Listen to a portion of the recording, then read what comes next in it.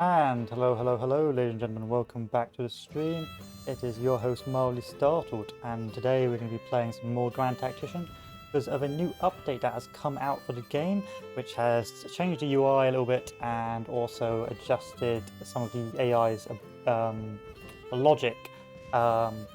Previously, as you know, we've had the issue of piecemeal counterattacks with one AI brigade or one AI corps moving up and the other AI corps coming shortly after but not joining a battle. They've tried to adjust this a bit by making sure that when a AI army falls back, they fall back next to another friendly army, meaning it's more difficult to push, and also potentially meaning you're more likely to have all the AI corps once they move forward together, meaning that you're going to have a much more cohesive battle line. So with this new update, there's also been some changes to the UI. I took a little check a couple of seconds ago, but nothing too big. So with this new update, I'm not going to increase the Confederate bonus morale because I've had issues before with it where they just never surrender. Like I was taking all of Texas. But we're going to do a bit of gradual stress testing now. So before I've played it and given the AI a bit of slack and let them sort of have their time to sort of build up and defend, this time we're going to be very aggressive. And we're going to be much more less forgiving for the AI and much more, especially in the campaign, I'm going to be a bit more mini-maxing, a bit more powerful. So what we're going to go for, we're going to play the Union campaign because it's been a while since I've played the Union campaign. I will play the new update today. So what are we going to pick for our doctrine? So Kansas Free State, nope, nope, and nope. So we'll do industrialization, Union Pacific Railroad, and we will do the not breadbasket. Go west, support abolitionism. Where's the Underground Railroad? I don't want that one. Underground Railroad. So what does Underground Railroad give us? Of course, it means it reduces the Confederates' annual slave workforce, meaning it's harder for them to pursue the war. You have industrialization because, of course, the Union was heavily industrialized, so I want it to be nice and powerful. And the Union Pacific Railroad will give us a lot more easier movement on the Western Front, and will also give us greater construction penalty, not construction penalties, will give us greater construction transport capacity and construction speed, which means that will be a much quicker to build up. There's things like security measures to reduce what the Confederate Army starts with. I think that's a bit too OP, especially going for an early war rush.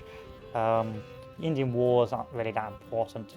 Breadbasket's not that important either, unless you're going for an agricultural push, but again, that's not very important. So we're just going to go with a bit of bits and bobs of everything, and we're going to push forward. We're not going to do any improvement to our own national morale. We're just going to go Underground Railroad, Industrialization, and Pacific Railroad. We'll start new and see how far the AIs come. Again, as per usual, the 1861 campaign, because I think that's the funnest campaign. But then again, that's the only campaign I've actually played in this game, is the 1861 campaign. But I think that's where you get the most out of the game, is the ability to build everything from scratch and build your armies from scratch and dictate your policies and what you intend to do early on, whereas later stages they're more like scenarios rather than or historical scenarios rather than actual changes. Actual, like, I think you lose, if you know what I mean, I think you lose content, if you know what I mean, or you lose some of the good things the game brings if you start with a later start, because an early start I can build my policies, set my armies, whereas later starts it's already been set in stone. So first thing we do is military, of course, and then of course we back up the speed. So they've done some improvements to the UI, so they've made it a bit bigger, made it a bit easier for you to understand, and generally just did some mild changes here. Nothing too big, if I'm honest. The big thing will be the AI logic and the hopefully the counterattack mechanic they've added. Missouri's playing up. Nothing I can't handle. Kentucky vows to remain neutral. Well, not if I can do it. Not if I have any say to do about it. I'm sending an army straight down there. Fort Sumter deteriorates. You know the drill at this stage, boys. It's all going Pete Tong. I wonder what's going to happen next. Texas joins the Confederacy.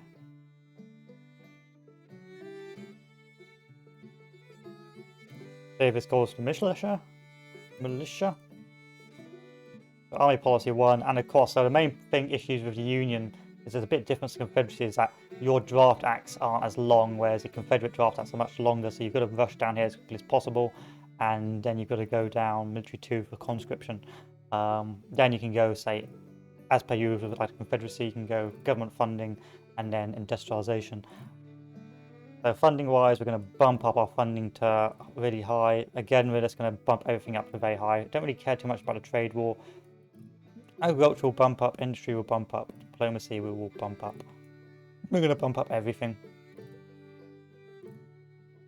Lincoln inaugurated. Linky's gone up. Virginia's loyalty. Looks like there's a new UI here also. And while we wait, I think I can do some gamey stuff here as well. So before, I didn't really upgrade these, but I'm going to start upgrading the armories early.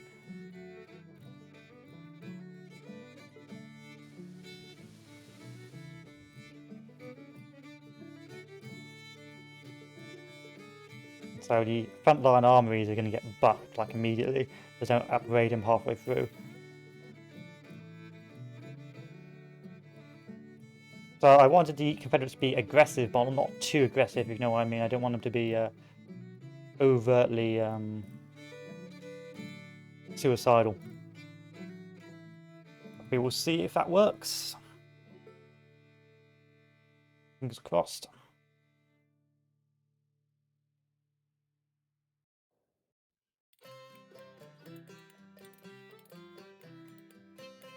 What state's this?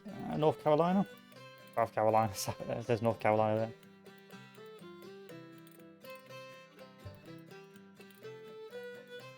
there. Do do do do do do do do do do. Speech delivered in Savannah means nothing to me.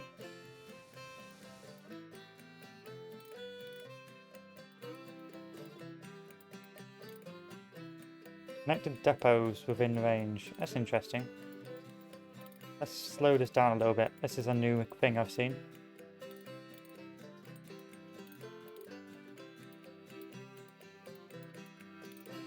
None. Okay, none. Military policy 1 selected. Start going down the Militia Act.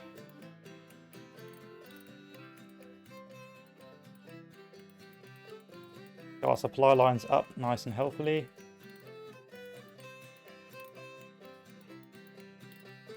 In cotton. Oh, okay. Confederates going in cotton.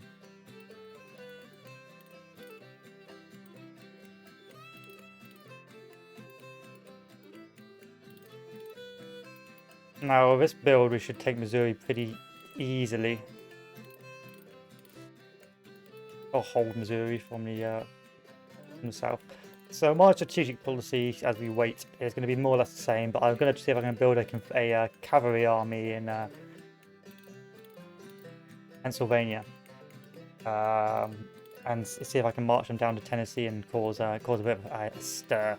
I've done this a few times before, but I want to see if it's still possible.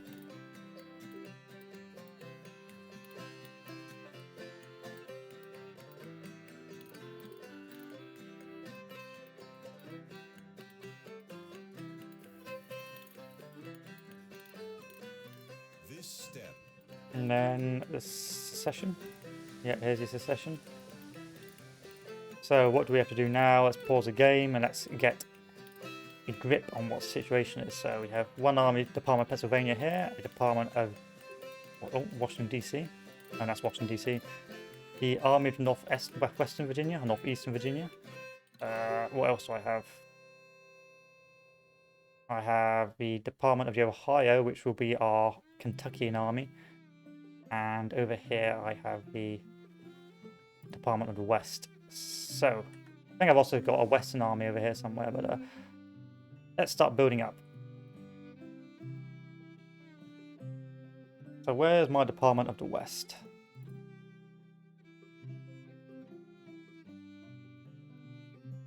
Department of West, Department of Ohio, Department of Pennsylvania, Army of Northwestern Virginia.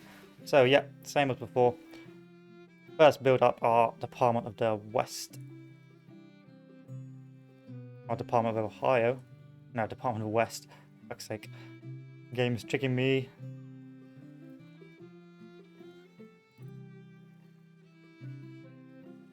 Five, 4. Yeah. Apply. Another 4. Apply. Let's add ourselves a artillery battery. 2, 1, 2, 3, 4, 5. And let's add ourselves a cavalry battery. That should bring us to about a 35,000 man army. Let's upgrade. Then we have the Department of Ohio. Let's find out where you are. If I want the Department of Ohio to be the whoa, confusing.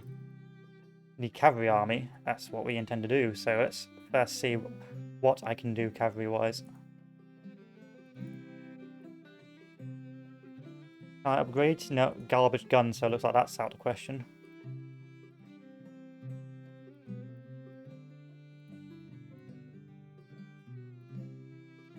And looks like we're out of men already, so that's not going off to a good start. Still, we'll move the Department of Ohio down to secure Louisville and build me a supply depot.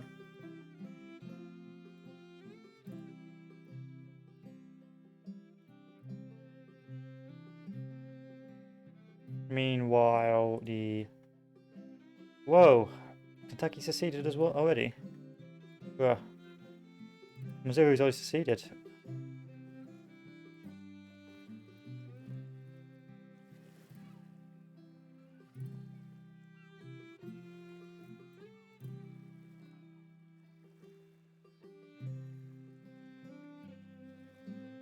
Hoping we can win this then. And then retake it. So that's already off to a bad start. Missouri's already seceded, which is problematic. New policy. 12-month contracts. Let's see if we can get some more manpower. Department of Ohio. Can I get more cav? Let's take a look.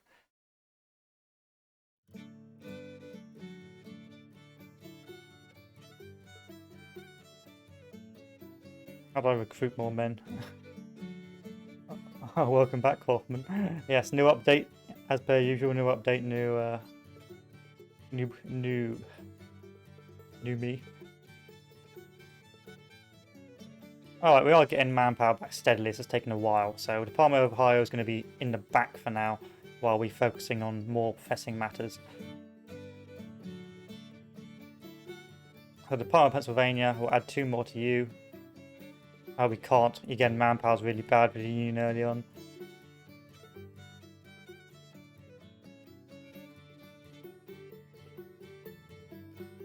In the meantime, build up a supply depot.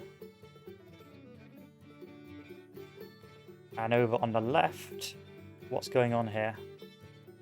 See, this is the thing I'm concerned about, the fact that we haven't taken Missouri. And these guys are probably going to start starving soon as well. So the new update has changed the II's logic a bit more, so they're less likely to piecemeal attack. Supply alert. Oh, that's new. They've added a supply alert by the looks of it to tell you if your army's running out of supply, which is again a nice little tidbit. And I think they've changed the AI logic a bit more as well to make it more able to counterattack effectively. So normally when you pushed an AI army back, it would just go away forever. Then it'd counterattack and it'd attack in piecemeal, meaning that most of the battles were too should be pretty balanced, were pretty one-sided, because they'd only bring, of their like 80,000 men, they'd only bring 20,000 into the battle. Yeah, and they've changed the UI as well, which is nice. And it looks like my guys are starving. Oh, and here's a new thing as well. If your guys start starving, they'll withdraw from the theatre automatically. which is a bit rough. Oh, I need to move the Department of Ohio to sort that out.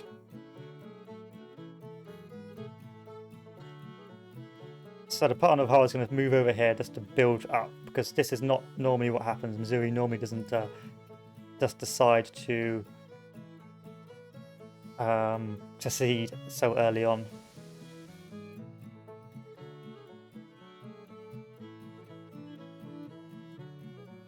This is going to be a problem now because they're slowly getting supplies back, but the attack in the Missouri has been delayed already, and that means I've got to delay Kentucky as well. But yeah, they've changed the AI, changed the UI a little bit, and to make things a bit more informative. And I think they've changed some mechanics as well, because before you could just leave your guys starving in enemy territory. Now it looks like your armies will literally withdraw if you guys starve. So now the supply is even more important than it was before. Let's reform our armies up. Let's get them actually into a coherent force. Let's see about building new troops.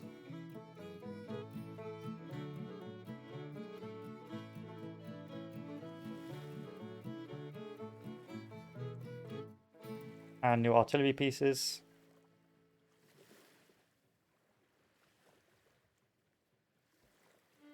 That's good enough. And what about our equipment? Springfield muskets. Oh, we're doing pretty well on equipment as well, which is nice.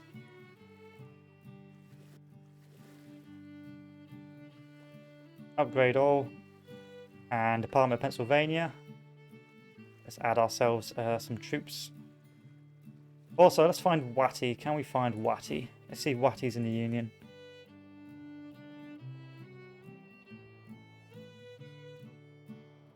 Edward, Carnby, Warnorthumberland. No, okay. Well, we'll come back around later. So at early stages of the war, it's just building up. AI is not going to move forward. You're not going to move forward. Oh yeah, and the reason why this is not working is because of this. There we go. Let's try again.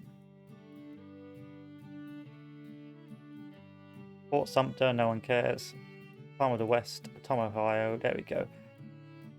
So I'm going to not pull any punches. It's on the community page. Yeah, it's on the community page. It normally comes a bit later, if I'm honest. The update message. But yeah, sometimes that's happened to me as well. Like, oh, there's a new update. Why did no one tell me about this? What is this? But I kept my as soon as I saw something was being downloaded on my Steam page, I was like, ah, okay. Let us check this bad boy out.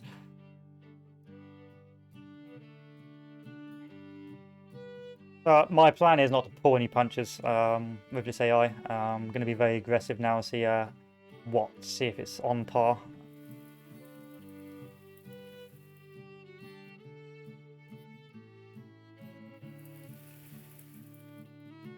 I'm going to start moving troops out of the Department of the West because it's too big.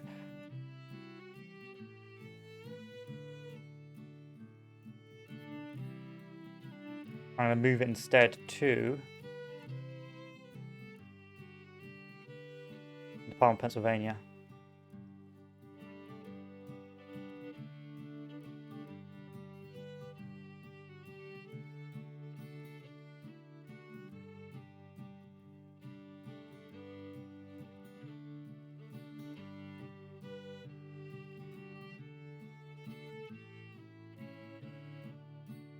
I forgot that the Western Theatre is absolutely disgusting in terms of supply. Oh, that should bring you down to a healthy level again. Did I actually do that in the end? Yeah, I did.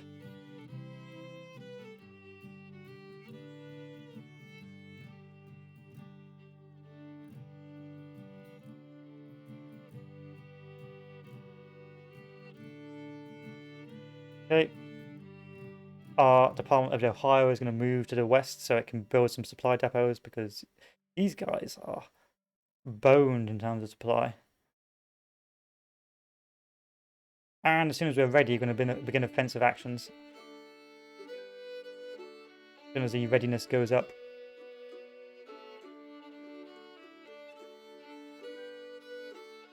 So they've also added a little change to the UI as well here, where now you can find out where your troops are getting their supplies from and the exact location. So here we can see where the supplies coming from is coming from Hagerstown Depot. Here's Hagerstown Depot, and so it's easy to find out when find out when your troops are getting where the troops are getting fed or if they're not. Who needs supplies when you eat your fellow ex-samarad for protein? Yes, exactly. That refers to the previous campaign where they all just like sat around in Tennessee, just slowly starving.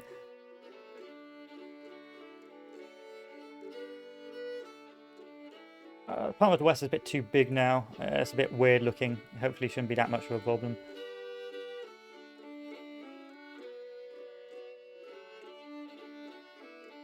Manpower wise, we can't really build any more troops right now. It's gonna be slow. It's gonna be slow early days, especially as a union.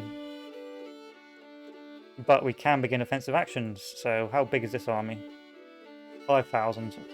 So I'm gonna not pull my punches on this one. I'm just gonna go immediately aggressive.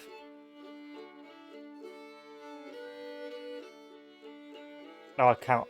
I can't. There's only 12,000 men in there. And there's only 10,000 men there. I'll wait till my army's a little bit bigger, otherwise I'll enter battle and none of the brigades will be actually effectively sized, meaning they're extremely weak, and they'll either start routed or end up routing. So we've gone down to Militia Act, we're going to go all the way down to 36 months, and then we're going to switch to Military 2. And then we're going to switch all the way over to finances so we can have a big Xbox huge economy.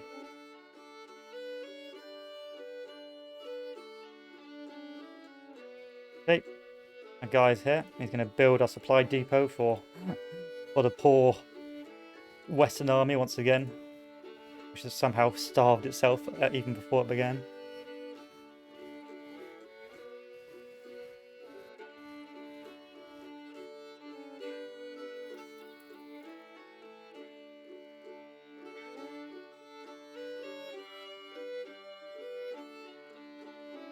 I think there is. I think I have played all the way up to like the end of 1865 due to the Confederacy just not surrendering. I think like 1866, I believe it would just like end. Or at least but I can't remember. It was a while back.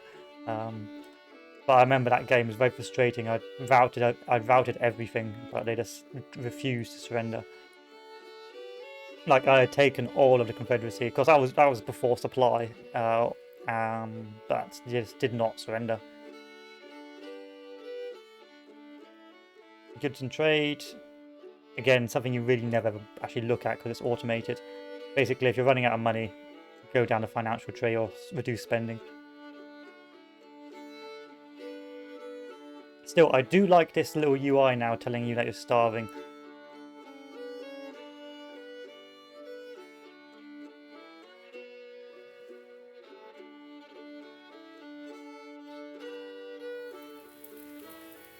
This is bad luck here. Missouri, sometimes it feels like a coin flip whether or not Missouri decides to give you the good news, and in this case it did.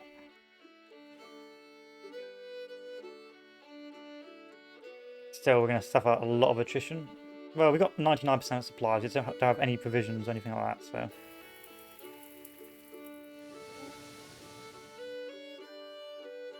That should be that supply built. Now we upgrade this and send Mclellan all the way back down to Louisville.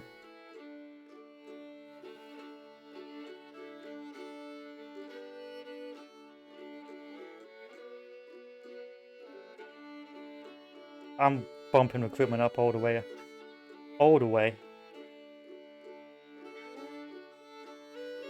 So, I think historically, the Union was like 10 million in debt by the end of the war. So I think like debt wasn't a big problem back then. I suspect they've still got like debt from the Civil War still hanging around in the bloody, what do you call it?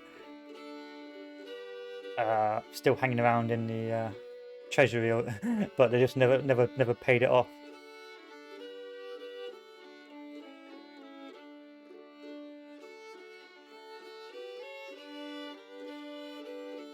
Okay, this is good. Bankruptcy. No, you got, this is print more money, bro. Let's print more money. Can't go bankrupt, you just print more money. I mean, your money might not be worth anything, but let's leave that for the next generation to worry about.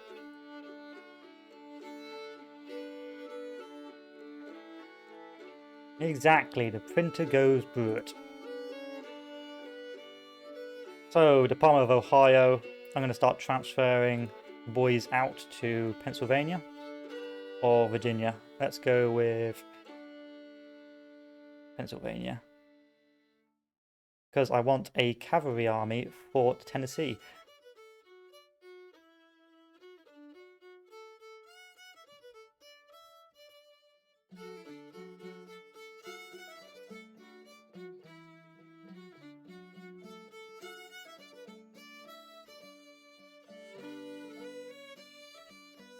This is going to be a garbage army early on, but I'm going to dedicate all my upgrades to the to upgrading this cavalry army.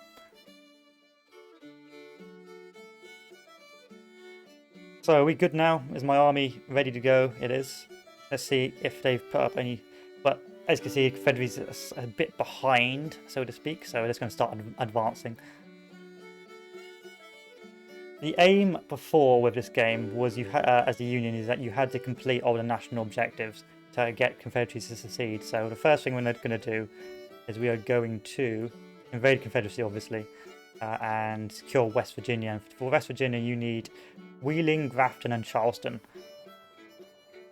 So we're going to move down, capture Winchester, build a fort there, move down to Grafton, Wheeling, and where's that last one? Charleston.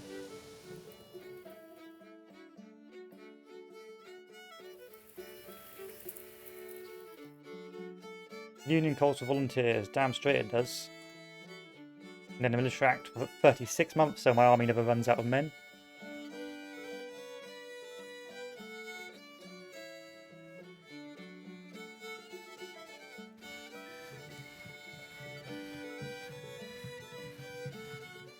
All your lands belong to us.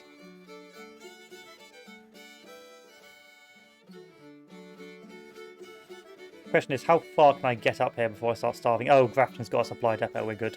We're good. Don't panic, we're good.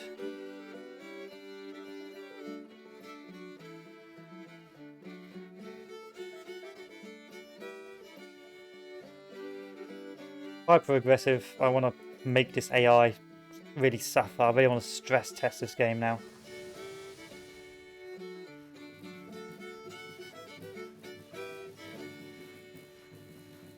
So we'll move down to Culpeper. Actually, we'll save the game here. So if it does work out, the AI is not very good. We can go back and give it some time to force build its armies up. I think the South used like the Confederate dollar, but it didn't really do very well because the Confederate dollar had limited value. It was like no one really wanted to use it. I think when Robert E. Lee was marching through Pennsylvania, they were taking land, and they were taking food and provisions, and they were compensating the Northerners with the Confederate dollar.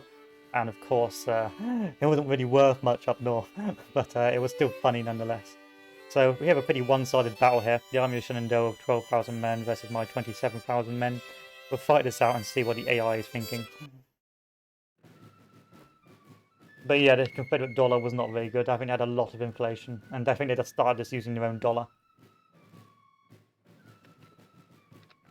And then when they did trading with the Europeans, they just used cotton. Because of course cotton still had value. Yeah, I'm gonna take your pig, but here is a Confederate dollar. If we lose the war, this will have no value. Stop, stop, stop. Go away, go away. Bring back HQ. So first Battle of Winchester. I suspect to be one of many, depending on how well I do. My army is excessively large because I have really micro-maxed to stress test the AI to see if it's capable of posing a threat early on, or whether or not you still need to give it some time. And because we've already taken Winchester, we start on Winchester. Where's my capture points? Where's the enemy coming from? Okay, enemy coming from the south. I'm going to aim to destroy armies this game because I want, again, to, as I've said before, stress test. We're going to immediately move down south with the 2nd Division under William H. Keim. Keim, my big old cavalry army, or cavalry force, which has not got any good weapons, so stand by for that. And garbage artillery.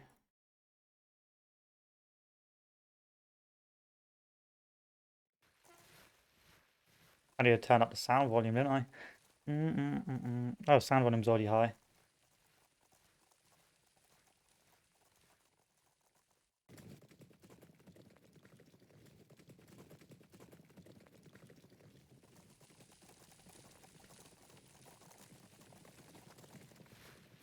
So who's leading the charge? Yeah, I always activate the delay order for messengers in this game because I think it adds to its not it makes it unique, and it makes it quite difficult sometimes if you're trying to win a decisive victory, but your messages aren't just getting across in time. It can really make the game a much more realistic and much more entertaining. If it was like Total War where you could just immediately encircle troops, then it would be a bit boring. I think the game needs to be played with messenger delay and officer fuse to get the most out of it.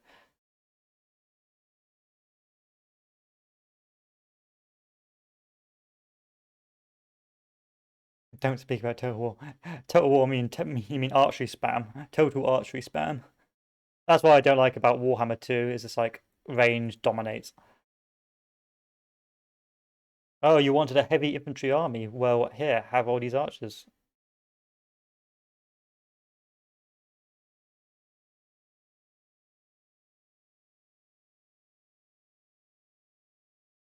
All right, let's move into Kernstown. I've fought near Kernstown a few times in my previous playthroughs. I think I actually had a rather entertaining entertaining battle of a vanguard withdrawal against a Union army. It was actually very entertaining. Quite liked it. Because they're quite small armies, the command and control right now isn't that bad.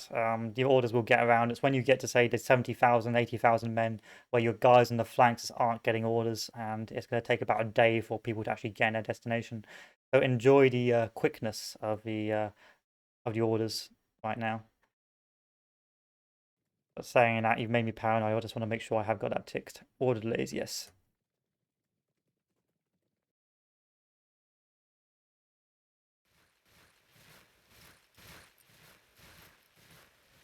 Come on, where's my marching music?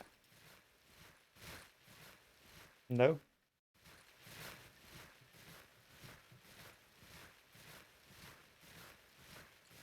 Yeah, I like the first day battle because it's always very chaotic, and then as the day improves, the battle lines are built up. I'm going to turn up the volume just a little bit. Just a little bit. Because I think there's a big difference between the music on the campaign map and the actual battle map. So, for example, their cannons already moved up, but they've like moved up to engage like me. So I've got to order my guys to immediately respond to where I've located the enemy, but it's going to take a while for that to happen. So we're going to end up as this big clusterfuck of all these brigades and divisions just everywhere, just fighting it out. There's ways to get around it a little bit. But before, there was a cheesy way you could stop this by you could drag with the right click and force the brigade to turn, and it would stop the order and make them turn and basically reset their order process. But they patched that out to stop that happening, which I thought was actually pretty good. It meant my cheese was a lot harder to do, but I thought it made the game a lot more tense because you could see a brigade about to march straight into an enemy trap or like an enemy army, and there's nothing you can do but watch. It's like, let's hope that brigade is good at its job.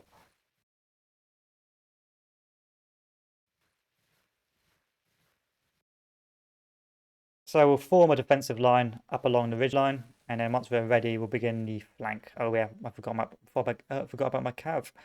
Bruh. Cavalry, go over here. And I want to make sure I've got maximum view range, because I think they may have changed the view range as well. Quality on high, historical fonts, yeah, why not? No, there's no option. Okay. I was just a bit concerned. Interesting.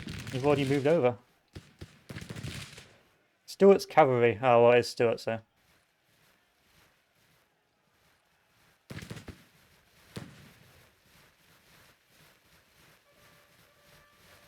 Move to engage.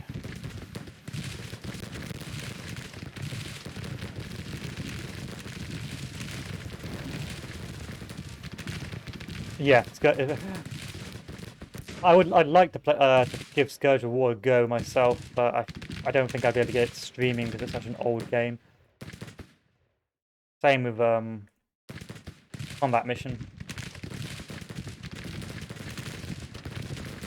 Stuart's not going to do well here.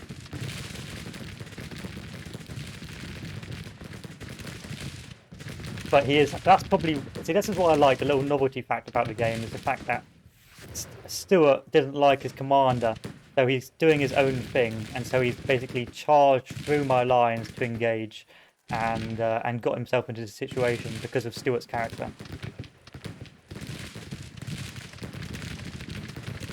I don't think I'll ever play Scourge of War. I think it's too past my time.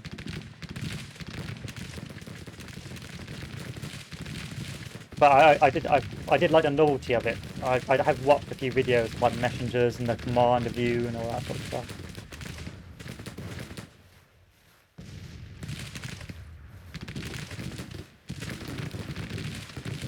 Alright, let's take a look on the campaign map. What is the AI doing? So I've moved up into a very good position. I've got the cavalry coming in as a flanking maneuver. They've only got 10,000 men.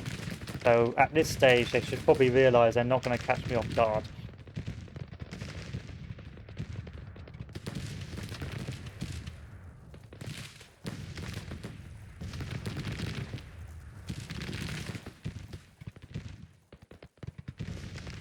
Let's give a general command to everyone to fire at long range.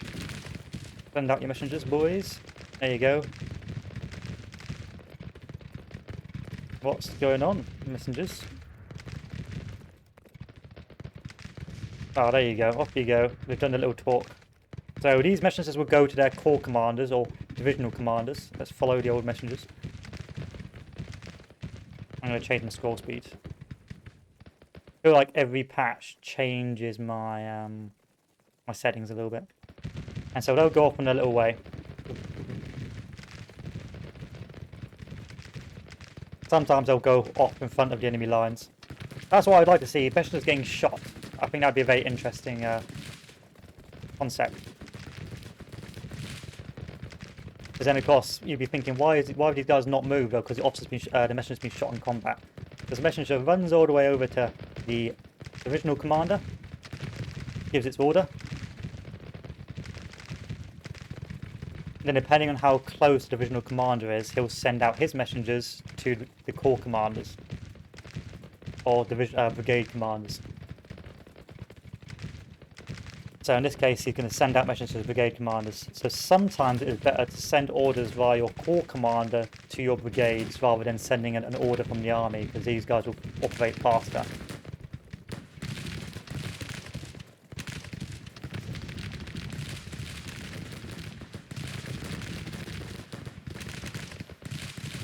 Stuart's left the field. Let's advance after him.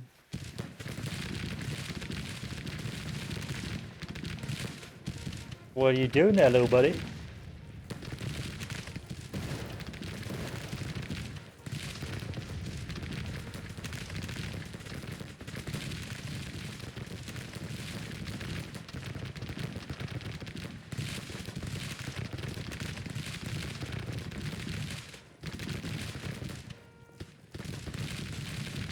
I start poking the flank.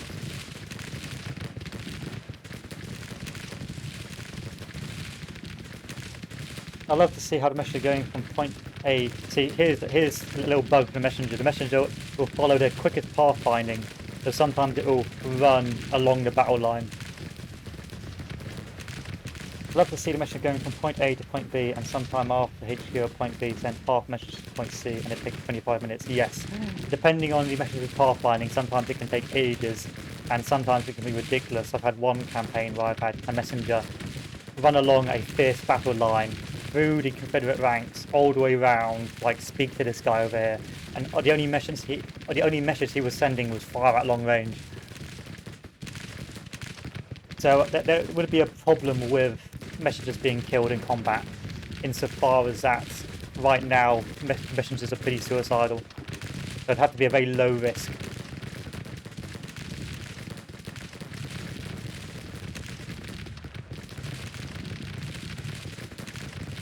I've got to shout over the sound of the bloody gunfire.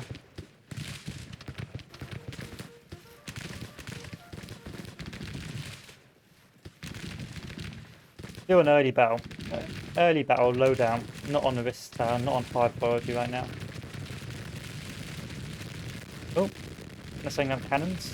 Cannons early on are absolutely insidious, because they will rout your early recruits. So you need to deal with them as soon as possible. Cannons on a battle line are devastating. So we have Abercrombie, Colonel John R. or John J. sending his boys to charge the cannon.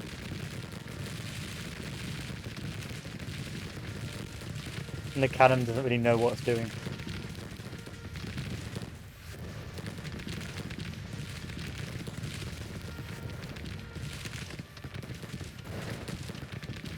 It's getting hit by our own cannon.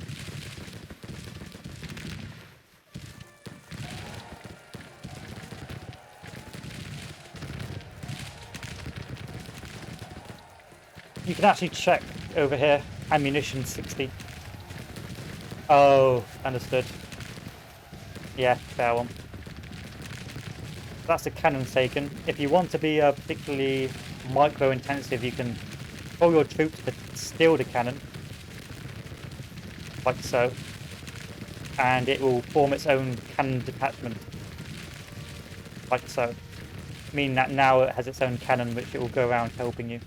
So if you temporarily attacked an enemy position and you're about to withdraw, you can steal the enemy's cannon and run away.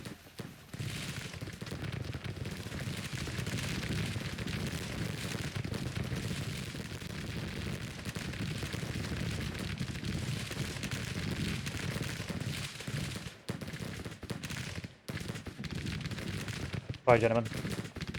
I've had some problem with the Streamlabs, being that sometimes it will screw up the audio, so I just want to make sure you're not hearing an echo from the gunshot.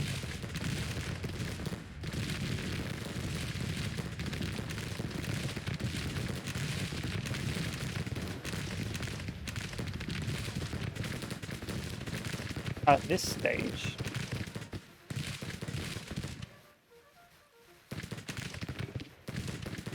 my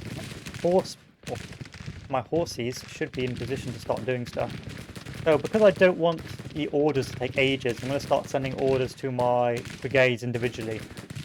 And that should mean that the messengers get sent via the divisional commander rather than the general, meaning that these guys act a bit quicker. It's a bit more micro-intensive, but it means that if you want troops to operate quicker, it's best to give the orders individually. So John E. Wall decided to unmount his horses and is now refusing to move forward. Get back on your horse, John E. Wall. You haven't even been in battle yet and he's already kicking off.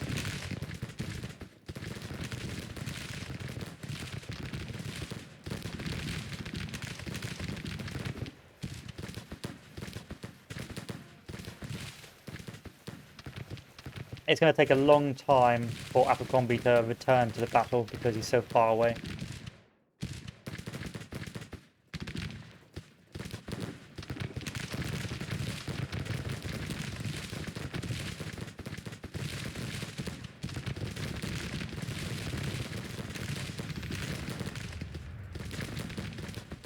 And the enemy's retreating.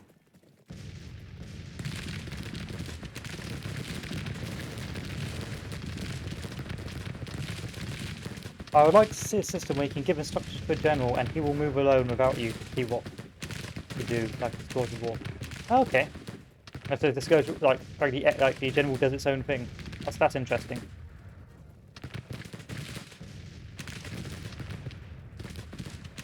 But I think it'd be a bit too hands off for me, if I'm honest. I would like the AI to I do like the novelty of the AI making its own decisions, but I don't like it if the AI just did all the work for me. That's what put me off Grand Tactics.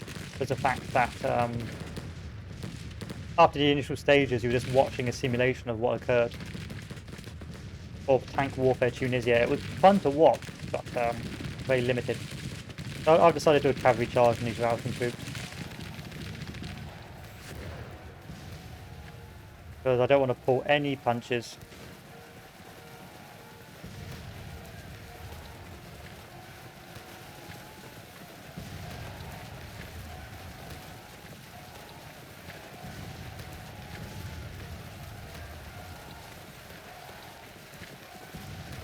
That should be a surrender. A mass surrender.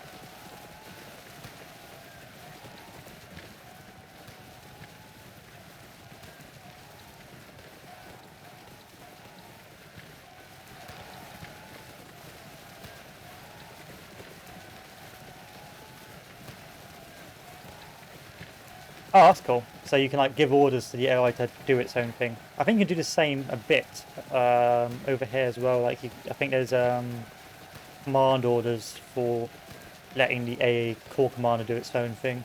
Where is it? 2nd Division. Here, AI stance. So defend, attack, assault, or screen. And so you can let the AI at least... I don't really use it that much, if I'm honest. So that is a mass rout. I just basically deleted his entire army.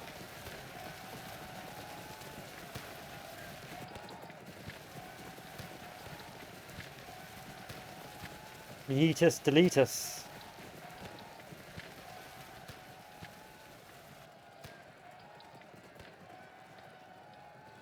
So that's that entire force is wiped from the face of the earth.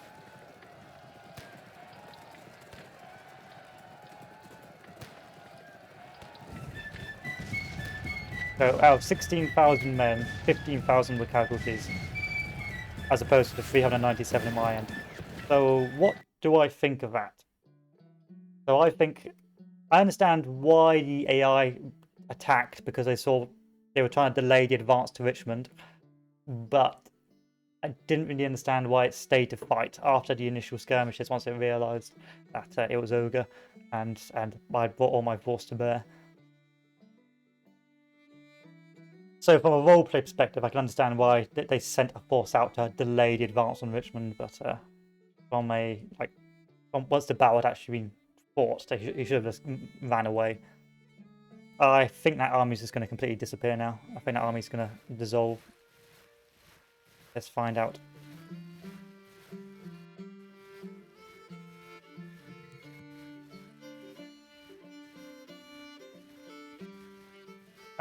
Details of the battle. Let's see if I've still got the message. Oh god. Okay, so that's historical font. We're not doing that. Historical font is going.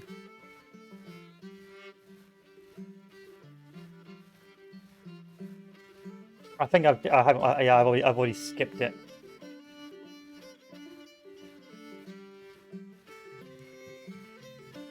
But here's a general order report. Total coverage of 15,000 men, 1,300 killed, 3,700 captured. Their morale is believed to be nervous. Casualties are 397 men with 57 killed, 62 missing, and the rest wounded. Morale is confident with supply situation being mediocre. And now I'm going to turn down the music. There we go. So I've got the Army of Northwest Virginia coming down. Supply is a bit bruh, so we're going to build a supply line.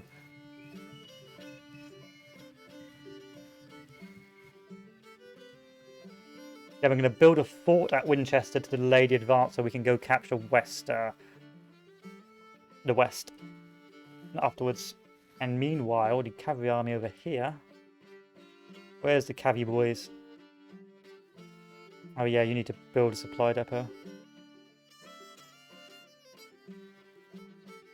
Where are you getting your supply from? None. But you're not starving, so hey. I'm gonna remember to build that cav up. Still nothing yet. Over here, these guys are getting better.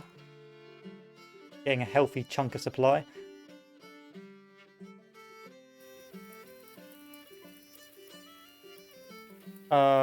No, you were supposed to go to the Department of the West. Whoa, whoa, whoa, whoa, whoa. This army's got 32,000 men. This army's got... Oh, the Department of Ohio, yes. Sorry, I'm screwing it up a little bit. Department of the West area. What have you got, Department of the West? Oh, right, you're not the commander of Department of the West. You're the commander of Department of the West. Oh, a bit of a UI bug there. Yeah, it's effectively depot your way to glory in this game. Well, that's 32,000 men. I don't need any more. We got max supply. Let's take Louisville. So my strategy on this theatre will be to take Louisville and just piecemeal take parts of Missouri. The main push will be down into Kentucky and Tennessee. It's going to be a slow war on the west because Missouri's been lost. So that means I'm always in the back foot. Yes, we're going to go full cav for the Department of Ohio. Full cav, we're going to march them down, and then it's going to be an absolute nightmare. But I have to wait to get them upgraded first.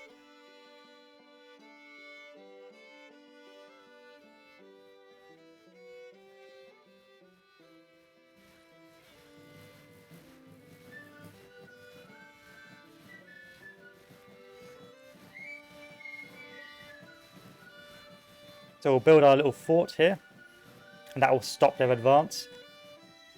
So we can focus on getting West Virginia. Let's take a look at the combat sizes. My 84,000 men versus their 74,000 men. Just don't know where their armies are.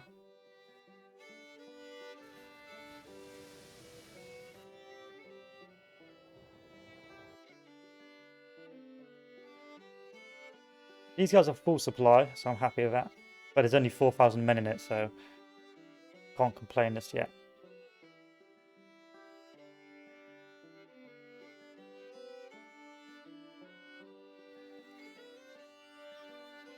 Okay, Louisville's taken. We can build ourselves a nice little fort.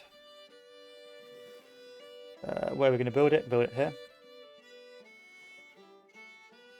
I won't really focus on building forts on the eastern front because it's not very wide, but there's so many routes in and out on the west that it's not worth the trouble. Because all it takes is one rogue army to march behind me and it's like, ah, there's your supply gun.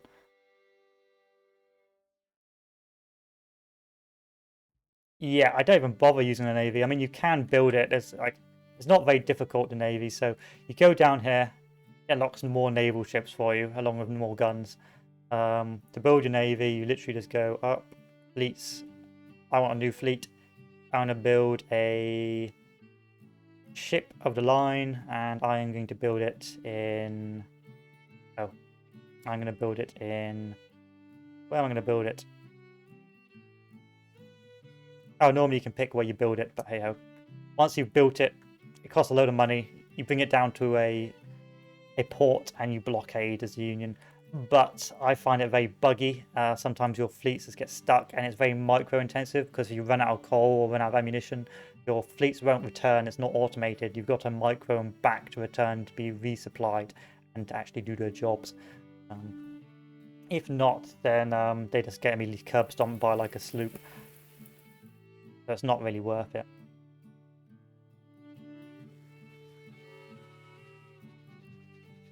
So what's this army? 17,000 men.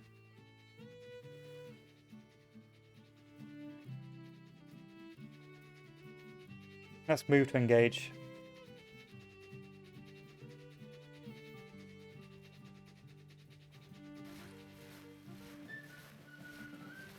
Oh, he's moving south. Some mild maneuvering here.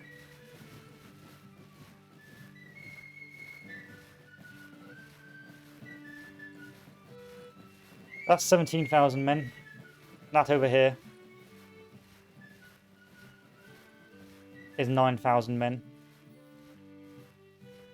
About 30,000 men. Guess what that means?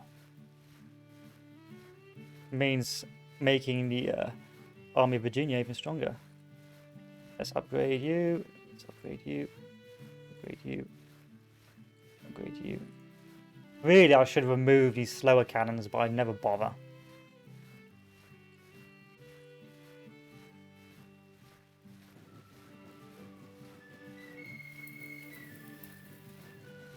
I am being a bit careful here. I'm probably being overly careful.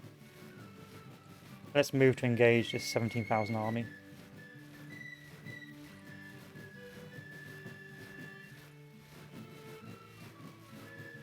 Nope. Not very. You're not a 17,000 army, are you, bro? You're about to get smacked. Wiggity woogity woogity. What? Wiggity woogity? I'm coming for that booty.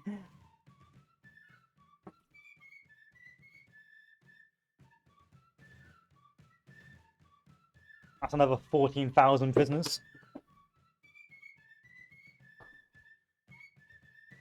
Big brain strat from the Confederacy. At first I thought they were going for Washington, which was a big brain strat because it would have cut me off from my supply lines, but not this time. No high IQ there. Big map. Chancellorsville. Where's the enemy? Enemies up there. This is why I like the Confederate campaign a bit more, because you get less resources. Sometimes I feel like the Union campaign is a bit like easy mode. Extended line.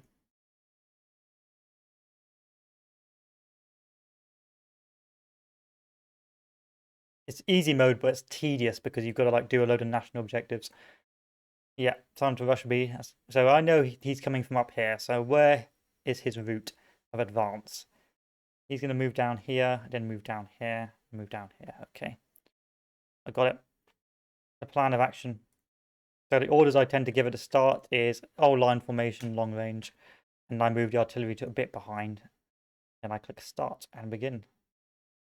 So the cav are going to move up on the left. So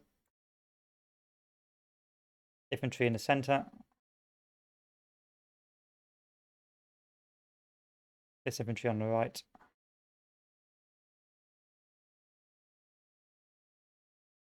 And the artillery behind. We have a harder map. There's a higher tendency for ambushes and chaos. Because it's old as woods. Chancellorsville, this woody hellhole.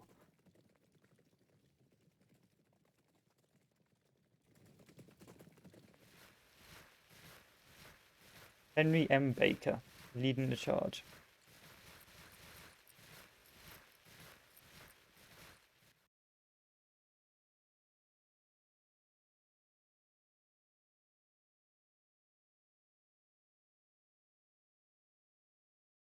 Sometimes I'm tempted to all put them in one place so they can all utilize the roads, but then it causes congestion. So that's why I tend to make that line, even though the calves moving up onto to use the road. It was pointless putting them there. I did it anyway because it gets them out of the way.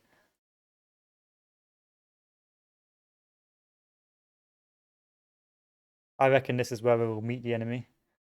As if they're going this way. If not, then bruh. They might be going all the way down here.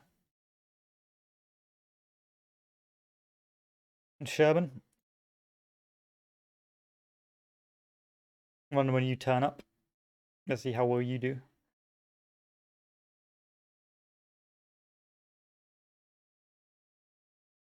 The movement in this area is awful as well. It's going to be a slow slog of a battle.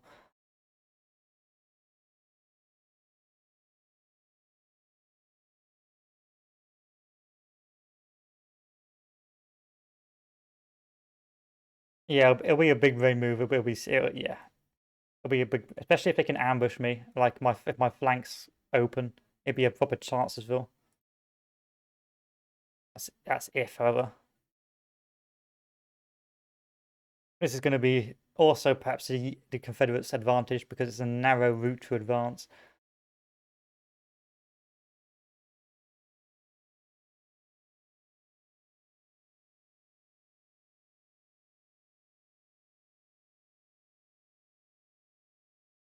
So I'm going to start spreading my cores out,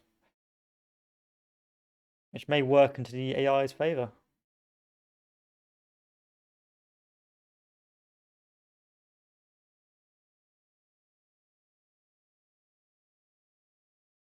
Foster's Road, is it really? Okay.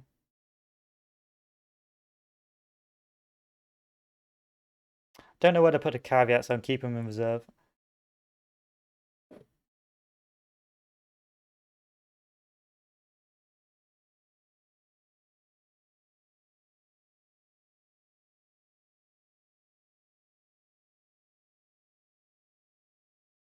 Oh, I've got a gunk on my mouse. Here's a question, boys. How often do you clean your mouse? Don't you lie to me. I bet some of you never clean your mice.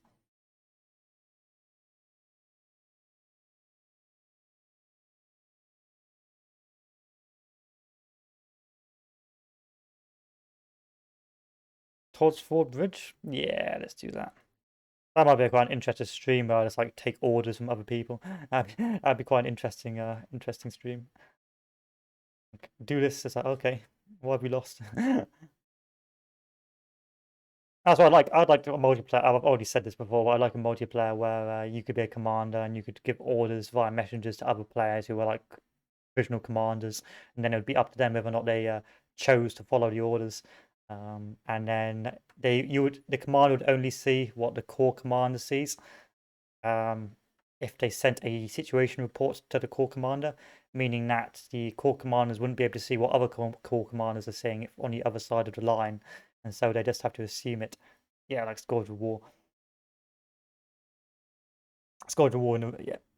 Scourge of War multiplayer. Yeah, exactly. Scourge of War multiplayer. Like, the amount of like bans and rage quits. Like, why weren't you following my orders? Because you're, because you're an idiot. So at this stage, I would have expected to run into the enemy at this stage, but maybe they're playing defensive.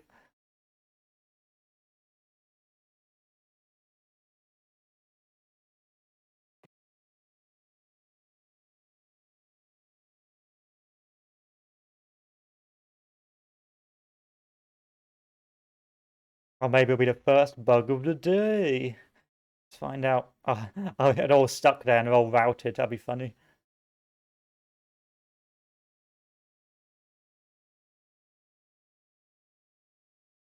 I would love a game like that where, yeah, where you would like a multiplayer. Of course, they'd probably have to up the speed, or they'd have to do like paradox style, make sure everyone's got a decent Wi-Fi connection so you can get 10 times speed to speed things up. And both sides would have to agree to go 10 speed. But a game, hello, a game like that would be amazing. So I need to redirect the army to face this way. All right, plan of action here, boys. Not really where I'd hope to find the enemy. Is I need to stop the cavalry advancing into certain death. I need to change my flank of advance to change it to the right side.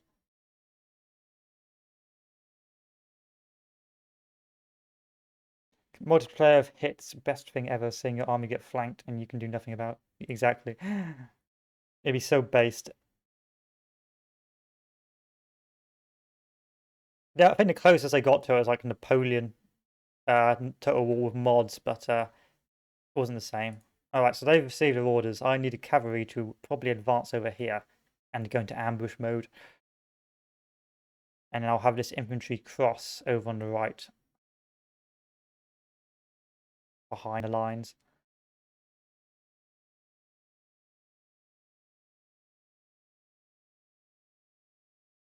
They've done well to keep this well put together. I never feel it's a chore looking over on the looking at the strategic map. I like how the maps are so well done. It's not like, oh no, we're gonna look at this again. It looks awful. It's just like really like looks lovely.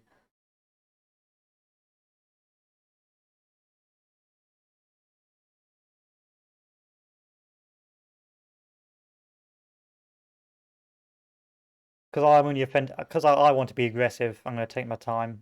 I could rush with one core to crush, but wouldn't be the smart thing to do.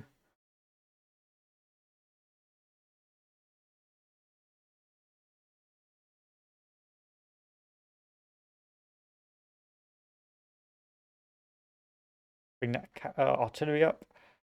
Looks like is this where they're forming their line? Oh no, they're marching parallel to me. Bruh. Bruh. Where are you going?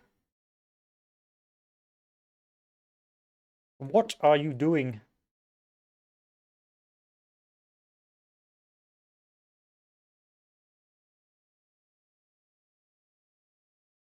Yeah, it's always a difference. I like how each battle, you're not gonna like, it's not gonna be like, oh, the AI always goes down this route.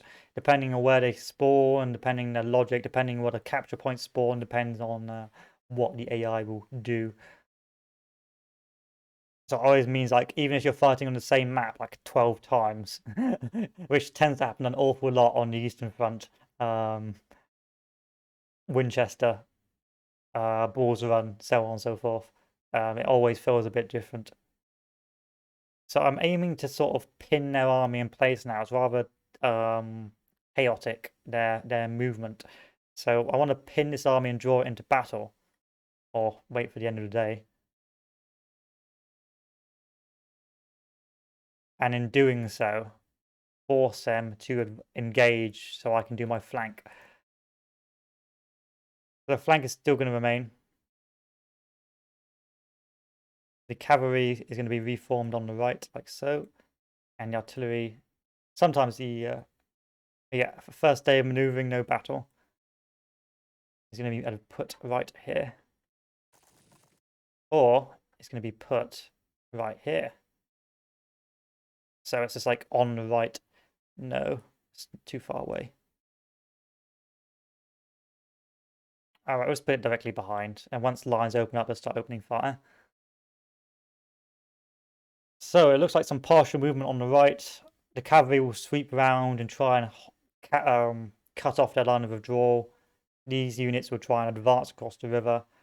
I could move the units to advance over here, but that's a very long flank, and I can't change the orders very easily. Yeah, art in the front and Shiyogar in the back. No, no, no. No, no, no. So immediately move to engage. Send the orders up.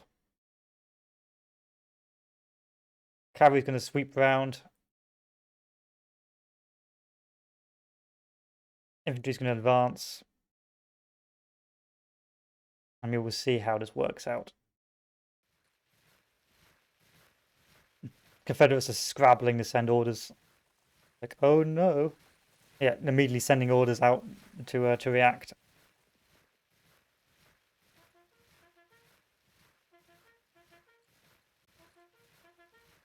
Lewis's brigade. Kirkland's brigade. Raines's brigade.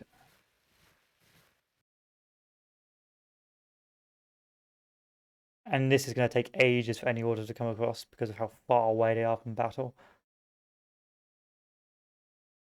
Where's my commander anyway? Oh, he's all the way over here. McDowell. Why? I should have redeployed McDowell. Here's a little handy hint for you. You can redeploy individual officers by Alt and holding Alt and right-click dragging. So if you want to move an officer but not move the entire army, that's the best way of doing it.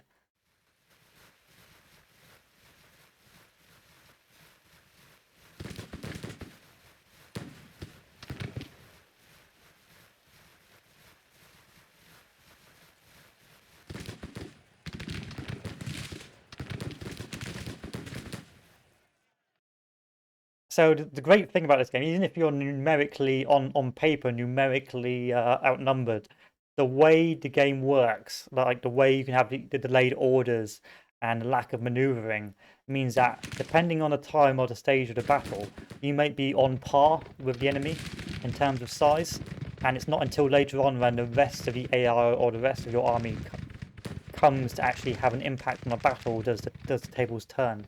That means if you're outnumbered, you do have an opportunity to win the battle if you win it early before, and if you surprise the enemy. Like right now, I've only got 1 corps in the battle, so they're pretty much on par with my force. But as time goes on, my army's going to slowly start moving around, and if they don't win decisively, it's going to be ogre. So it's not like Total War where it's like, oh, they've brought more troops, we're probably going to lose. More, oh, they've brought more troops, you're going to have to be a bit clever.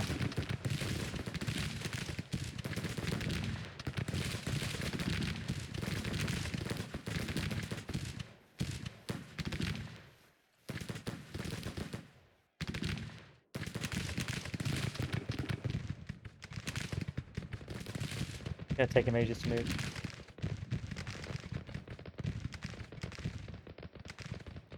Yeah, absolutely. Like, I don't know how accurate it is, but I do feel that certain generals have a certain mindset. Like, if you're going up against Mclellan, he's gonna be very slow, indecisive, and he's gonna just like run away after like things don't work out very well. But if you're going up against say a McDowell, or are more aggressive, like a Burnside, you're going to see very aggressive behaviour from the commanders. But that's just, it may just be me talking my ass, but I don't know, I just have a feeling that certain commanders have certain characteristics which influences how they command their armies. Or it could just be cope for the completely random capabilities of the AI. But they do have different stats, you see. Like, see, they've got fame, initiative, leadership, so maybe those stats do impact their aggressiveness. So we're going to be hyper aggressive. We're going to knock out that artillery piece.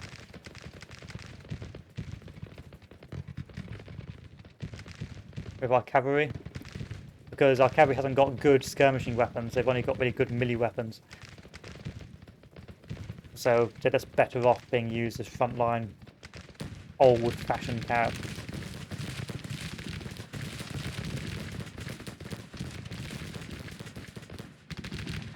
Because my artillery is not on a hill, it's not going to do anything. So I'm going to see if I can sweep it round.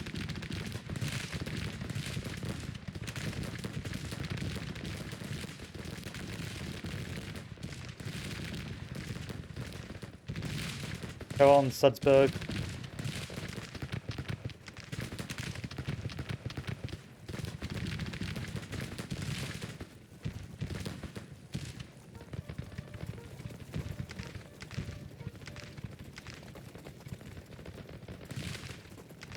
You gonna get a cannon volley off? I don't think so.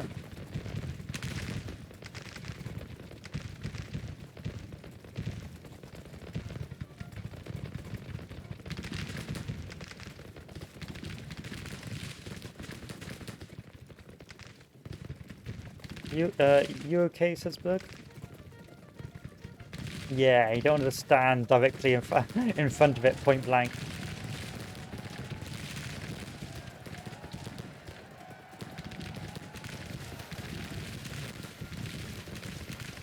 Right, move on to the next one.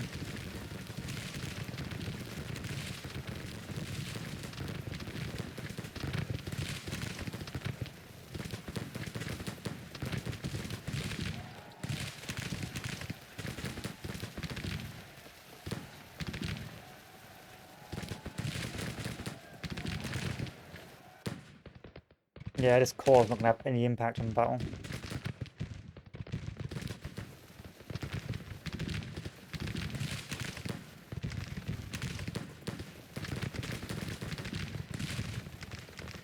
Not the commander's fault though. It's my fault. I was That's just bad luck. So I'm not going to replace him. You get to stay for now, David Hunter.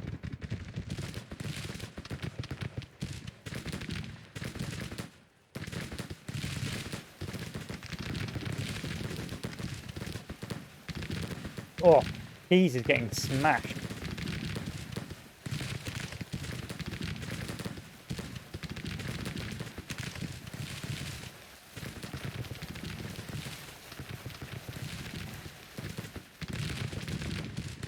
He's taken 778 casualties.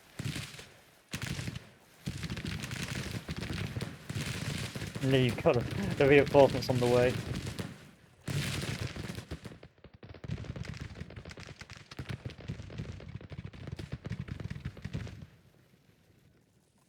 Yeah, Keys is gone. I don't blame you, Keys. Looks like Lewis's brigade has won that engagement.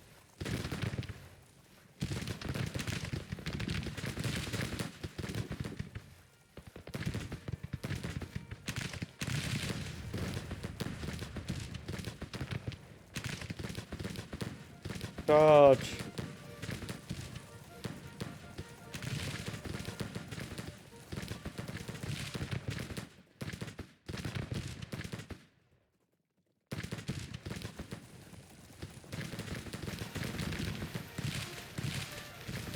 Budberg's at it again.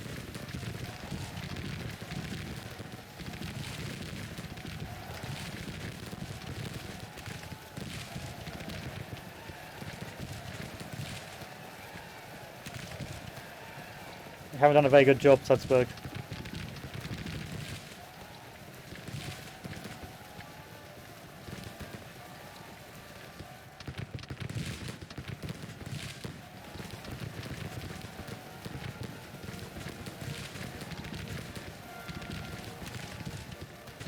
A great rout of 2,000 cavalry.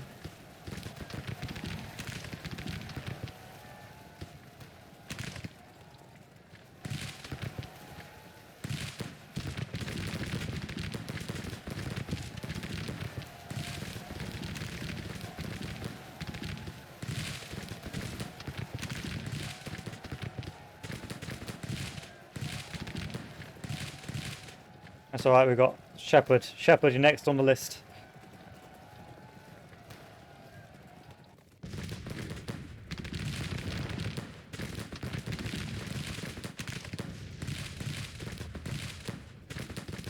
Or maybe not.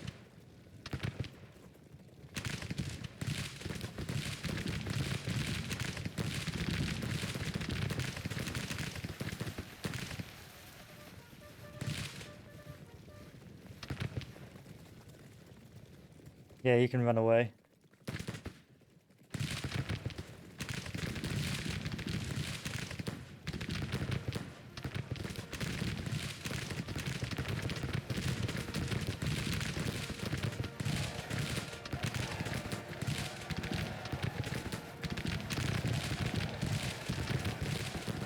Alright, Shepherd's failed.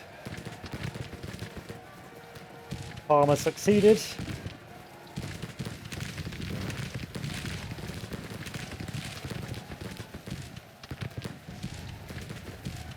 Chase him down, Palmer. Don't let these men retreat.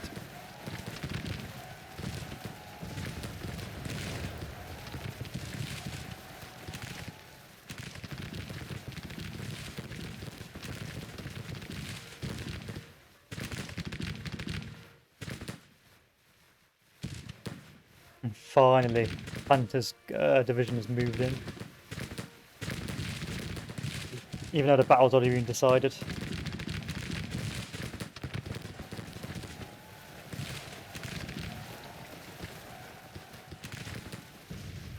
Yeah, charging cavalry by itself is not good against full stacks.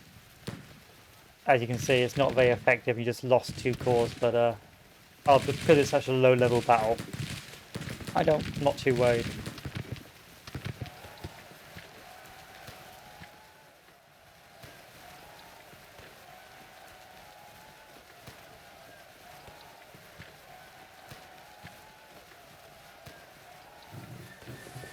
And that's 7,500 casualties to my about 1,200. Still, so right now the Confederate AI still does struggle to withstand an early rush.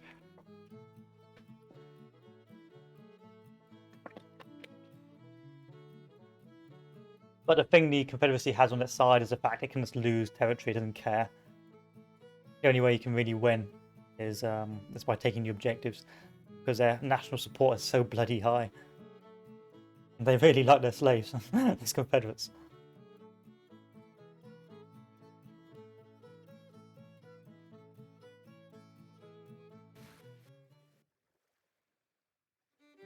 And that should push that fellow off.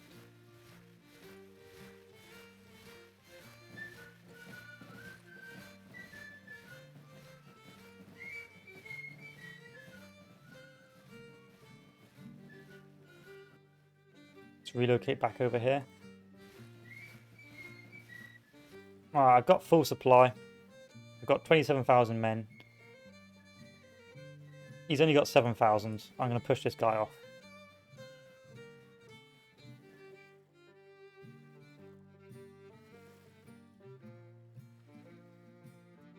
Yeah.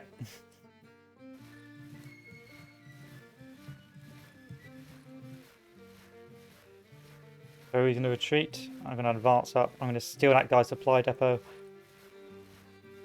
And that pretty much leaves me outside Richmond.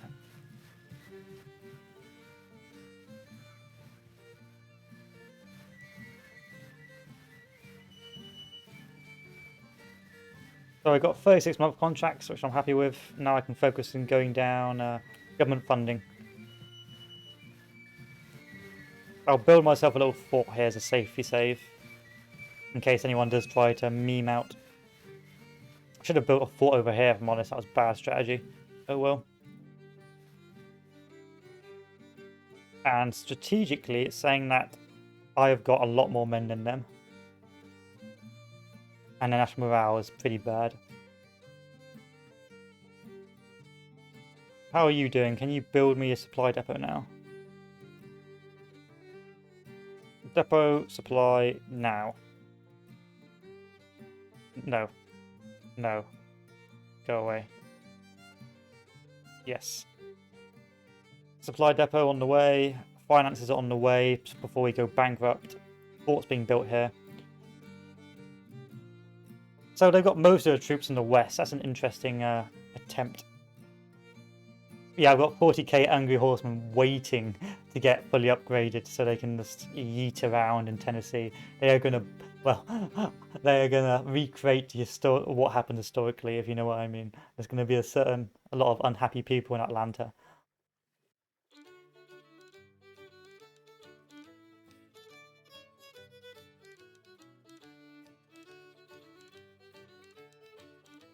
Alright, let's see if we can find a weighty. Once again, weighty. Watkins, Worrows, Watkins. I wonder if I can just find him in the officers tab.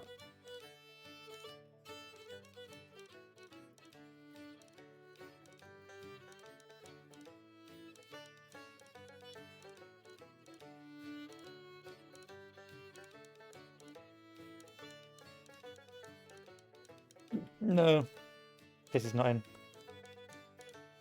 Yeah, it's so there's a sort of a certain thing cavalry can do. It's called raiding. So the more cavalry you have, the more effective the raiding. So if you have a full cavalry army and you decide that you would like to raid, and it reduces sort of national morale, national stability, then you just press that button and watch like the whole state's economy collapse in on itself from the raiding. It was how I won one of my previous campaigns. Was like, you know what? I can't be bothered to grind my way all the way down. Out comes the cavalry. Where is my cavalry army? Garrison. Fort Sumter. There it is. Yeah, a solid 40,000 cav waiting for the one opportunity, but they're not ready yet. They haven't got good equipment. Once I've got this fellow done, the money printer goes brute done. I reckon by 1862 they'll be ready for the great nightmare.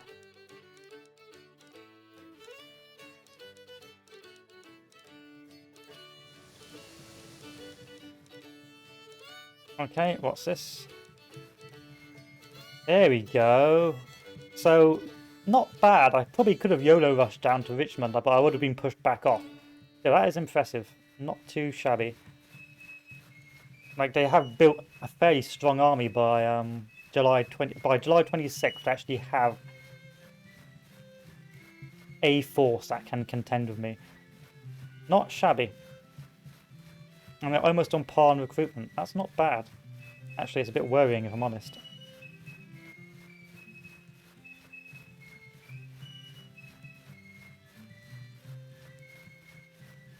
I had thought that it would be like they'd be too easy and I'd just ruffle stomp them, but I guess not.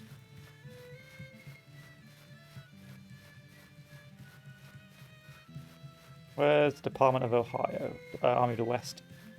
There it is. Make sure not to upgrade Cav.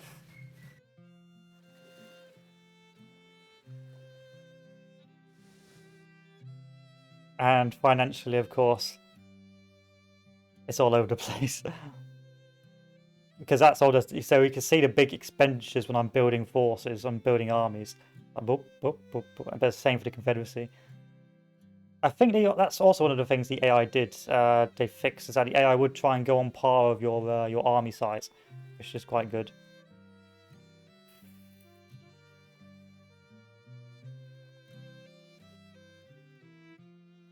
That should be 39,000 men, but it's only 33,000 right now, so I'm not going to challenge it yet. But saying that, I probably should challenge it before the Army of the Potomac gets any ideas. No, we're fine. We're fine. First step, tick this box here. Once this box is ticked, we'll focus on other things. Actually,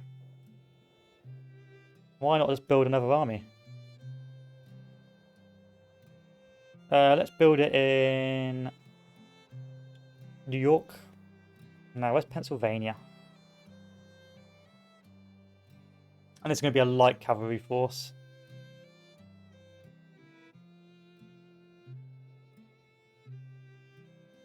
There you are.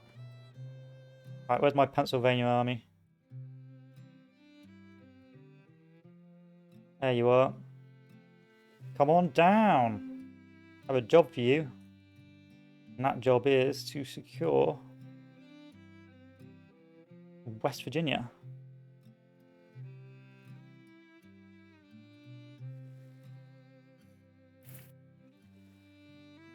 Where's the rest of your cause?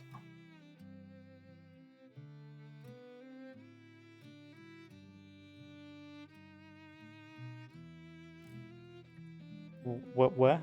Where's the rest of your course? There should be another core somewhere.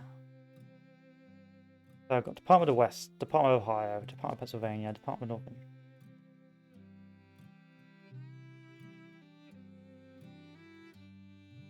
Cav OP need nerf, so yes, absolutely. Cav for the cavalry for the cavalry gold, horseshoe for the cavalry throne.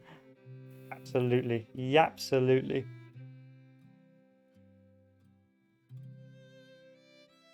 Unless that is the army, 12,000 men.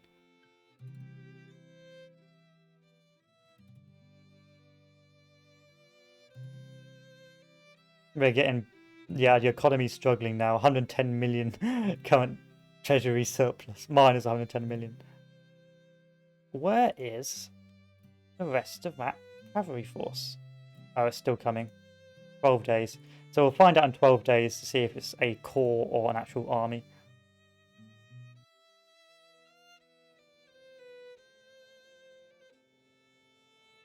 Hello, hello, hello, Missouri State Guard. It looks like you actually have the drop on me. Well, I've got 9,000 cav, so you know.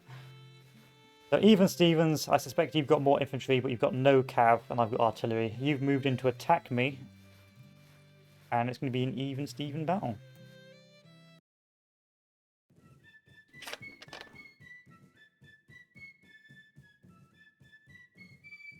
You know what that means.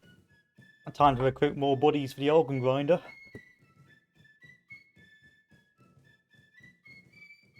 Don't worry about it. It's not like we like. You only have to worry about your finances if the game continued on after like 18. If it was like Vicky 2, it's like you've won the Civil War, but you're bankrupt. All right, they're attacking me. Didn't expect that. Where are they coming from? Over there. So what do we do? Get the force up. Move them down. We have most of the capture points, I believe. Yes, capture point there, capture point there. Okay, we have most of the capture points. The enemy is moving up along here, so which is the quickest route? Probably be along here, and then we'll be probably up here. I reckon I need to march down to secure this road.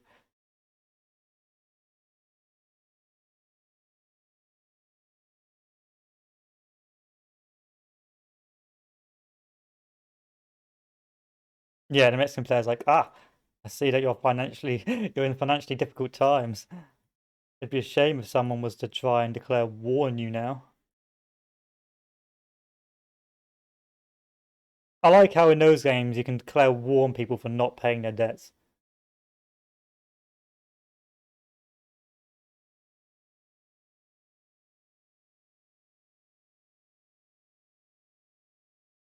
So the strategy here is quite a broad one. I'm going to split my forces up, like so. And then once I find the enemy, I'm going to move my troops to engage. Move my corps to reinforce that area. Because I don't want them to try and cross the river. They can cross here, which is a problem, so I'm going to build defences here, but I don't want them to cross on force. I want to hold the river line. So they're going to come up along here, which is going to be in my favour, because then they're going to get stuck on these bridges. Or they're going to come along here and cross across the stream, which is not in my favour. However, I do have a ridge line here I can hide behind.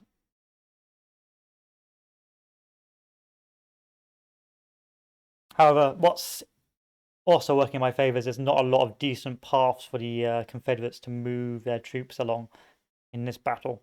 So it's going to take them a while to actually march anywhere.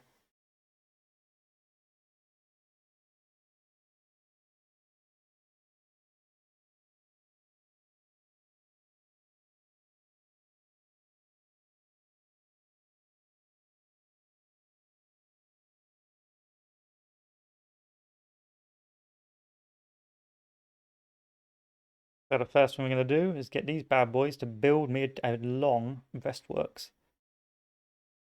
Nope. Yep.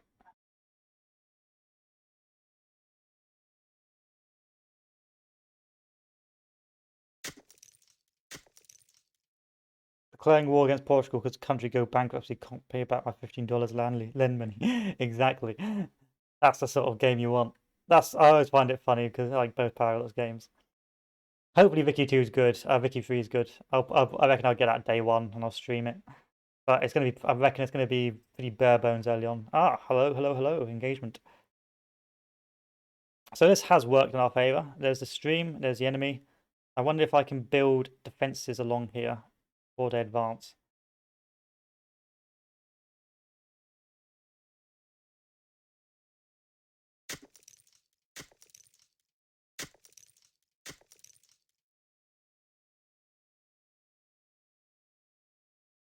So we're gonna immediately stop building the fortifications there. I'm gonna start consolidating around where the battle is going to be.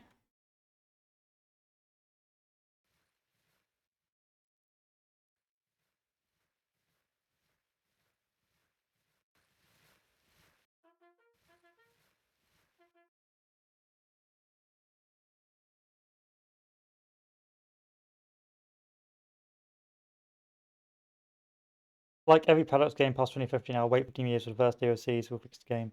Yeah, basically the Hoi 4 special. Oh, the AI keeps drowning itself with manpower, but it can't feed its own armies. There's a DLC for that. Actually, there isn't.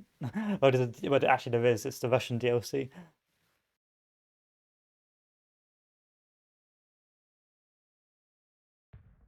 Whoa, whoa, whoa, whoa, whoa! You are expanding on a wide line, aren't you?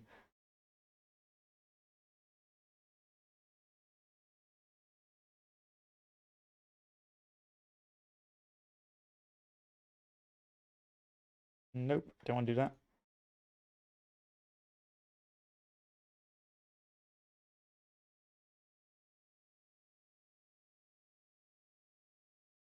This AI is not being potato.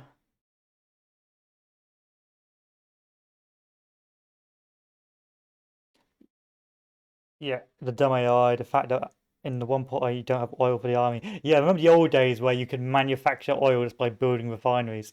I played a multiplayer game as Spain, and of course Spain could only send volunteers. And so all I did was, as soon as I won the Spanish Civil War, I just built oil and rubber refineries for the Axis so they could trade with me, and they banned me from the game.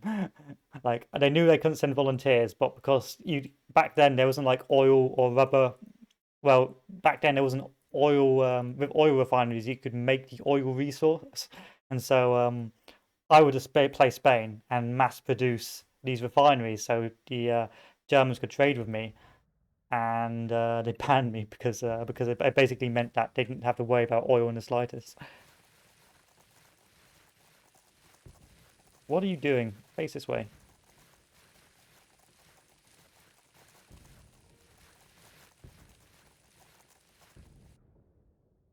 This isn't good. I'm going to leave one soldier here to hold this bridge.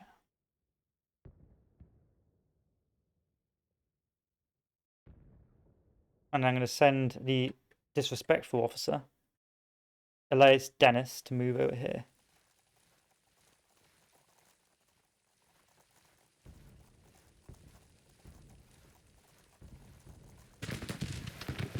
Why am I doing this? I can just literally retreat behind this fence line. Retreat. Retreat.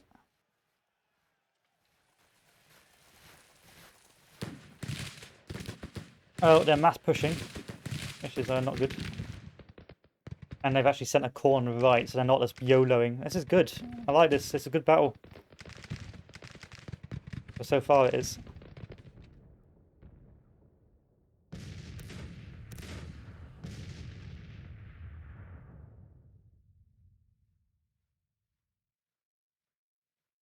I can tell the AI is not going to move forward anytime soon because they're so disordered. So I can just I can build with impunity. Build me a defensive line.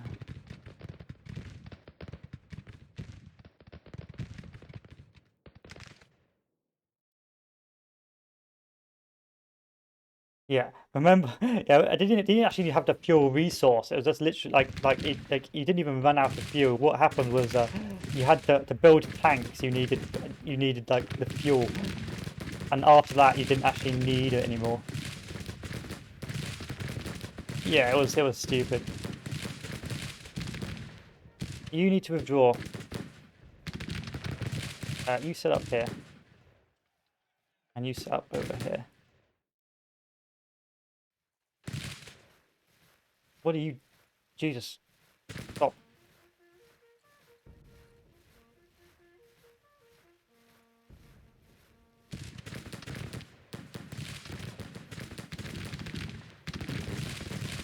Run away! Stop engaging.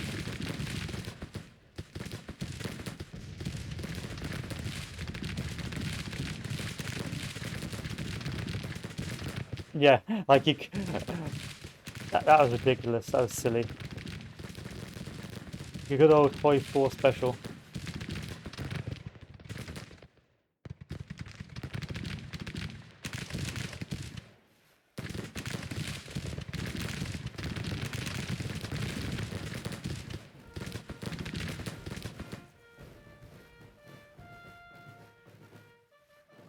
Please disengage.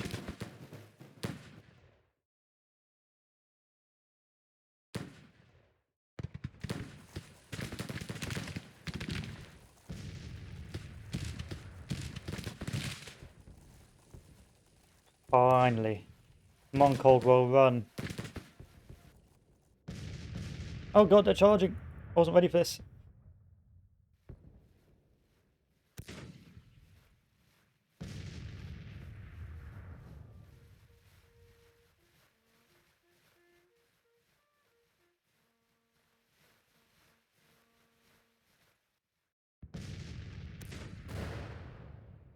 Bruh.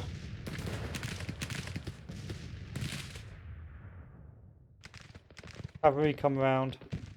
Now.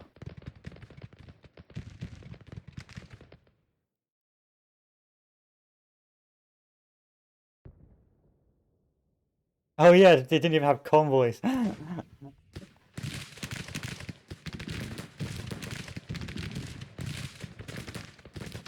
Yeah, AI was much more aggressive this time.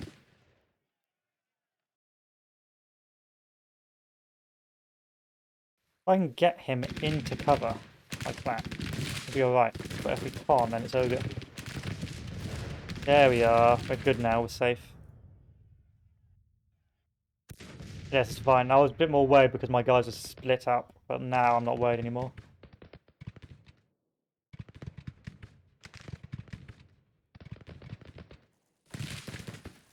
Okay, you're going to build me a defensive line here.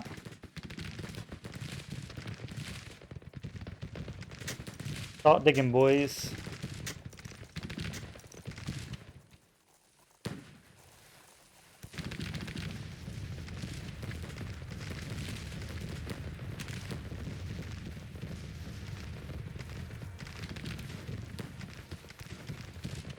Alright, I'm going to pull off this troop.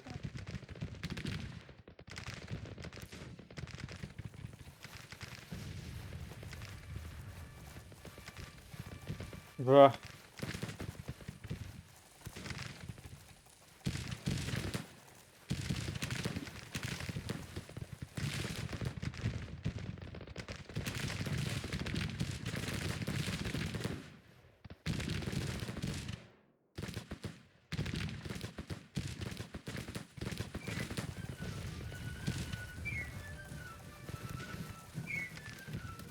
Keep digging.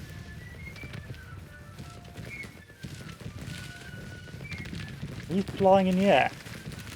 Bruh.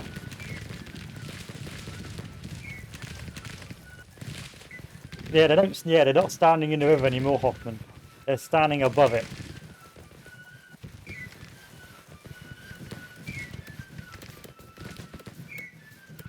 They are walking in the air. Walking in the air. No wonder.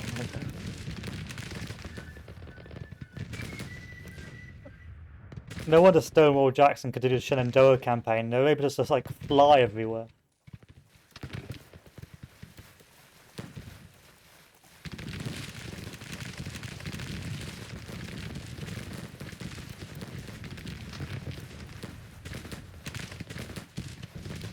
It's hard to tell, but you just see they're not where they're supposed to be.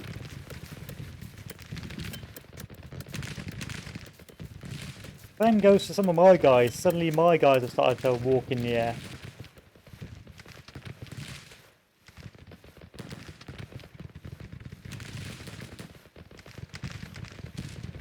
Try not to think about it too much. In fact, everyone is now fighting in the air. Everyone is in the air.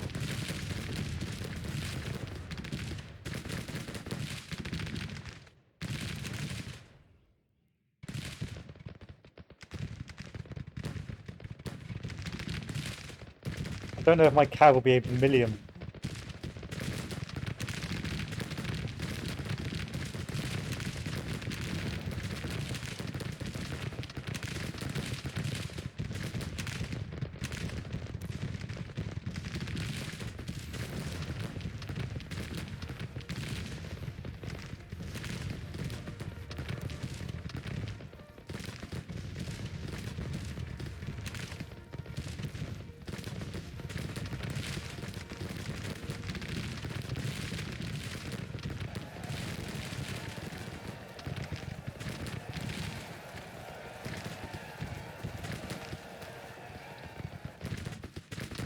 Try not to think about it too much, eh, boys?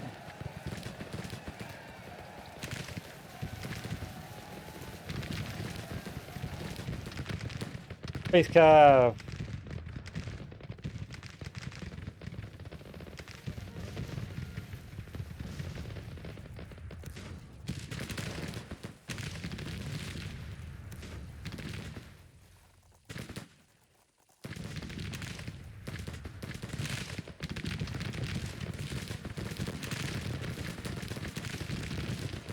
It's so like it's so, what do you call it? It's bizarre. It's like uncanny valley. It's really disconcerting because it's like, what is this? What is going on? Like you're not really sure where troops are right now. Like your sense of distance is gone.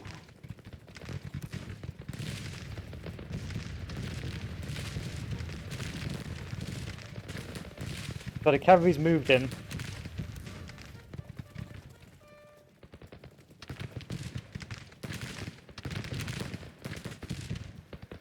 Finally.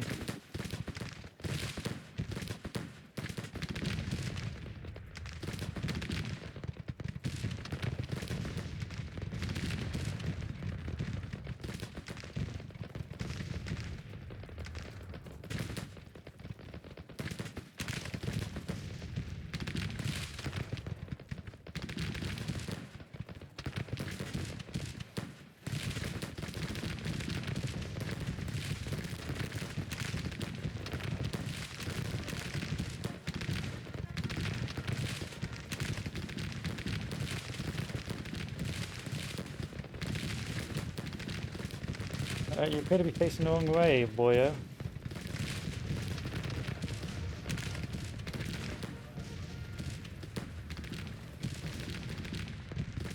So, let's try and pretend nothing awful is happening. I've managed to send some of my cav on a decisive right flank. Hopefully be able to sweep them off the field. And the Confederates are being rather clever. They're not staying in one place to let me crush them. They are withdrawing.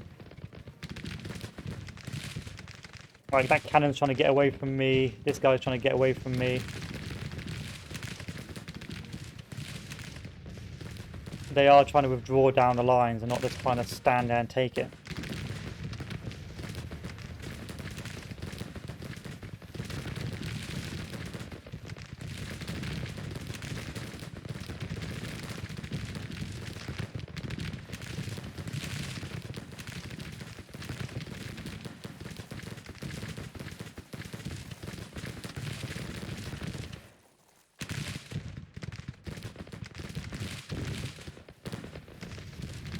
You may need to stop advancing.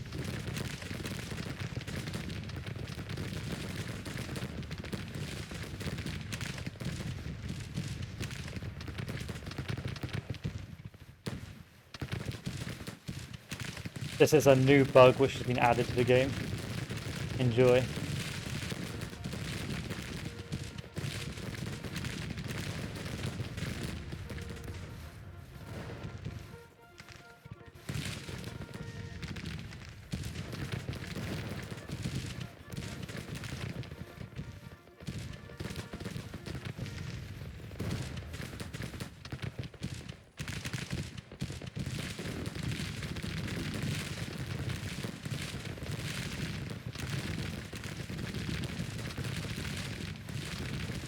We could move forward and engage here.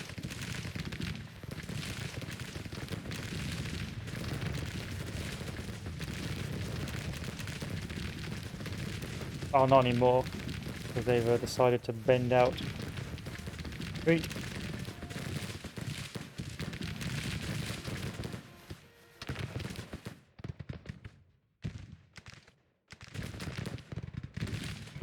So we're sweeping the right flank, which is good.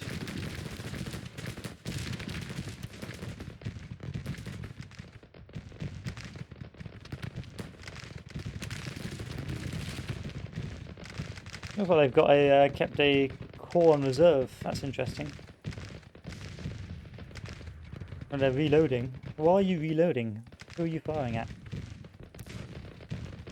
No one, just decided to reload for the sake of it.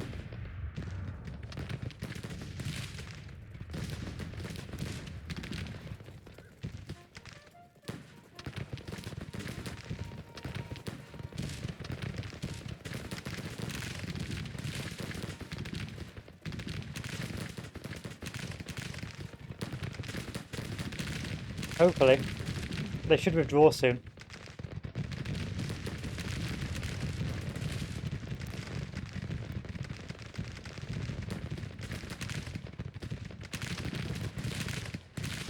We're not in a particularly good position.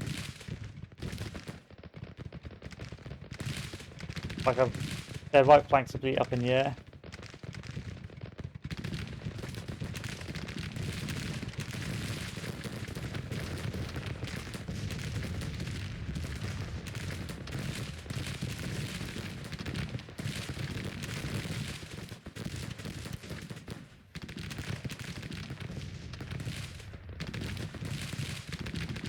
It is tricky. Like you know, some of my troops are retreating.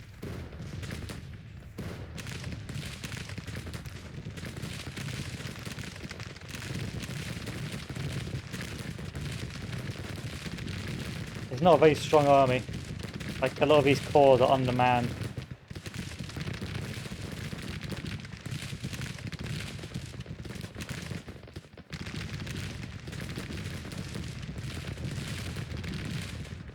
And until the cavalry gets decent equipment, they're still pretty packed.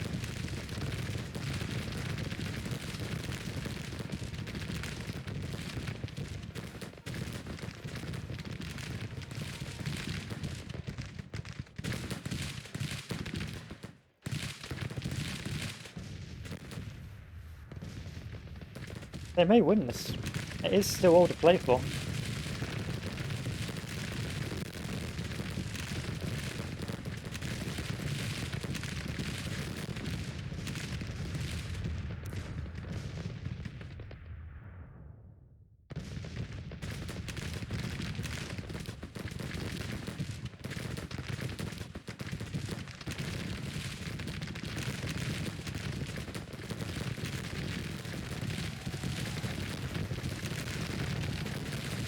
Attempted charge, but he pushed them off.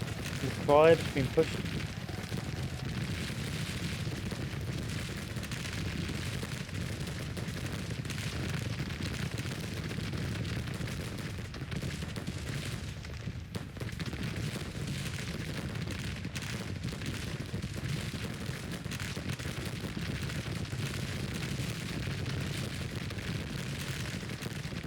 Whoa, hey, yo, whoa, whoa, whoa, whoa, whoa, whoa, whoa, whoa, whoa, whoa, whoa, whoa.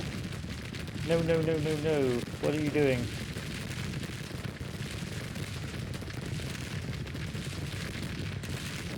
Point blanking with artillery is fun, but charging with artillery is not.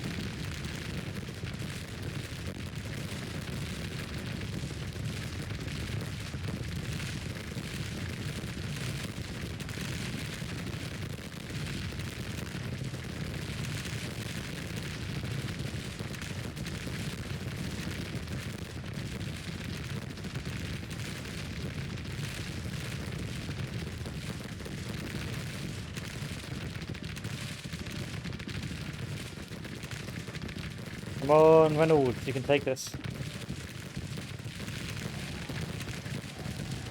Oh, Reynolds, you broke.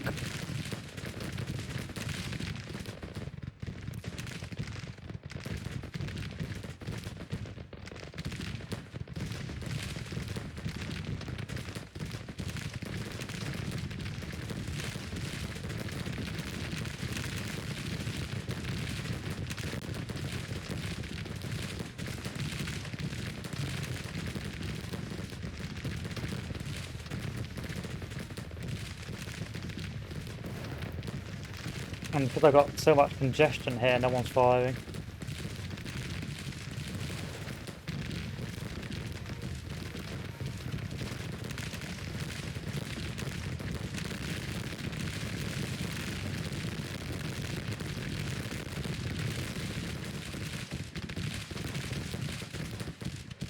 Oh boy, let's turn you down a little bit. Let's turn you down to about here. Hello.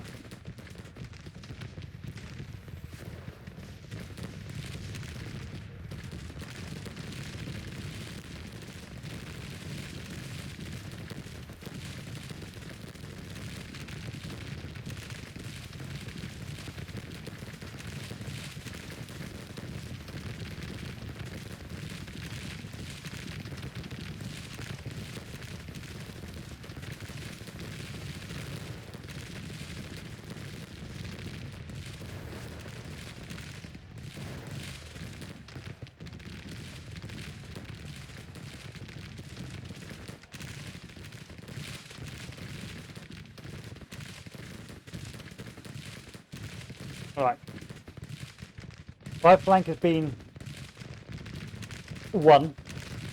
Now it's a case of holding the left. Let's take a look at casualties.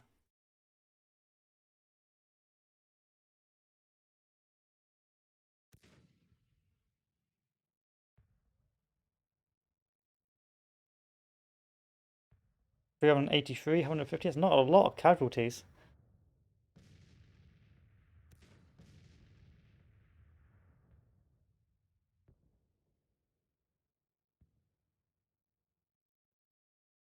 Yeah, not a lot of casualties at all. In terms of battle,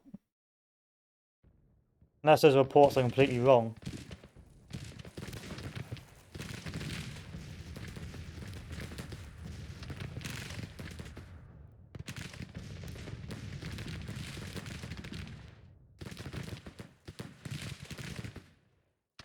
And I think the Confederates are beginning to withdraw.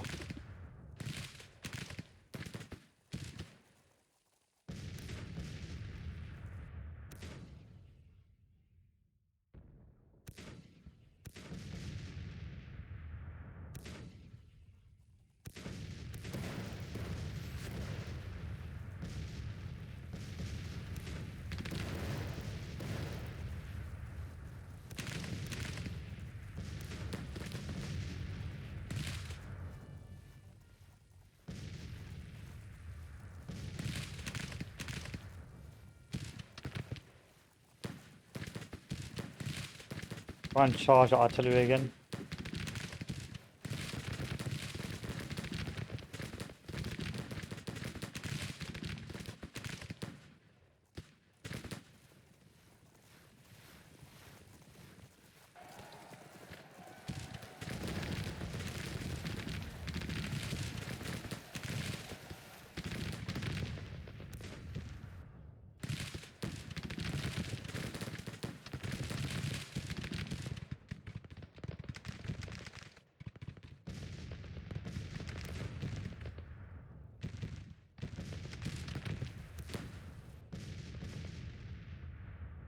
I can't really tell you what the AI is doing right now. It's withdrawing across the river, perhaps to challenge to stop the right flank.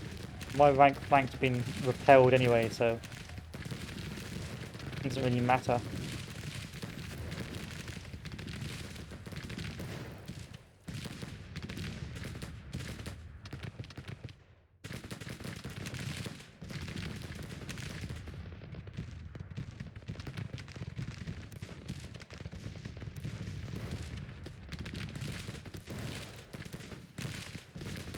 Send a lot of the cav to take out that artillery piece.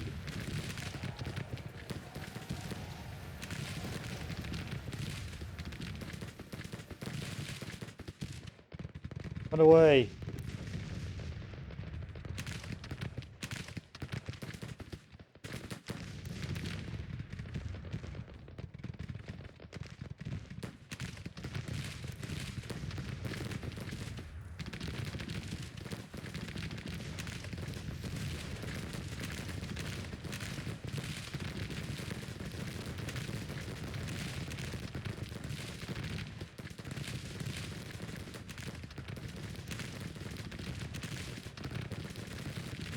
This has been a long old battle.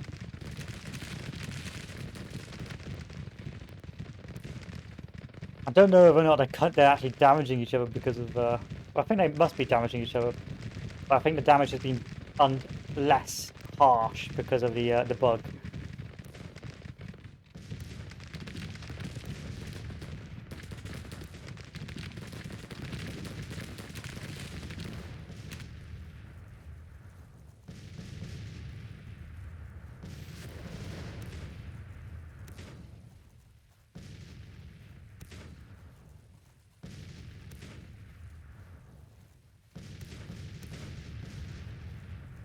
Bring the artillery up, and looks like another day of fighting done.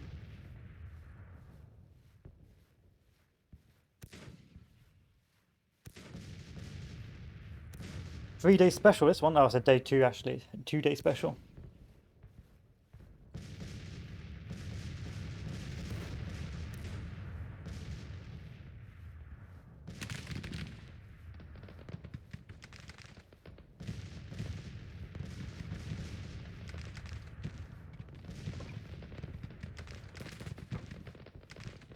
Now what I can do to cheese is I can go back and capture some capture points. Audio, not capture points, so nope, that's not going to happen anytime soon.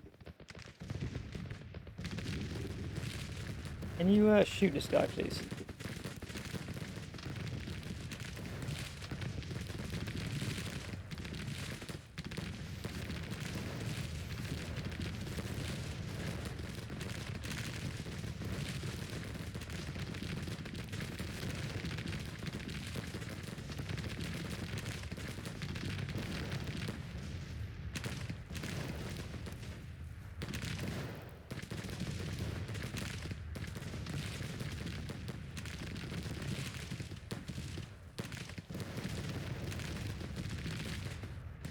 Oh yeah, they brought the artillery up real close now.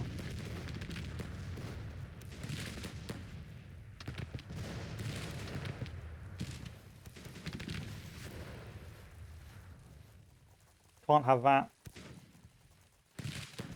And because all my guys have run out of ammo, they're just charging me.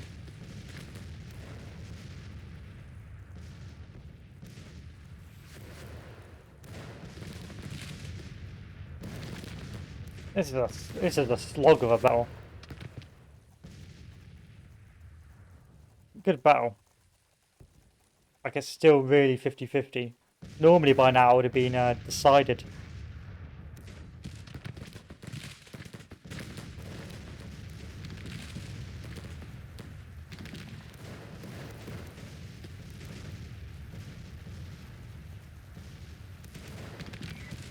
I need to get rid of that artillery piece. That artillery piece needs to go.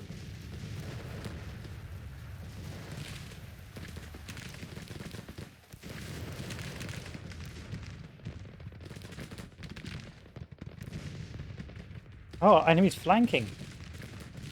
Wow.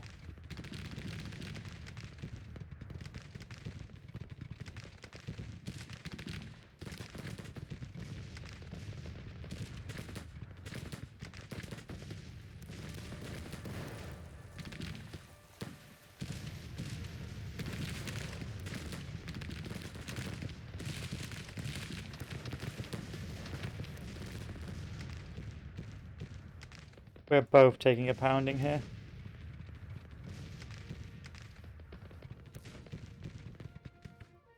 Thank God it's the end of the day.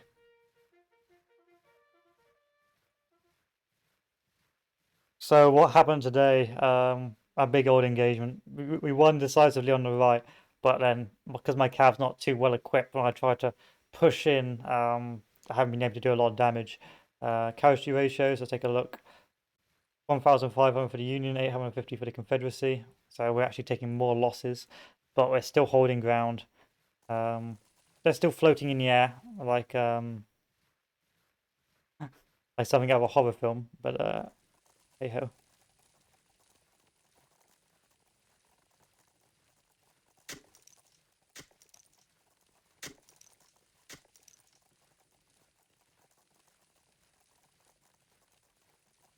Come on.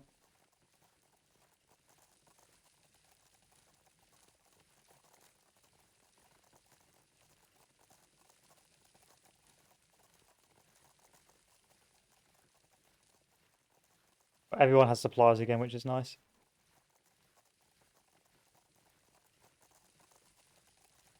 I don't really like how everyone's floating in the air. I'm not. I can't. It's really difficult to get a sort of a grasp of what's going on.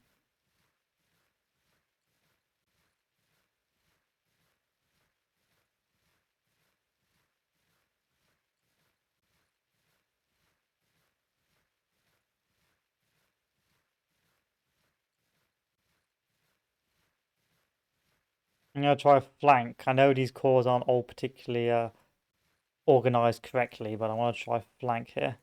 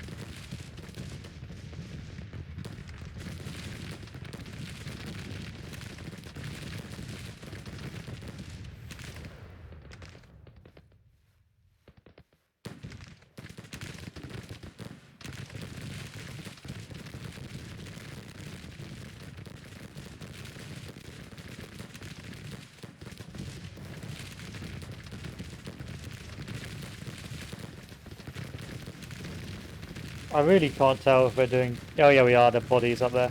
As long as everyone is floating on the same plane of existence. So Battle of St. Louis, I'll have to remember this. So depending on where you are in St. Louis, depends whether or not you float in the air. Got it. Because these guys aren't floating in the air. But over here, we all float down here, Georgie. So I can update it on the Steam discussions.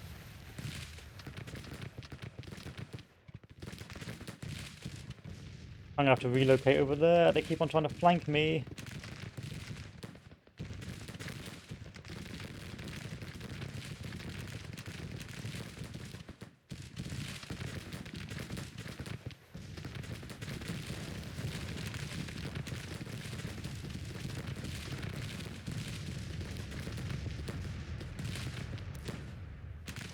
I have a sneaking suspicion that my flank's about to go. My bridge, the bridge defense is about to go.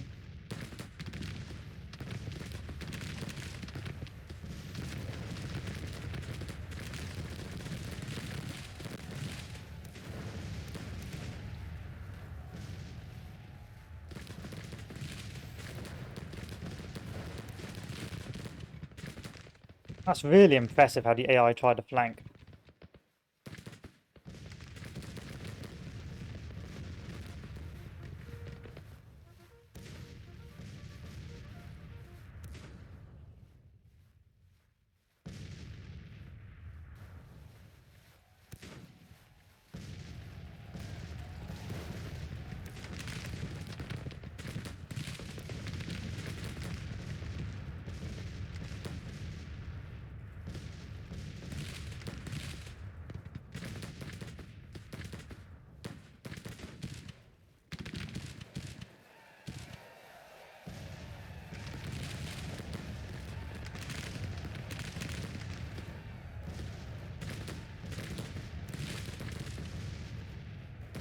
Come on, move forward. Move forward and take that.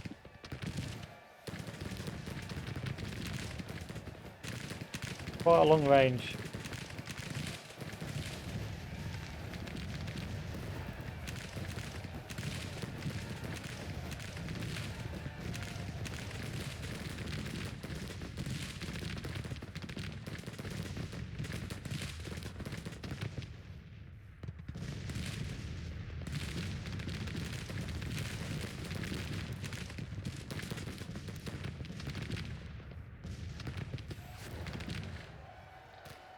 That's 1.5 million charge.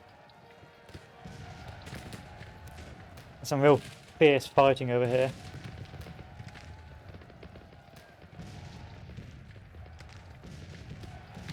Don't rout Andrews, please. He can win this.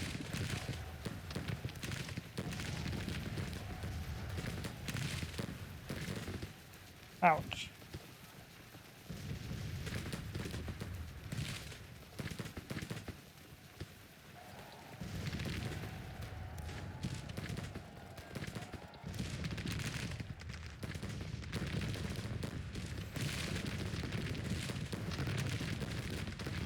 Well done.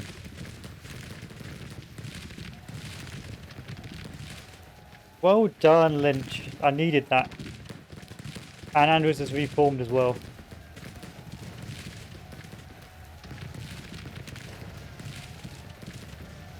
Alright, Lynch, I know you're going to be promoted shortly after this.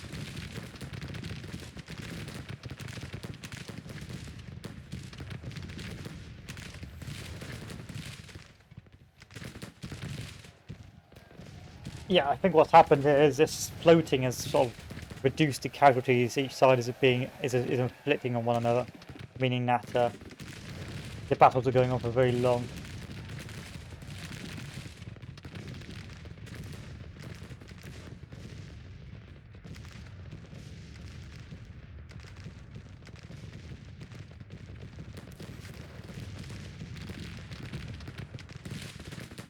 Lynch needs to run.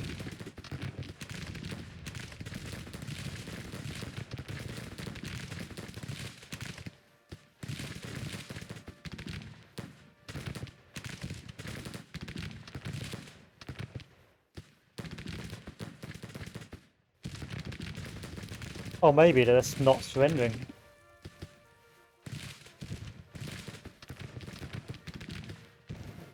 Because there are bodies up here, so I reckon it's just maybe lack of training. And garbage equipment. These guys are going to have to be upgraded.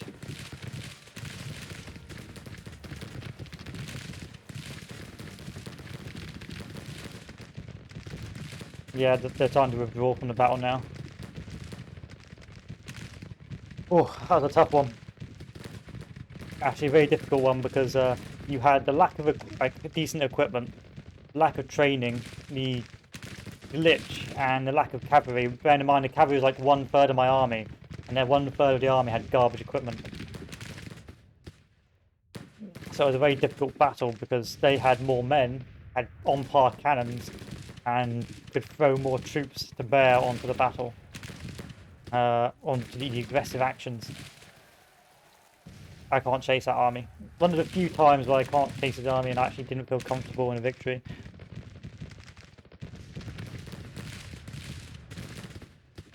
Don't remember to promote William Francis Lynch for his counter-attack, which saved a flanking manoeuvre.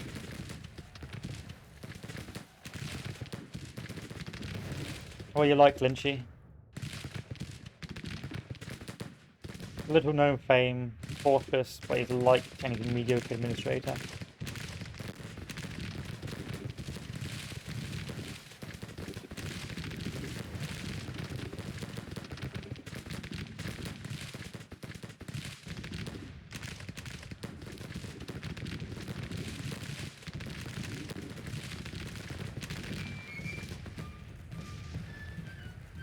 Alright, 10,000 casualties, but then they're not casualties, they're like what, 200 or 300 dead and the rest are wounded, as opposed to my 2,700. Very difficult battle, and that slightly dampened by the bug, but it was much more...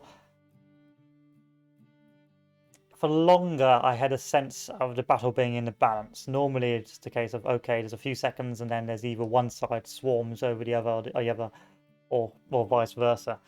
In this case, it felt like, at least for a solid day, I couldn't work out whether or not I was going to be victorious or not. And it was getting pretty tense as I was running out of ammunition. An Easter egg. Yeah, not a bug, it's a feature. Flying cav existed in 1861. Read this book I invented. Read this Wikipedia article about the flying cav.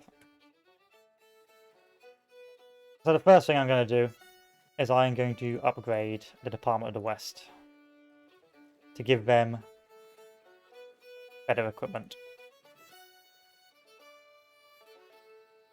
How many troops is that? I'm also going to give them another corps, because I am worried now.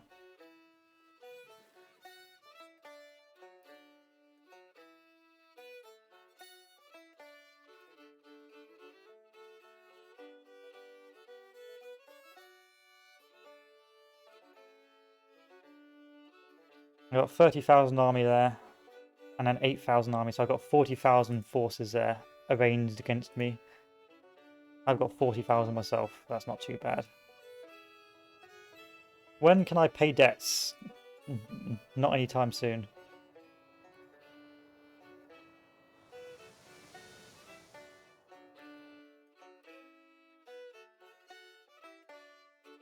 When will I know if you're a real army or just a dumb army?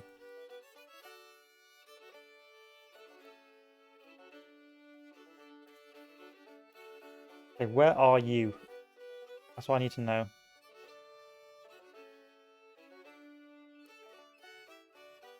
There we go. Yeah, it's a real army. That is good. So we're going to start marching these guys down as soon as they're ready.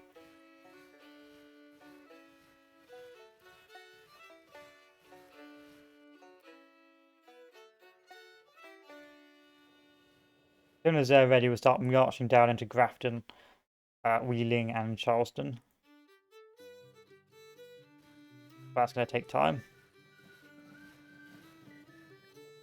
That will leave me with 2 armies here to push further south. Fortunately for me, they're starving because I took their supply depot. And my fortifications are nearly built in Virginia.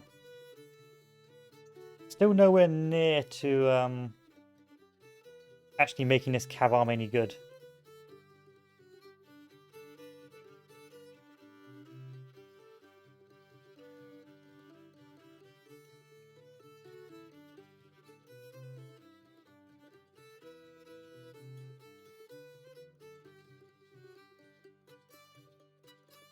So it's of no value yet.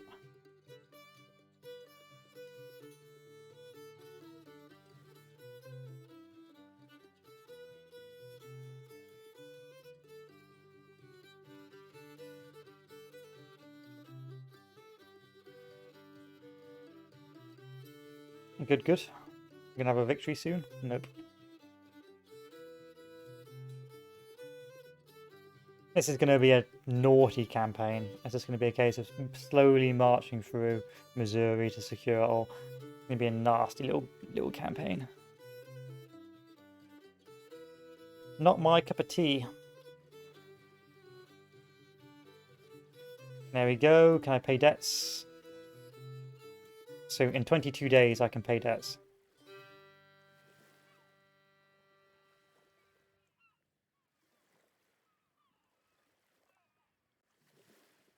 And fort built with no supply. Now it's got loads of supply. Fort Lay Garrison. Okay, Fort Lay Garrison. Let me build you up, shall we?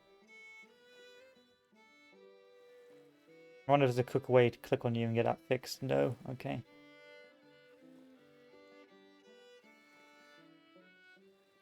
West Point, Fort Lay, Fort Lay, Fort Lay. Oh, here's Fort Lay. So, 3 divisions, some cannon. There you go. Enjoy Fort Lay. That's that built. Next fort on the list. That's still being built. Over here. Fort Wright, same as before.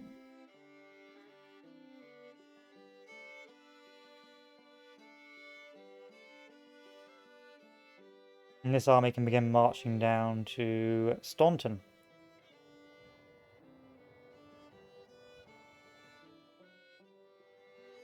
Gonna make sure you're upgraded. Department of Pennsylvania.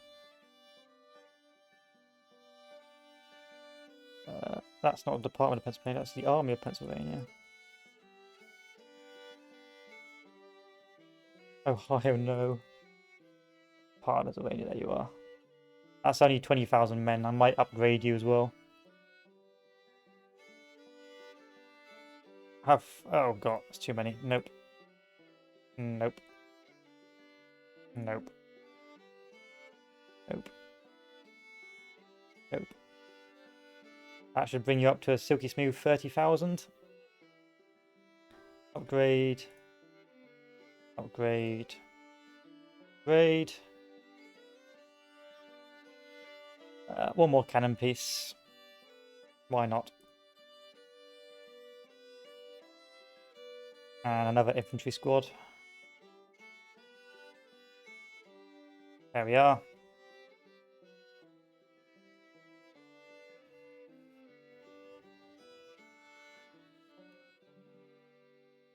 Yeah, so I think what they've done now is they've made the AI actually try and build on par with your own troop forces. So that's why I can no longer bum rush. Like, what is that? That is 102,000 men.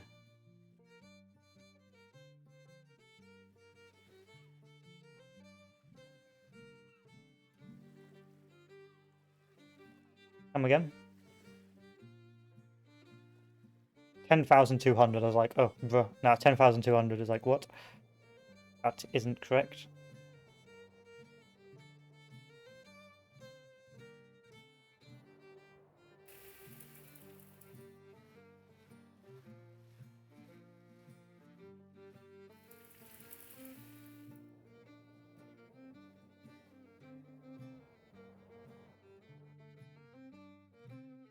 Is this fort being built? Almost done. And what is the year? The year is August, so we can still campaign. So with the fort built, we can start moving into other territory.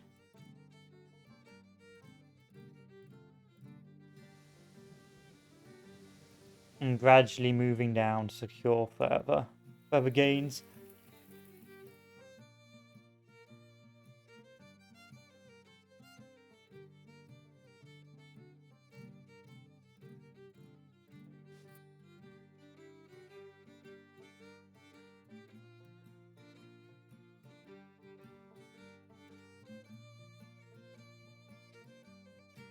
How's my wheeling? Still taking your time.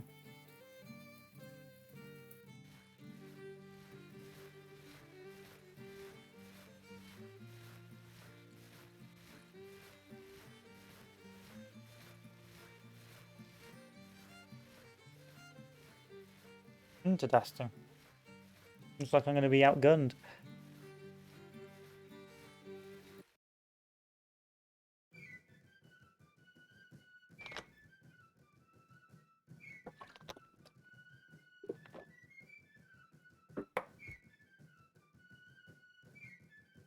Okay, McDowell. Don't let the team down. So far, apart from the early bum rushes, has been pretty even Stevens.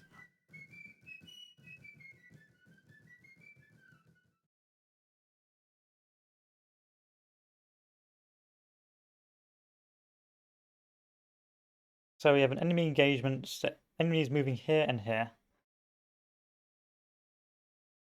My objectives are to hold here, here. And there's Chancellorsville. Oh, it's going to be awful. It's literally going to be a Chancellorsville. Bruh. Bruh, bruh, bruh, bruh, bruh.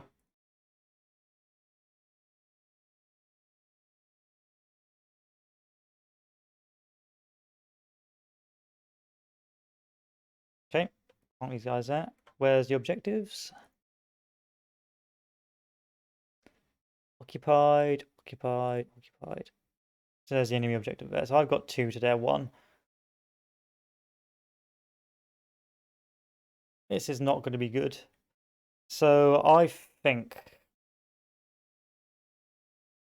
we should hold around where all the paths converge. So if I know the objectives are here and there, I know both paths are going to converge around about there. So this is probably where they're going to march up to. So if I hold along this this fork, then potentially we'll be all right.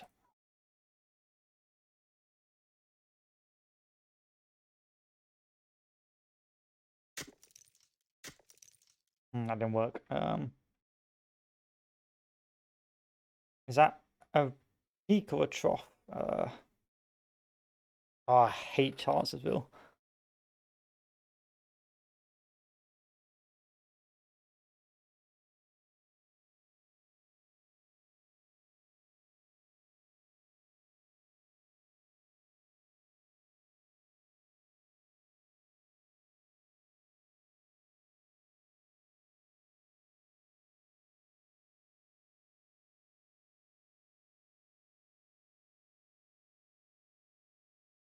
Alternatively, when is the enemy going to reinforce?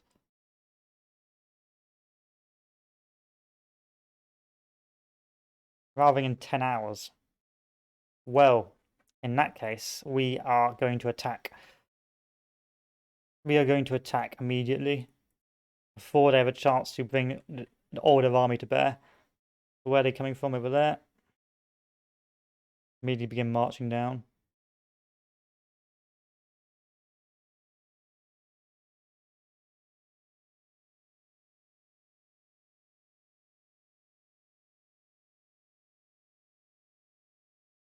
If I can win the battle in the first day, we will be good.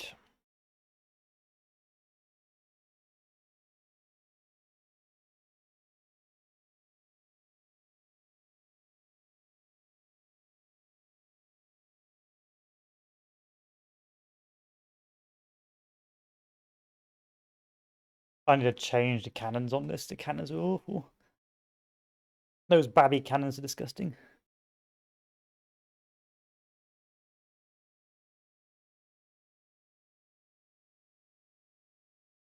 So we'll try and win the battle on the first day.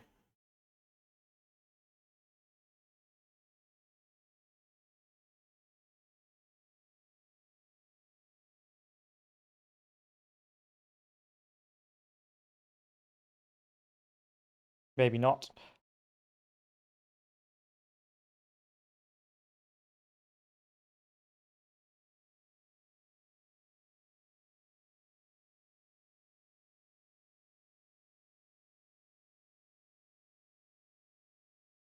Okay, the Army of Shenandoah has joined the battle. Shit.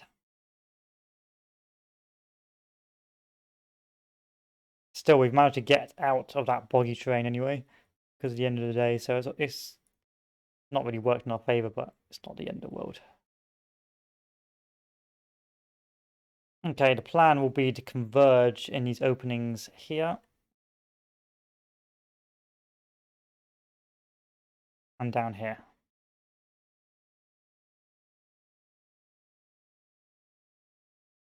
We'll send 2 corps up to halt any forces there. Send our cannons in the center. Send our other corps over here and our cav on the right. Our garbage cav, because we haven't done any industry yet.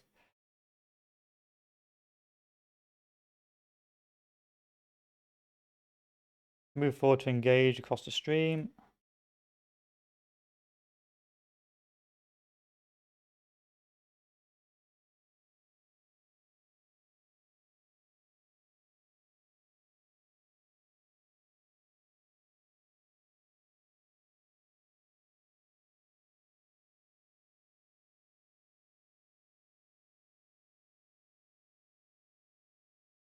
Perhaps I've overextended too much. Plonk them there instead. And then we'll wait and see what happens.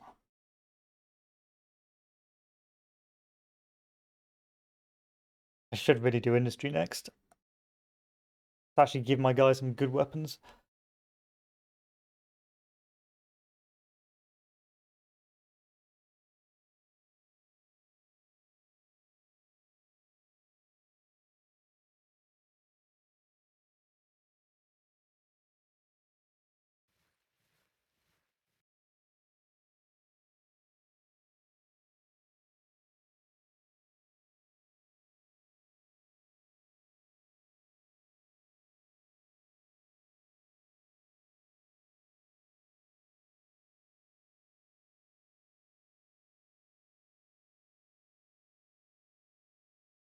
Has the ambient sound gone? Before you'd have ambient sound. Interesting. Yeah. The ambient sound is gone. Okay, we're going to be hyper aggressive. We're going to contact as soon as possible.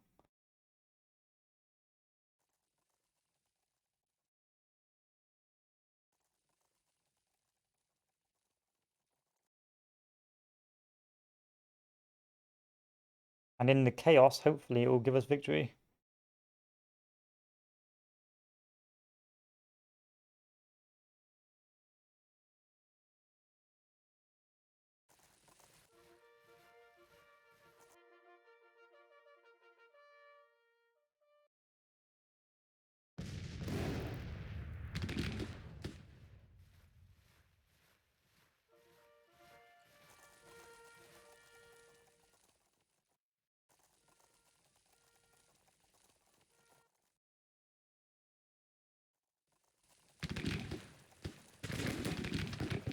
Baker.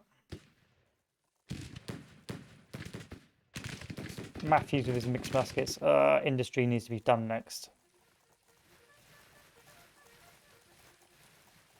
I can't have armies with mixed muskets.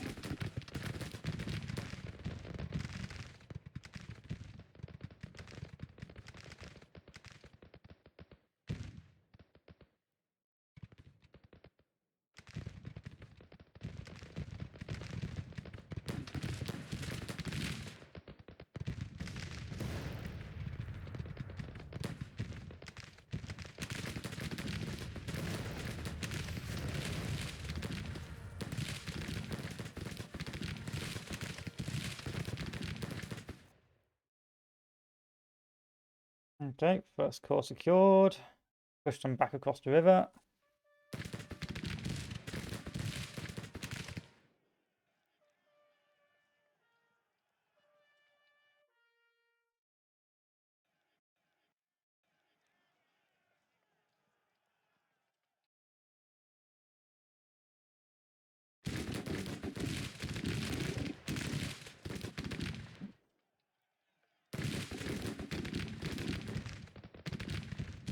Good, we're getting the early punches in, which is good.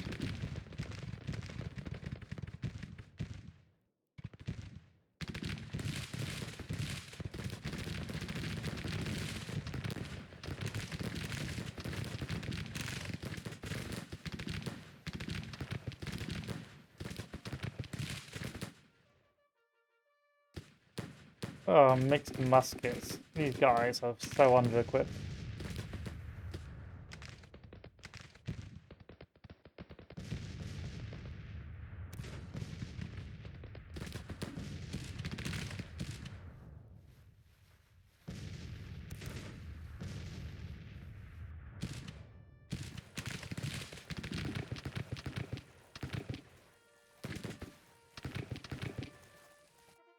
Try and inch that closed.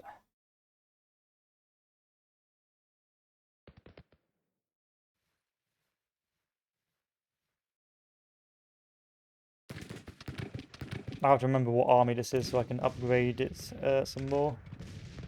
What army is this? This army is the army of Northeastern Virginia, so that needs a dose of resupply once we finish this battle.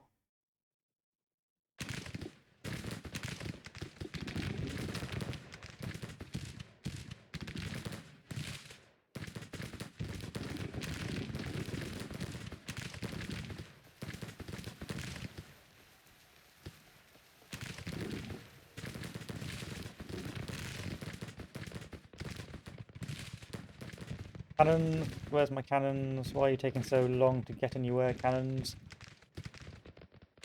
I need you onto the battle now.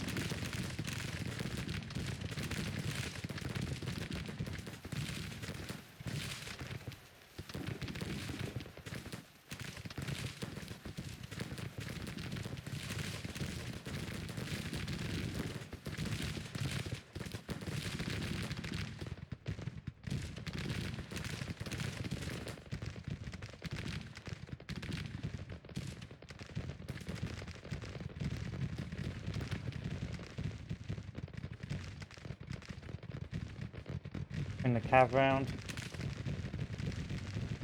The not particularly useful cav, but the cav nonetheless.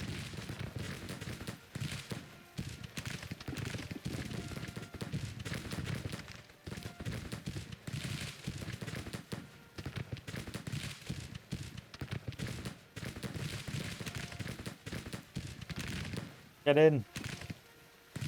Thank you.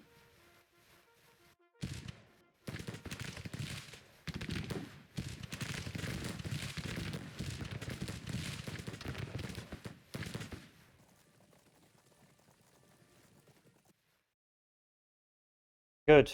We're really winning the initial engagement. Taken favourable ground. We've pushed back the enemy already. We are in a good spot for victory.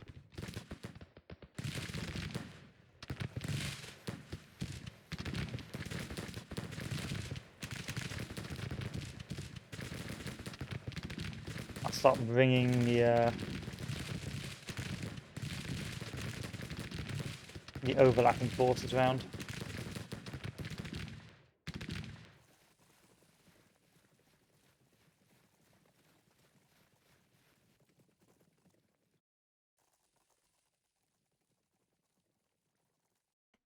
That was a good maneuver.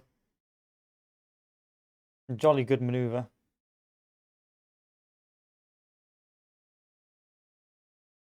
If I don't say so myself.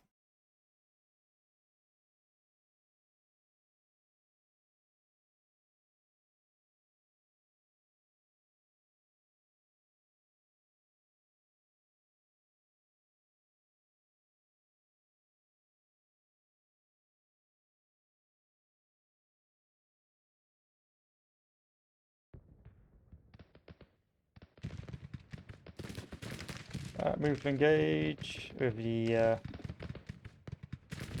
garbage cav.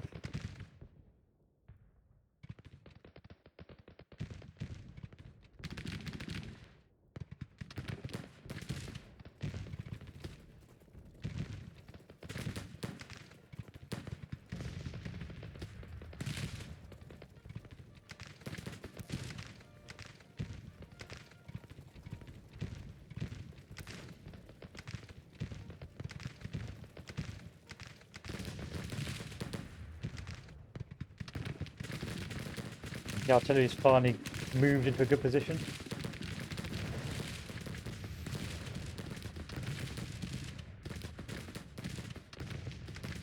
Well, just about.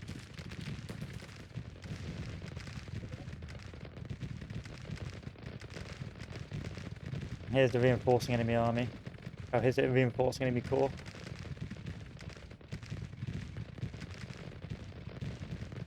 And there's Thomas with the Armored Shenandoah.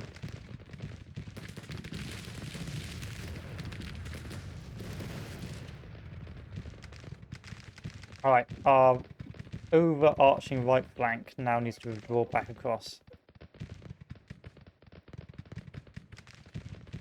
Because the reinforcing Shenandoah army is about to turn our flank.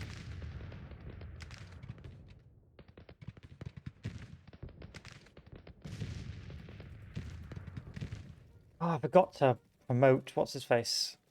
What was his name again? I can't remember. Lynch. I'm going to make sure Lynch gets promoted.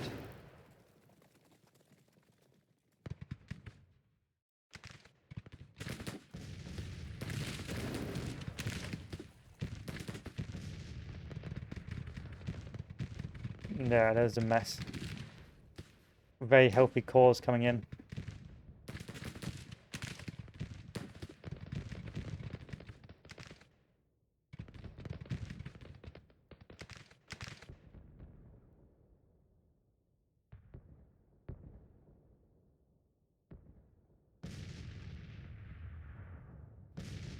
Nope, not playing that game.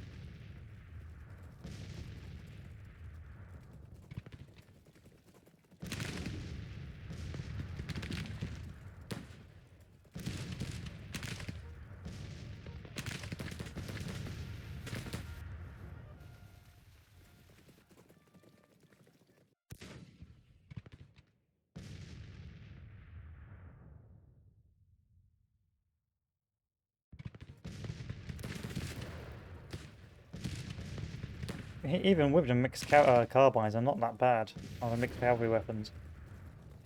Especially you can get them on the flanks. Probably a bit worse on a frontal engagement, but still I can't complain too much.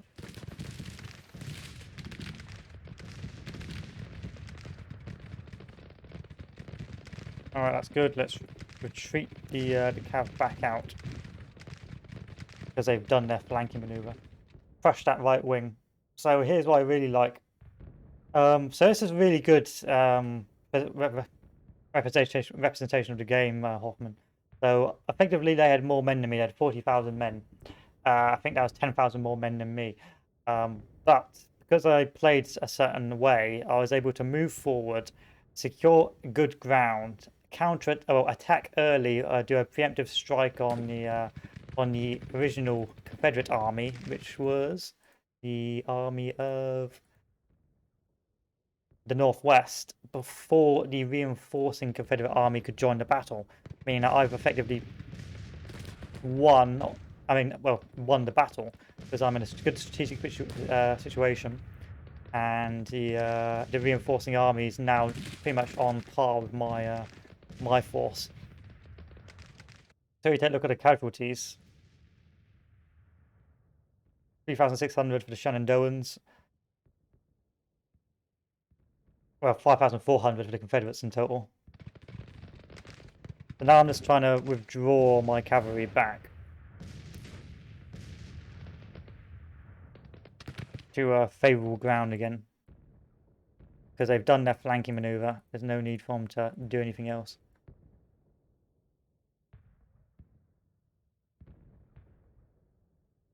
But it looks like that the Confederates may be withdrawing. And that Davis is insane and has decided out of his own free will to charge the enemy and chase him down. Return back the way you came, Davis. You absolute lunatic.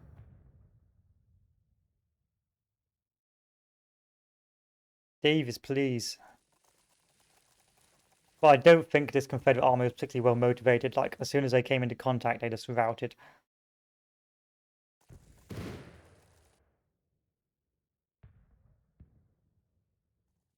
Davis, you gotta stop. I know you want to win the war, but that's too much. You're insane. Oh, okay, there we are. A very good decisive battle, won quickly. I'd say it was almost the opposite of almost the opposite of Chancellorsville. A real life Chancellorsville. There's no wide right flank, but you could tell that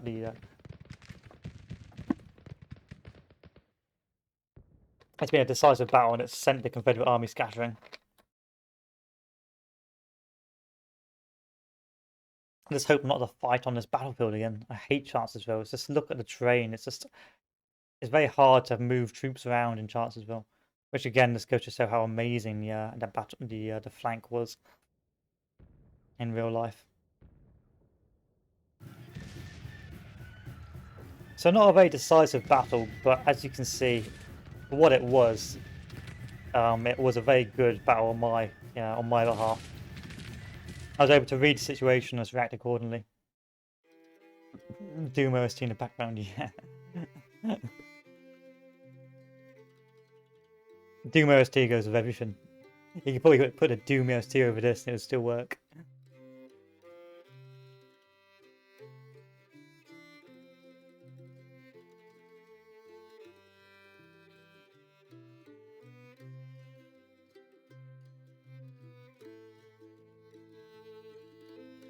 However, this has been a wake-up call for the army of northeastern Virginia. I need to sort out its supply and its logistics and generally just make it better. Otherwise, we're going to have a bad situation. So the army of northeastern Virginia is going to get some love. It's going to get mass upgraded.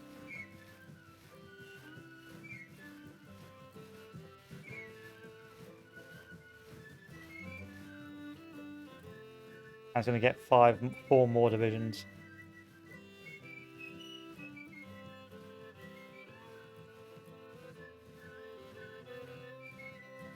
To bring it up to 40,000 men. You know what? I may even add more divisions to it.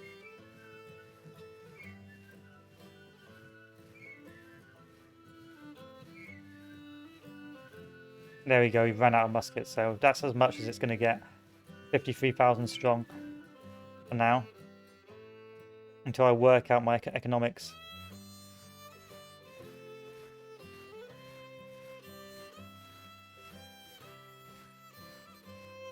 You were building me a fort, weren't you?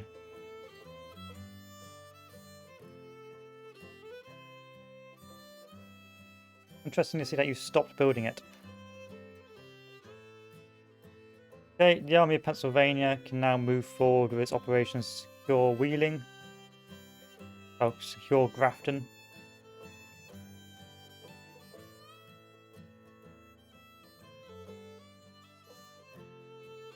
Even rocks to eat the enemy. No. Your supply is coming from there, which is good. I'm going to build up another fort to stop anyone coming up behind me. Ah, there you are. There you're building the fort there.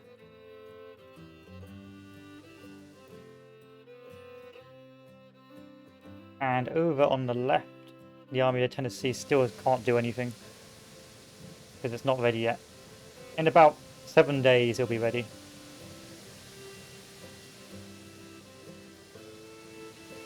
Well, not 7 days, but soon. By next year, the Army of Tennessee will enact its vengeance. In fact, I may actually put more money in diplomacy. Oh, I've already put money in diplomacy. Bruh.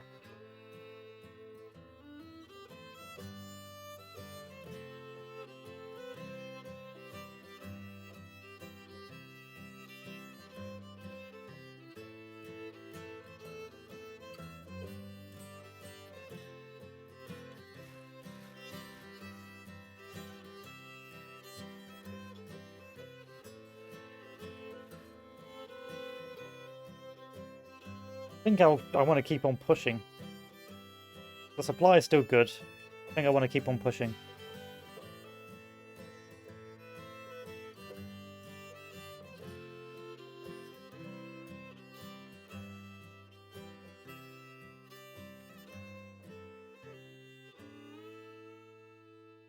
And on the right, the Army of Pennsylvania. Come on, move on down.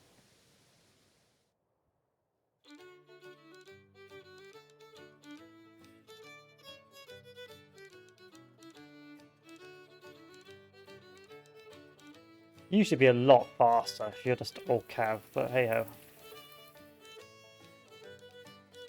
Missouri State Guard seem to have withdrawn and is trying to regroup. Okay, the Missouri State Guard is withdrawing from our advances, which is good.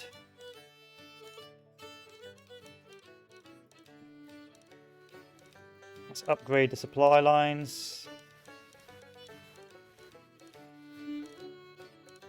And let's move down into Springfield. I already own Springfield. And where to go next? If I want to do a campaign over here, where should I go to?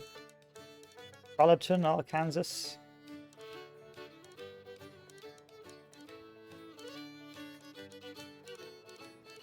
Good, now I can focus on industry.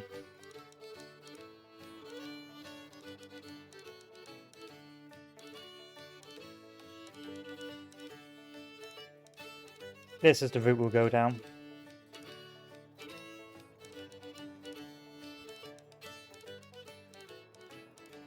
So we will build a fort here and a supply line here. And then we'll begin, hopefully by next year, be in a position to continue advancing.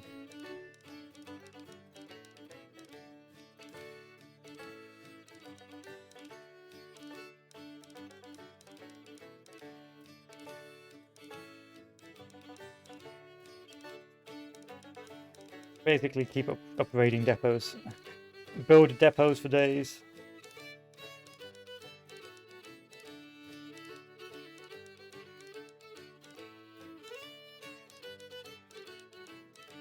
New fort.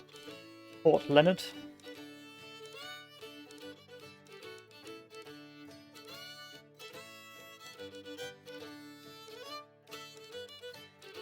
There we are. And this should allow us to go on even more offensive action. I'm just going to make sure I capture all these objectives so I don't forget. Although it is getting winter time, so I don't really want to keep on pushing. It's 29, what degrees is it? 69 degrees, so it's getting colder.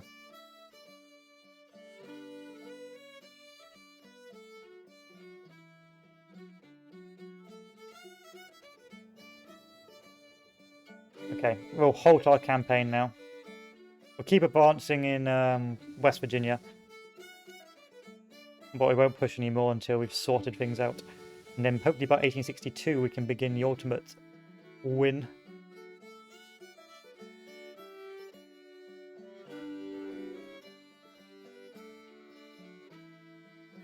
How's the army doing? Alright, we're miles ahead in terms of manpower now. In terms of fielded manpower, we are ahead of the game. Time to capture Wheeling.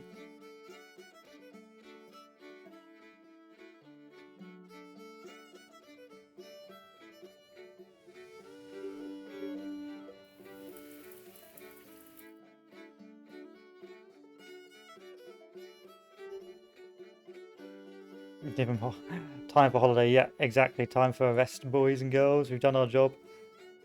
Alright, we need a supply depot here. Because the supply here is awful.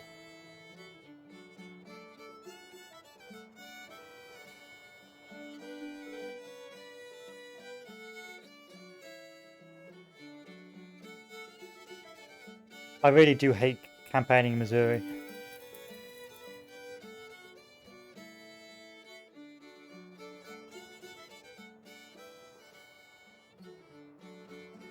Missouri campaigns are just awful.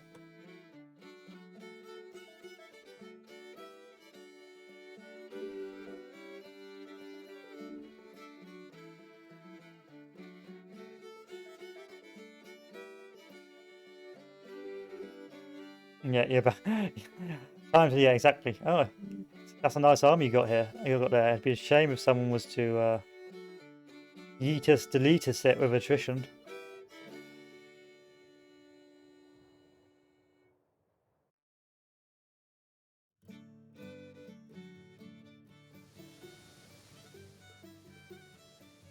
When I've got Industry 1, I'll start moving to Army 2 and stuff like that.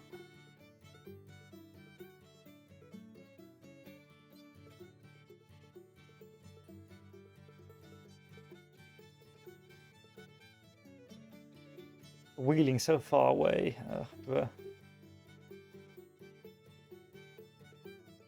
I know you're starving. Let's try not to starve too badly. Okay, supplies going back up.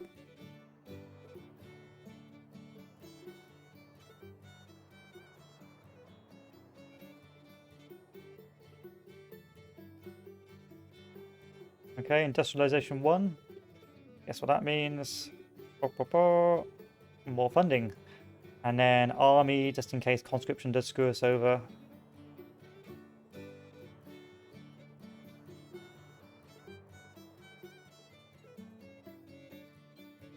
Long time I ask, how is going the Hell March army?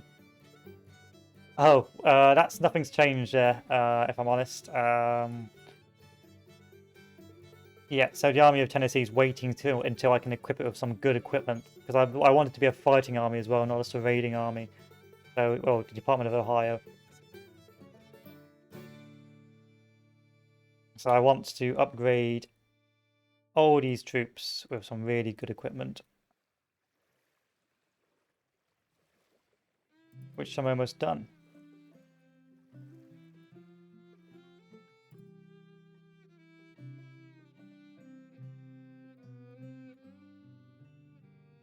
Have you taken Grafton yet? Almost.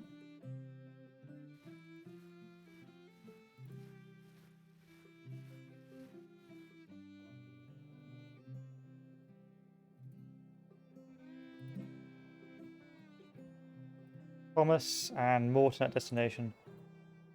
Okay. So Thomas has tried to attack and he got Yeetus Deletus back. There we go, Wheeling is taken, and that should have us from West Virginia by the end of the year. Fingers crossed, anyway.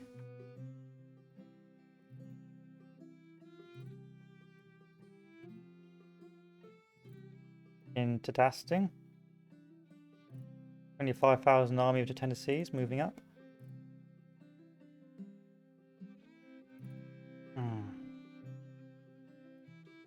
Maybe an idea to cancel this for now and get some more industry. I don't like that army of the Tennessee moving up. The internet and the joys, I feel the pain. I know the feeling. When your internet just doesn't want to play the game.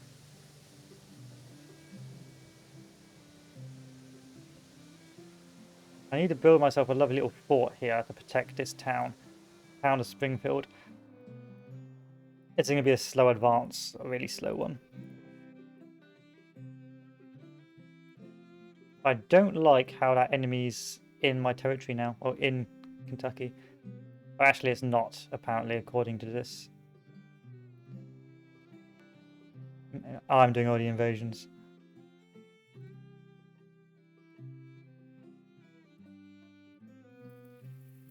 I do like the winter periods, especially if the AI is playing the game as well.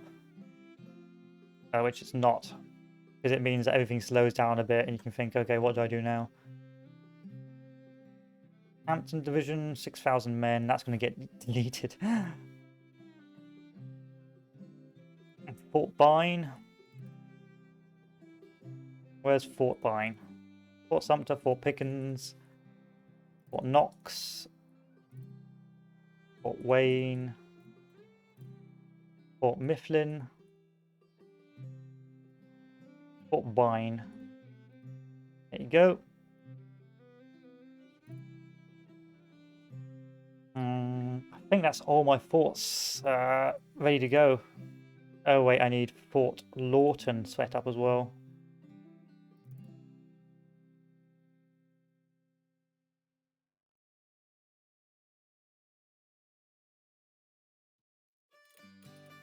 A lot of forts though are like over here, doing nothing, just being generally useless.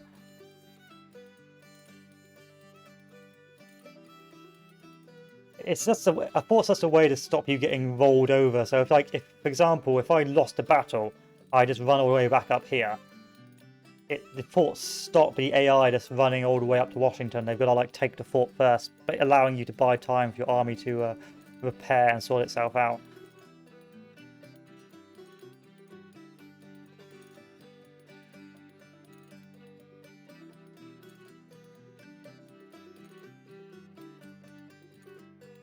Interesting. Why is the Missouri State Guard up north?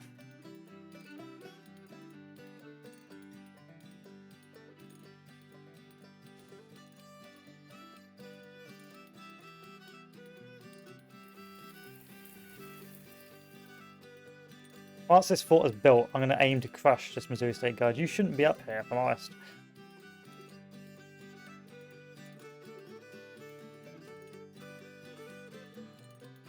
My guy in Charleston, you're close to starving to death, but don't worry about it.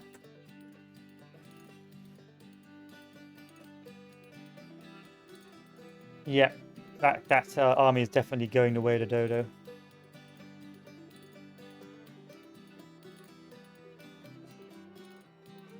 And this army is going to get yeetus deletus once I'm done making West Virginia.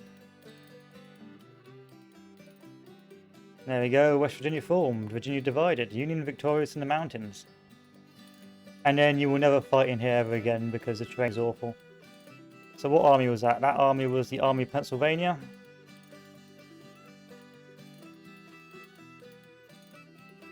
Time for you to get the sack. Turn home. Disperse.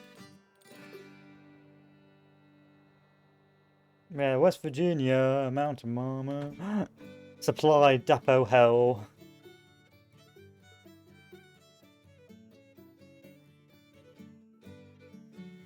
Where is that guy going? What is that army doing?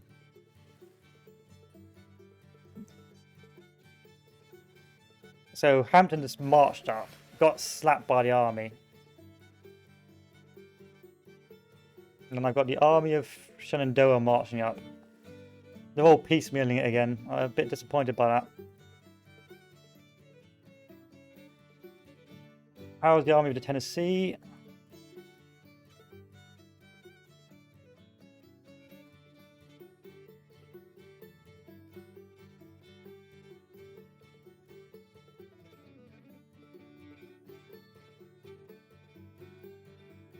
Can I give you more stuff? No, I can't. Ugh. Industry, please. Make me a weapon of mass destruction. Yeah, that Missouri state is going the way of the dodo as soon as I'm finished up here. They'll get cut off. They'll have to withdraw through here, which is not going to be good for them.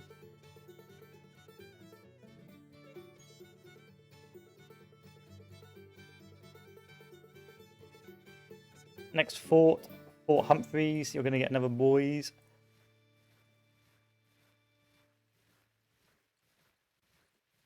Fort Mifflin, Fort Humphreys. Boop. There you go.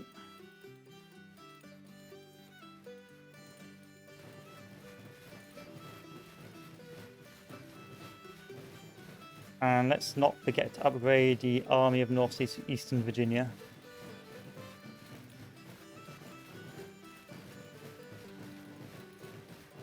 Reboard muskets, bruh. Yay, reboard muskets!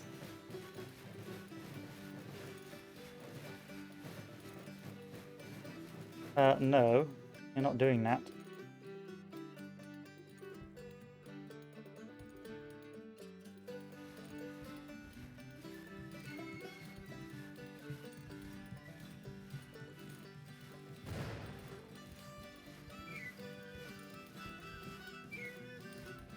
That's right, get out of my territory.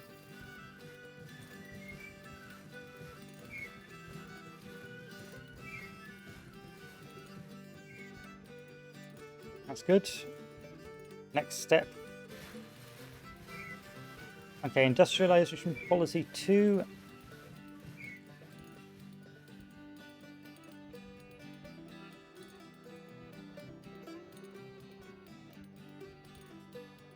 Yeah.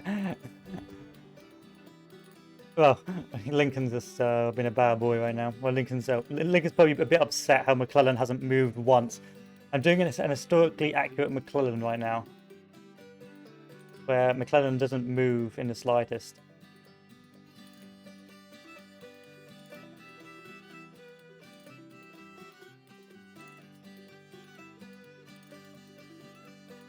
Where is it? There you are. That's the Department of the West. Where is McClellan? Yes! There we are, boys. This is what we've been waiting for. Doom. The doom.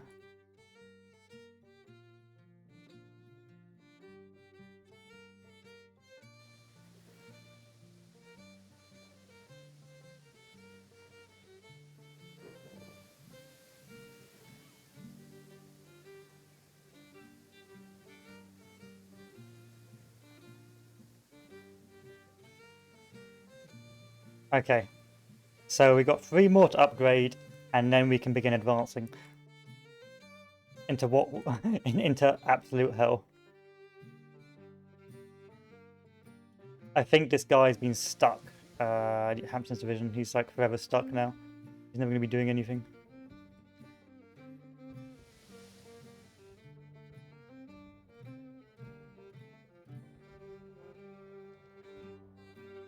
So it's November. Not much is going to go on for a while. We're going down military policy, so I can go down Enrollment Act. And once we've done Enrollment Act, we'll have Emancipation Proclamation ready to go. And then I can go down economy some more.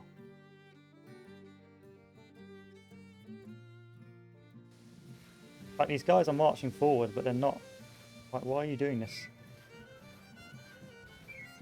Like, you know you can't win piecemeal. So the piecemeal thing is still on the cards, by the looks of it. I think they've just mitigated it a little bit by, when being defeated, they'll move to the nearest army.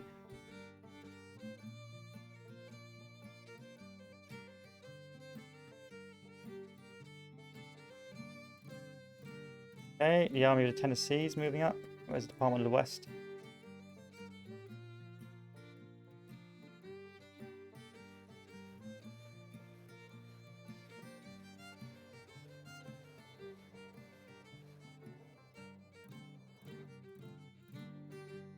Is that Department of the West?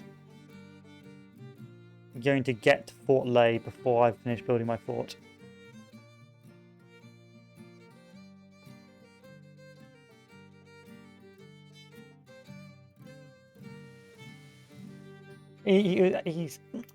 McClellan gets a good bad rap for being slow and being indecisive and too cautious, but he's also did very well in building up the Union Army and actually making it a functioning force to wage war. So it was great at actually building an army, but just useless at using it. And of course, all the soldiers loved him because he never actually because you knew with McClellan you weren't going to get sent in a suicidal charge. Alright, there is the Missouri State Guard. They are retreating now. So yeah, McClellan gets a bad rap. So as an actual fighting wars, he's not very good. But in terms of actually, building armies and making them effective, I think he gets a really, he does really well. Okay, Fort Ruggles is done.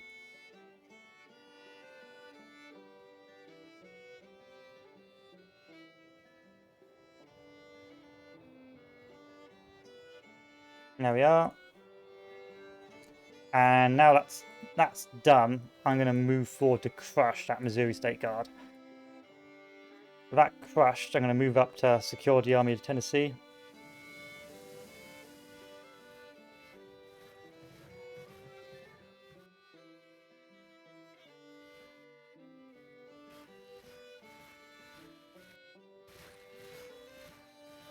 You should be in pretty bad state.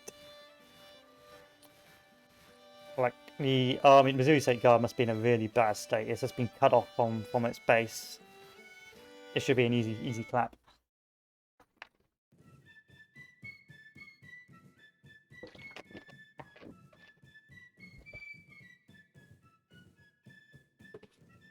I'm going to aim to wipe the Missouri State Guard out in this battle. Then that will just leave me with one army left to deal with.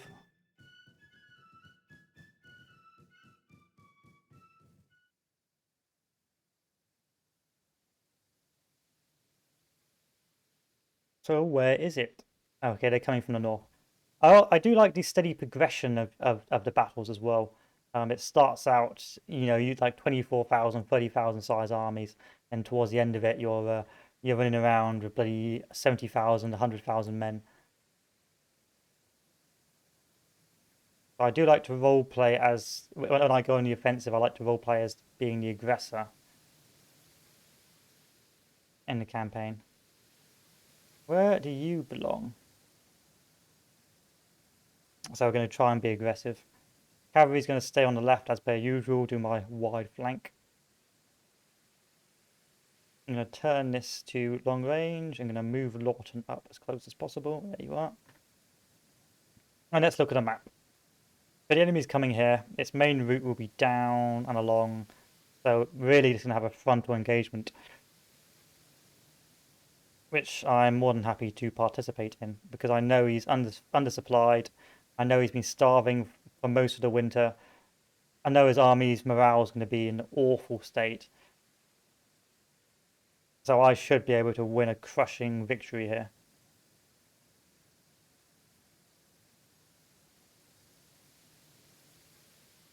There we go. That's that ambient sound I was looking for. Sadly, I don't really like campaigning in winter. I try and keep it historical. I know in 1864 they started campaigning in winter, but I try and keep it as accurate as possible. Well, you know what I mean. I try to roleplay a little bit, but I've got to do it here because the AI is not playing the game. It's being very aggressive. And I don't want them to secure St. Louis because that's my supply line, or my lines of communication, if you want to call it that. So I've got to beat these armies back before I can advance in Missouri. I may not even be able to advance in Missouri if I'm honest, depending on what the AI does. It seems to be focusing a lot of its resources on the Western theatre, which I find rather peculiar.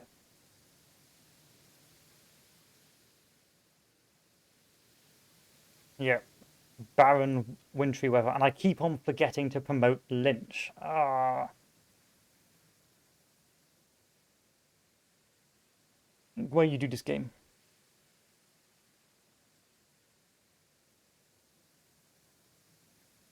Foggy weather.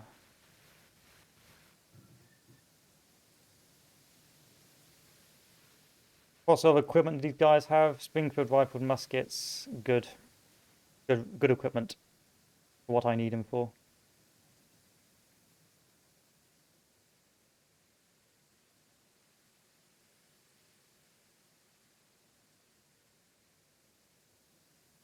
Move this army up. Move this army up. Take the top of the hill. I call them armies and not armies, but you know what I mean.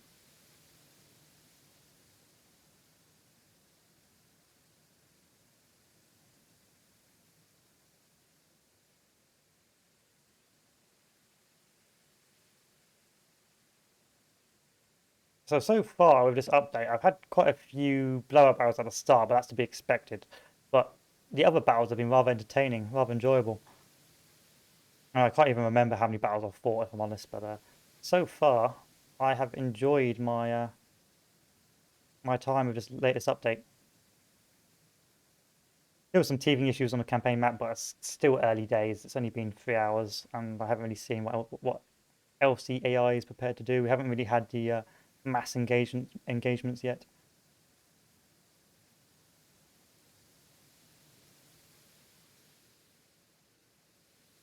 And there we are, engaging at last. I have the hill, and I come crashing down upon them.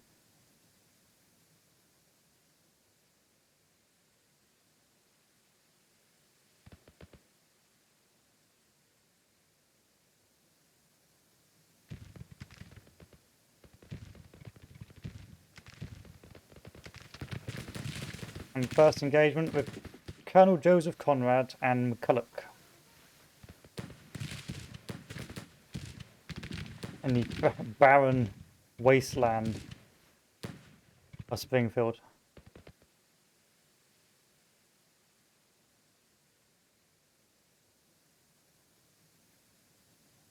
Looks like the commander, Junius R. Bate, is slowly getting more resistance from his troops.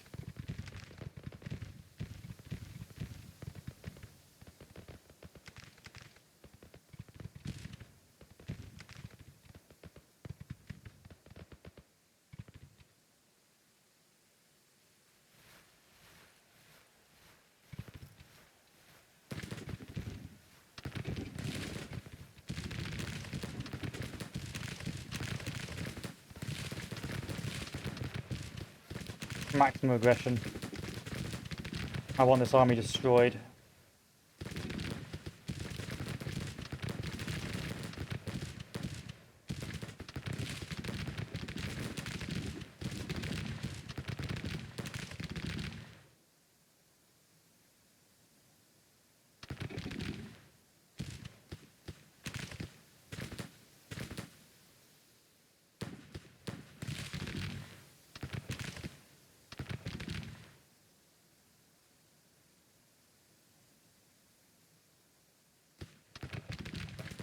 Must have been a scout. Or the vanguard.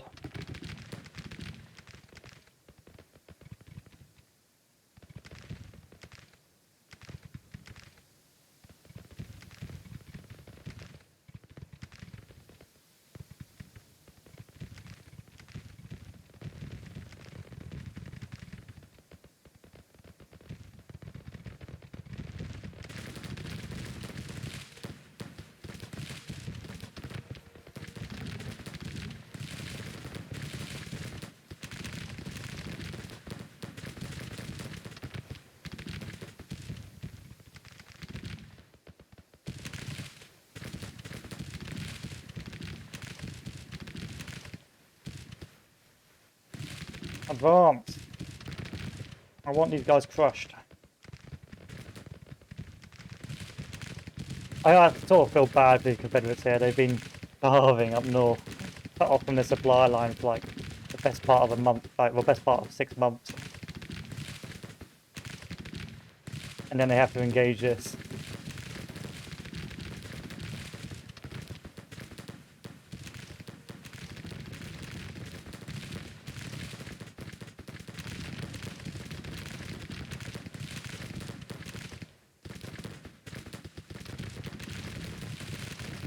You can tell they're not, their morale isn't very high.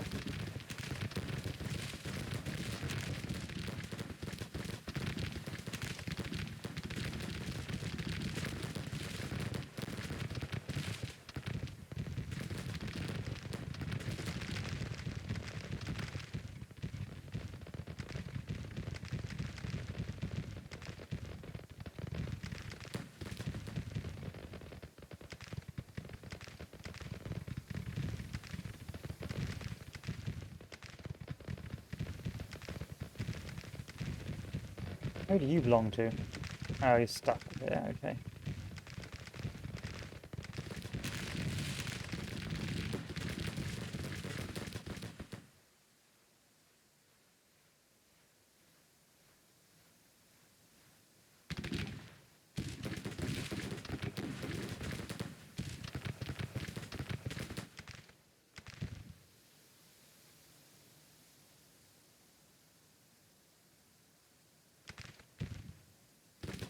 Not as good as the previous Confederate rush in the other battle, but still pretty entertaining.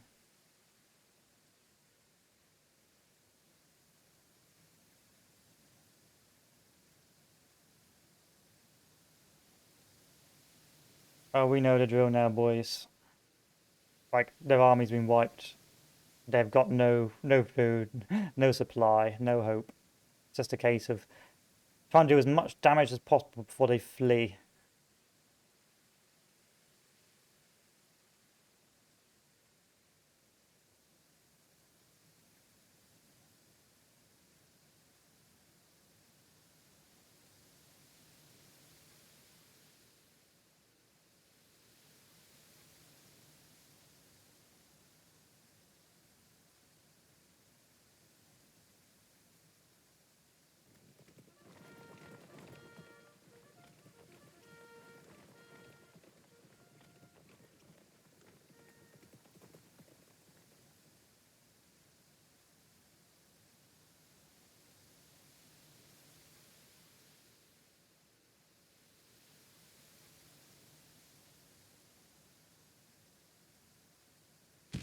The hinge must be closed.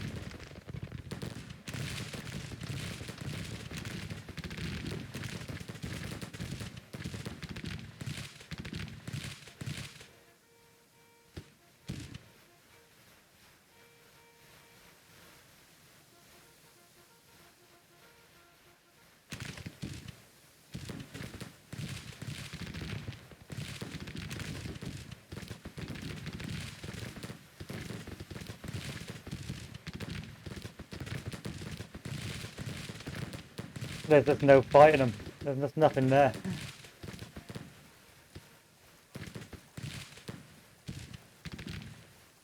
They're completely broken.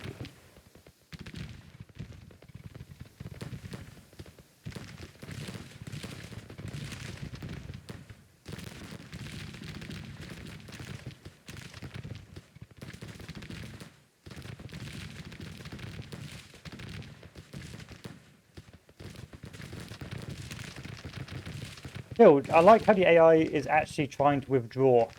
It's trying to withdraw in detail to stronger positions to the rest of its force. It's not just like being destroyed individually one by one. Like, yeah, sure, down there was like one unit there, but it kept on trying to withdraw back. It didn't just like stay there and waited for my army to wipe it. I feel like they're better at consolidating their lines now.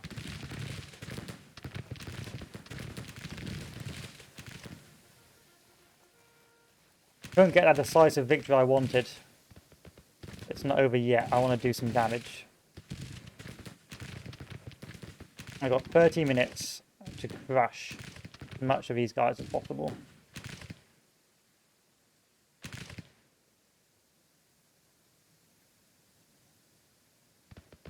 A mashed wintry charge.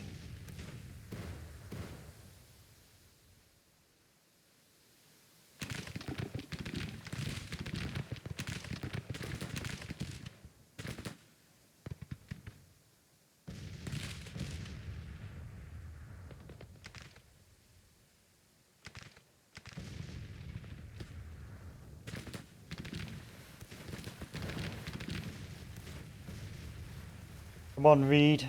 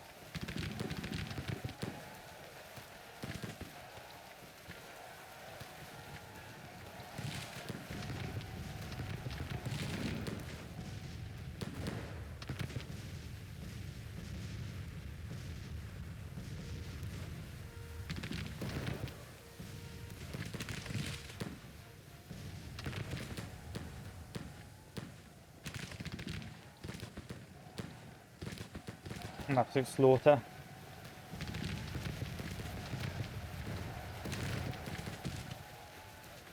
Price, yeah, Price is this is like a Teutoburg forest built for the Confederates.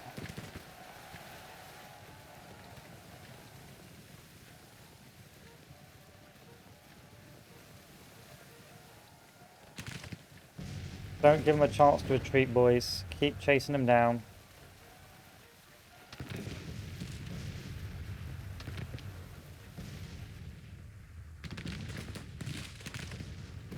You got 17 minutes to pull it off.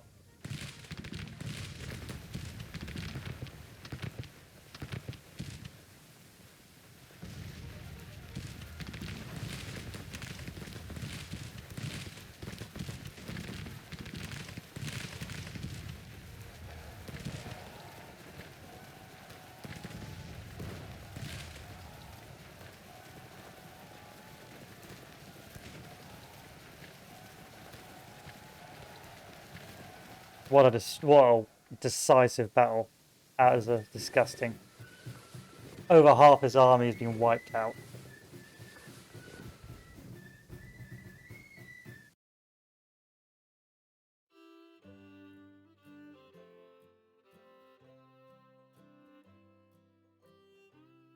Another Missouri Trail of Tears for Price.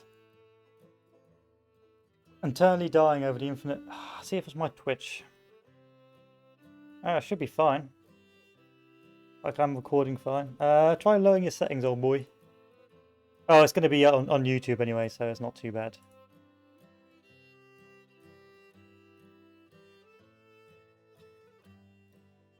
It's back for more than 5 seconds, bruh.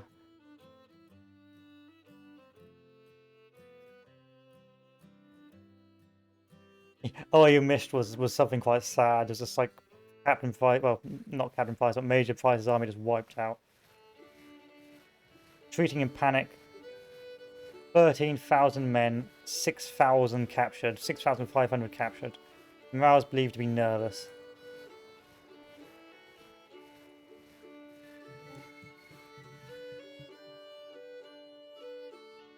They've got nowhere to go. They can't retreat.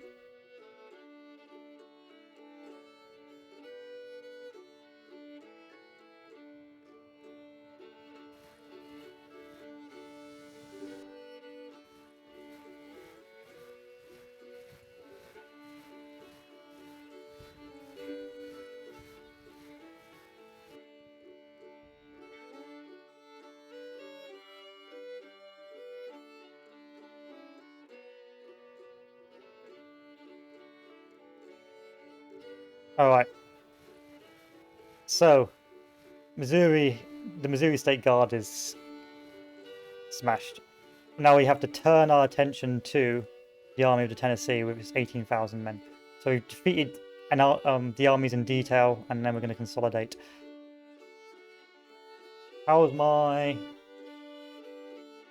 Department of the Ohio? Can I finally kick you out with the last bits and bobs? No. And economically, we're still in a bad spot.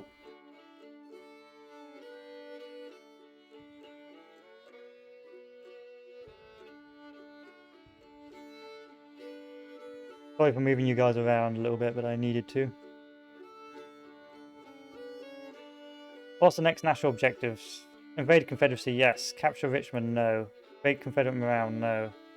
Remain support above 60, easy. West Virginia, yes. Cut Confederacy in half, no. Okay. I need to cut the Confederacy in half, which is an absolute nightmare of a campaign. Medal of Honor, Public Resolution 82 signed. Medals for the Army and Navy and for personal valor.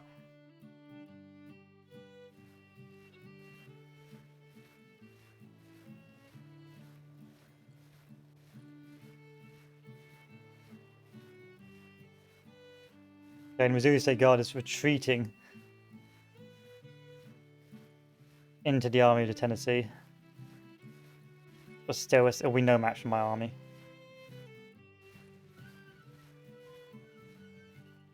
Probably build a fort here as well now because I'm a bit irritated by the Army of the Tennessee's ability to get supply lines.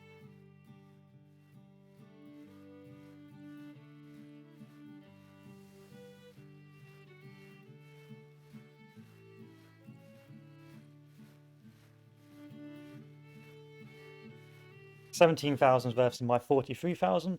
Another easy clap. Would it be a bit harder if I had done nothing and let those two armies converge?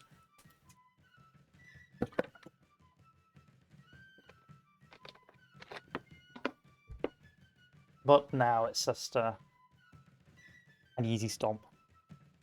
So we'll wipe this guy out, build up our supply lines, and build another fort there to prevent the enemy moving forward. Return back over to Springfield so we can begin our advance.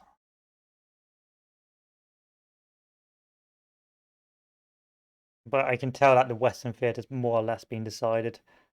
At least right now for this year, the Western Theatre has been decided really in our favour.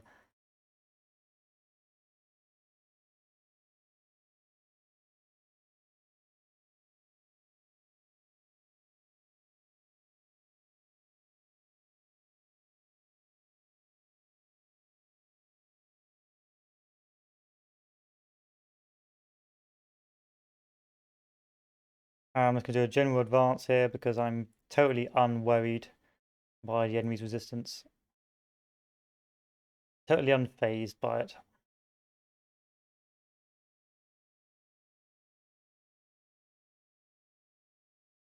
Ah, I forgot to reinforce, promote Lynch again.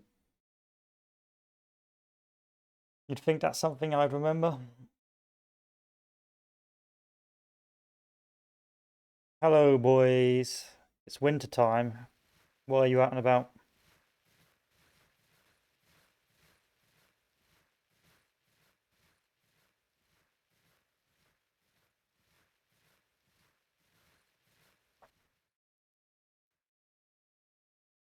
Lucky boys. Lucky boys. I was about to crush you.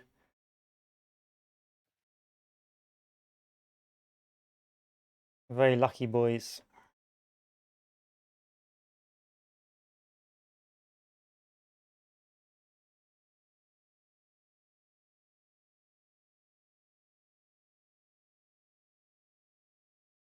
Well, I've only got 3-man divisions here.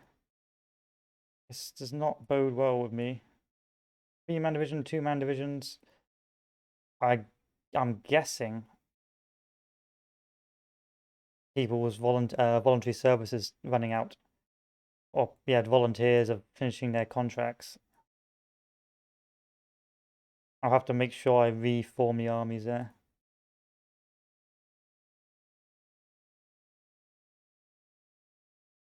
A hill for me. Here's a lovely hill.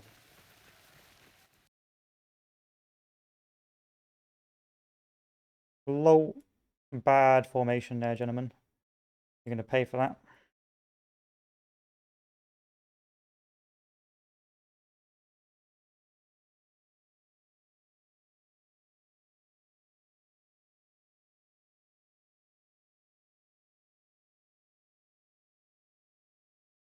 Oh, that's why they're all damaged.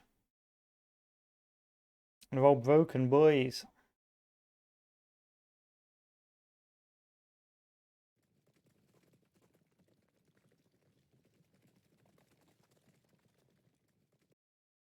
Cross the river.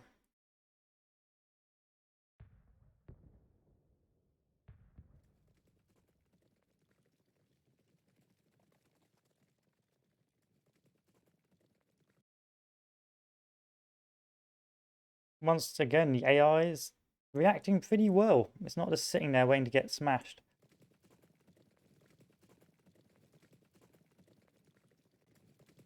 It's trying to withdraw back. I like that. Maybe they've made the AI machines a little bit faster.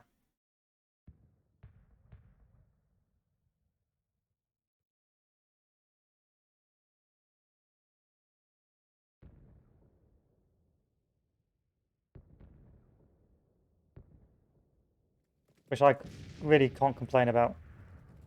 Because it's made the game a lot more fun.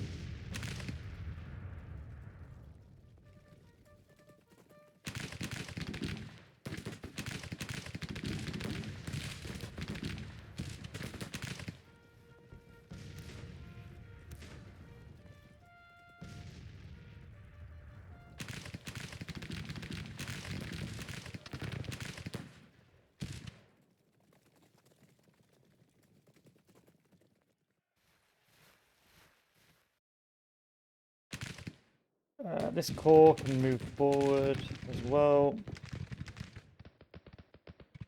And this corps can come smashing around in the rear. How's the artillery? You in good spots?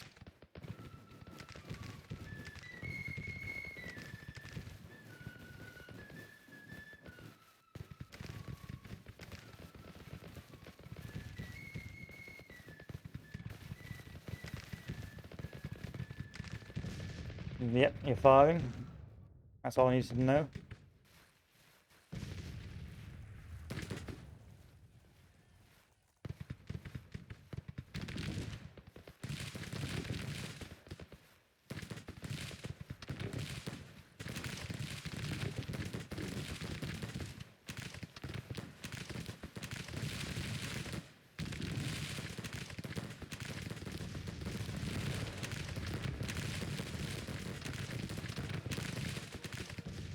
And the engagement has begun.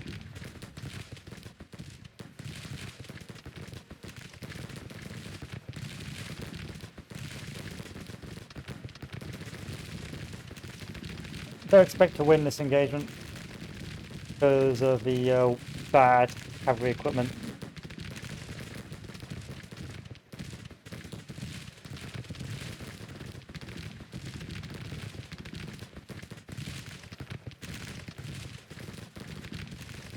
But it's just there to turn the enemy's flank, if you know what I mean.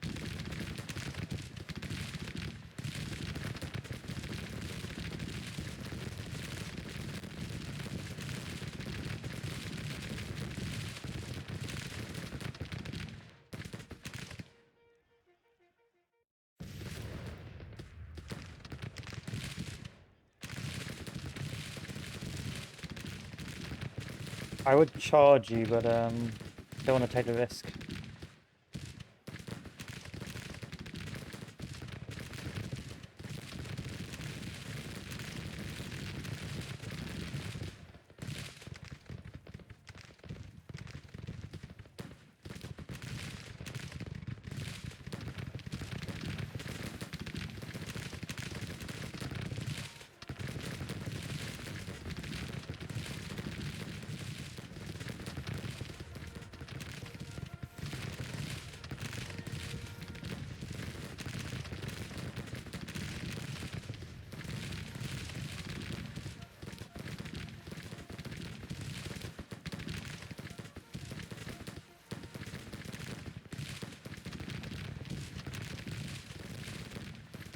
Everyone fire at long range.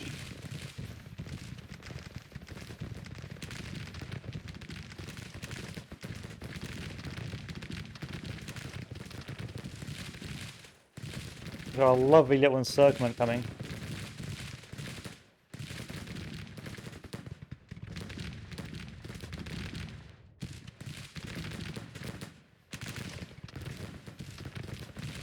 Hopefully this will be another wipe of the enemy's army.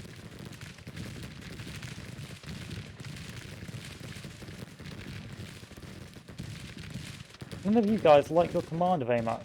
Oh, bait.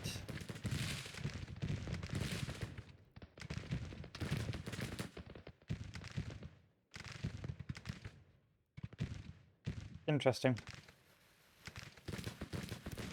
I wonder why, because he was doing rather well.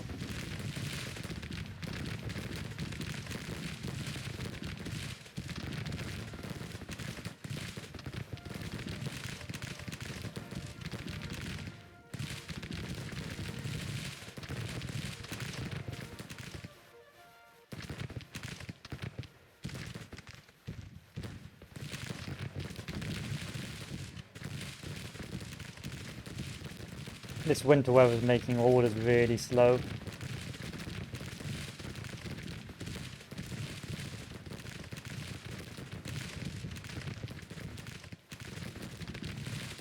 Charge.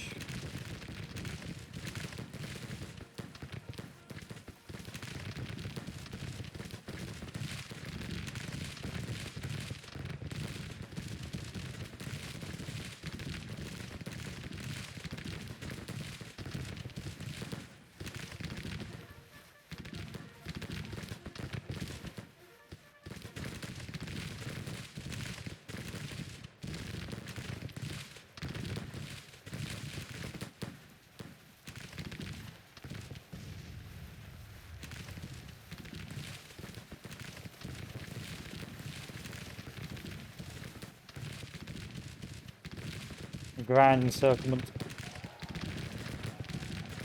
in the making.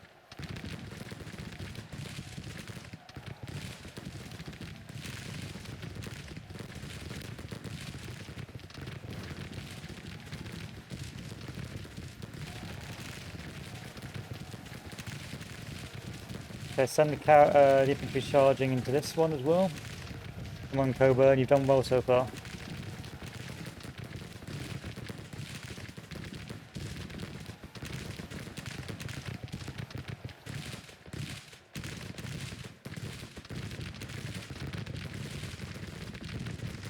No hope.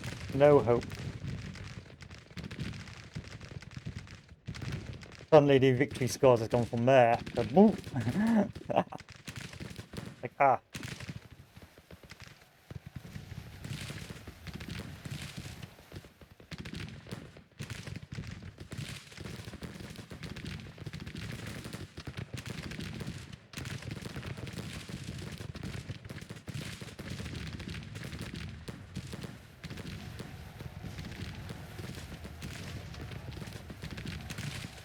Time to close the trap.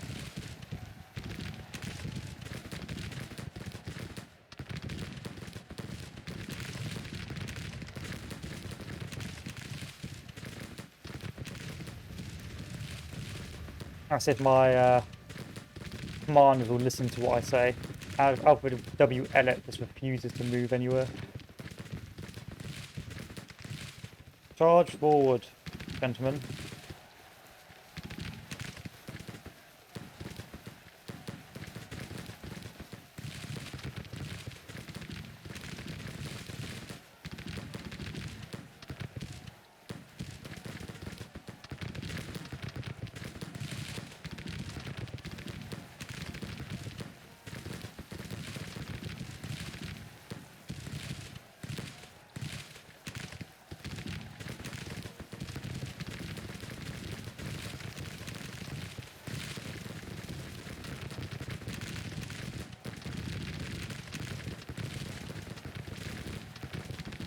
Over.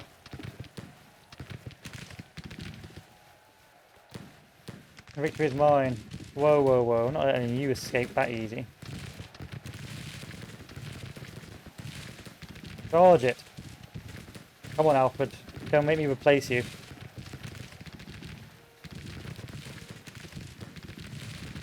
Stop rejecting my orders, Alfred.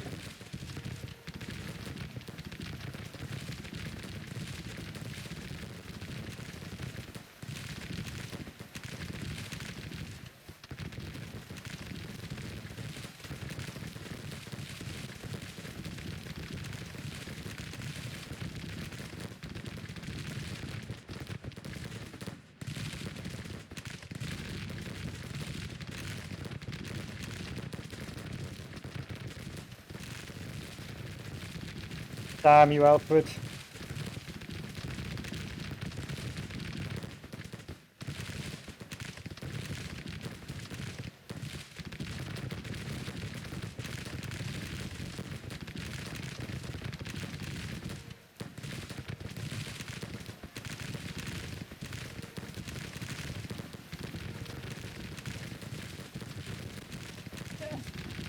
This is not good for their army.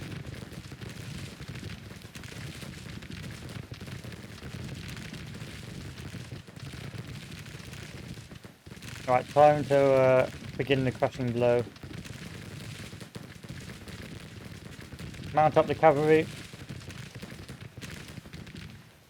Well, we can't have that.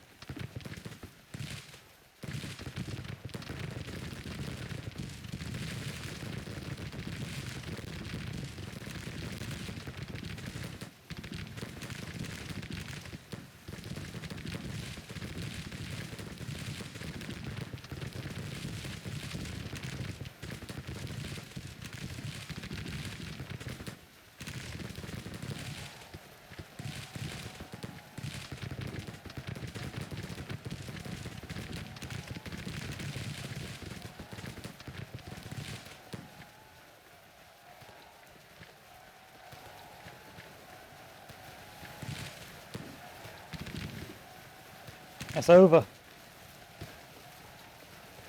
You never stood a chance. Who's the commander of this battle? Let me just check. Who's the Confederate commander? Zollicoffer. Well, Zollicoffer. It's over. For you. Your career has been demolished. Your army has been wiped out.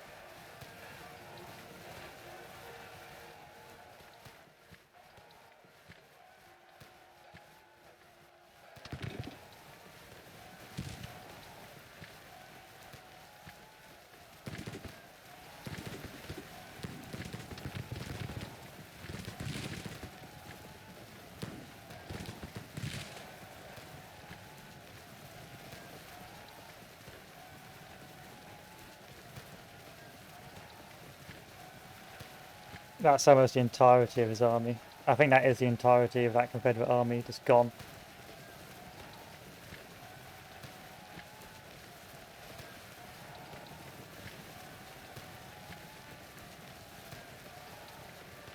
It must feel awful. Just a horde of blue crashing down on you from all sides.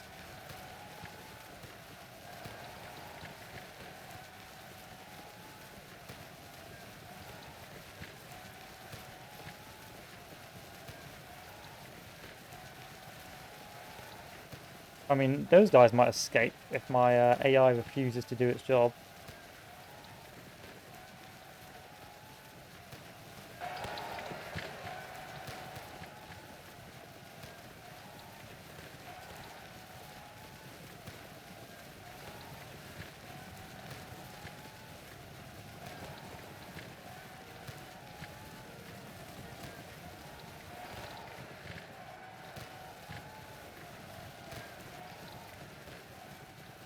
Alright, readjust to attack here. God, I've still got the cavalry to chase him down.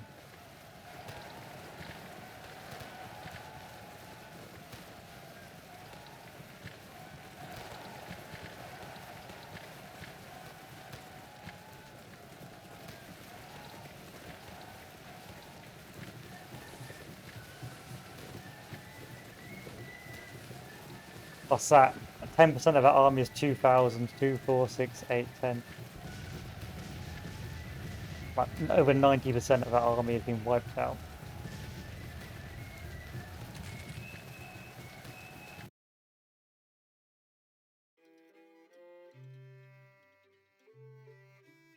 They shouldn't be coming back for a while.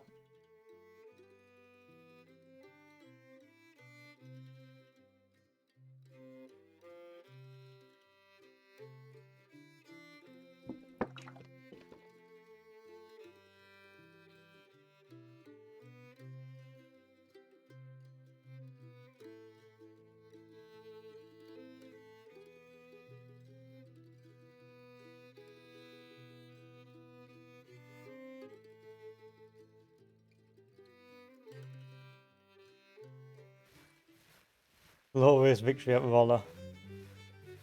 The morale is believed to be unstable. 2009 was 63 captured. That's not true. We've captured more than that. Total casualties of 18,607 men. Thereof 9. Yeah, that's the numbers aren't right. So actually, let's promote Lynch now.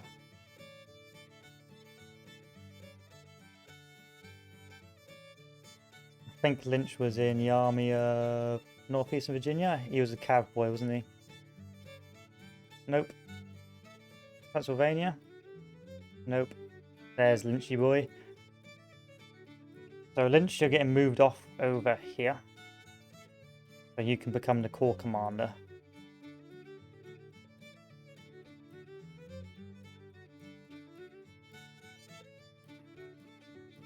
He's a volunteer and he's a colonel. Legendary fame. Everyone knows his names and deeds. Knowing he is there fighting for the nation raises spirits high. Even the foreign newspapers love to write of him, and that this makes the enemy nervous when facing him and his troops. Cautious initiative, light leadership. Okay, generally okay and everything else. There you are, Lynch, you're in charge. Unit routed.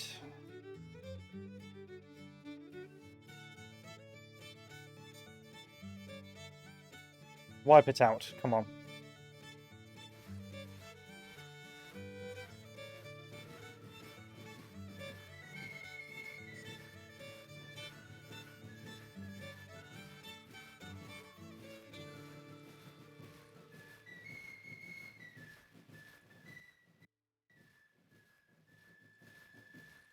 I'm going to chase after it.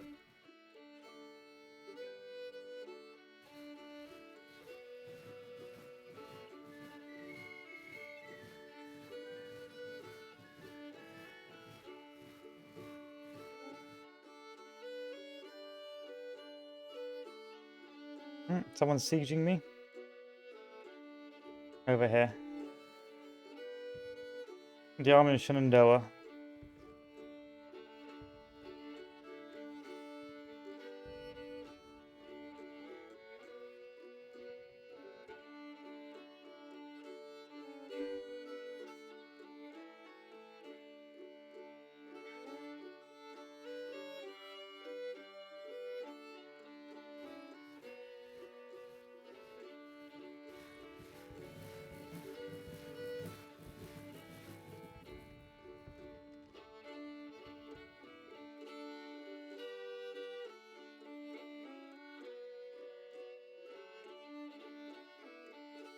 And the Department of the West, I've got to make sure your army... Oh, yeah, still fine. You're still fine. Okay.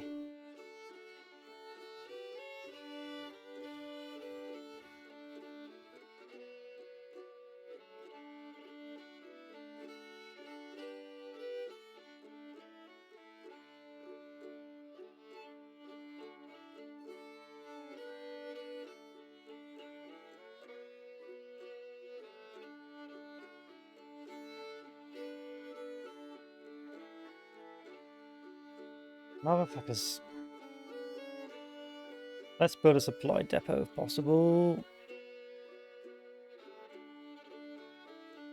There we are. Get that supply up, because I know I'm advancing far too fast. I just want to really wipe out that army.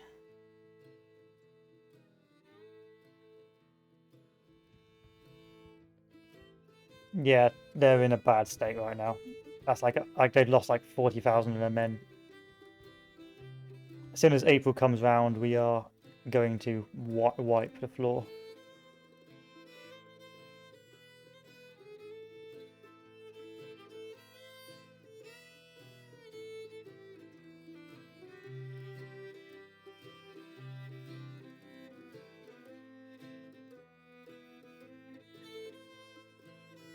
Military policy 2. Let's go for conscription. Oh no, that's their military policy. They're rushing it because they haven't got enough men.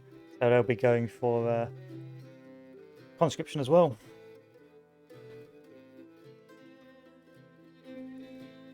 Oh yeah, get rid of this. And now next is the Ohio army. Still not ready yet. Two more upgrades and he's ready to go.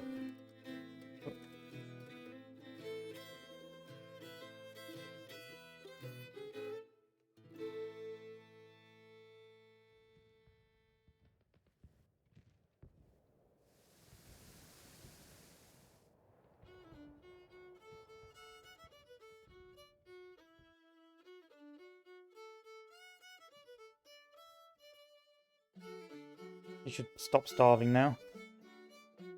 If you've built what I think you've built.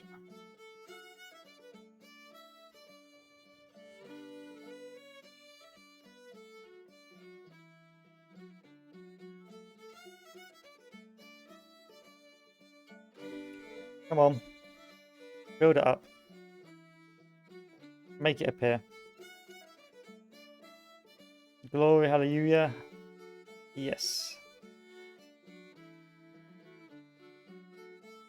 Build another one.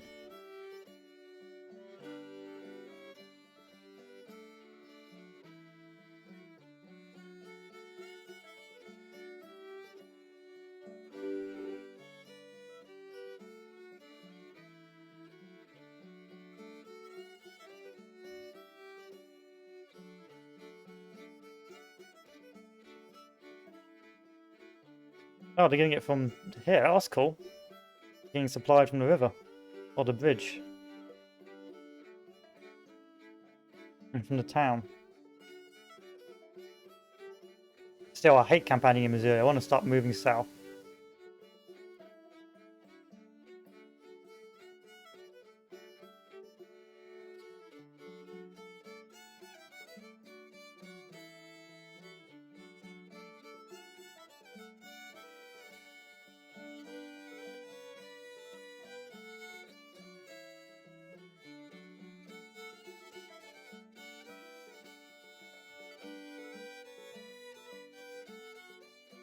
Money printer is not going well right now either. Money printer not going brute. How's my volunteer force doing? So I got a load of volunteers still, but is it enough to... No, it's not. Nowhere near. So I am going to have to go for conscription soon.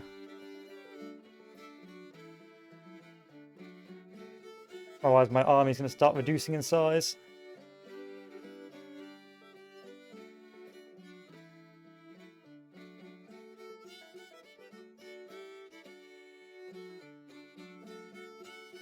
What's being besieged?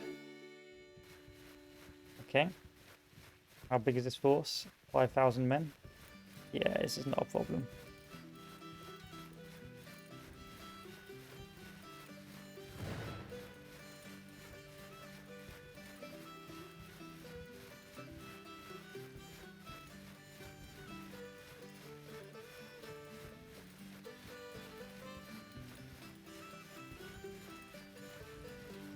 Good, good.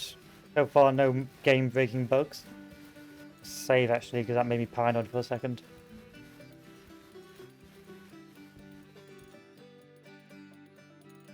And on the left, my supply line's up. Where is this Confederate army? He couldn't have withdrawn south.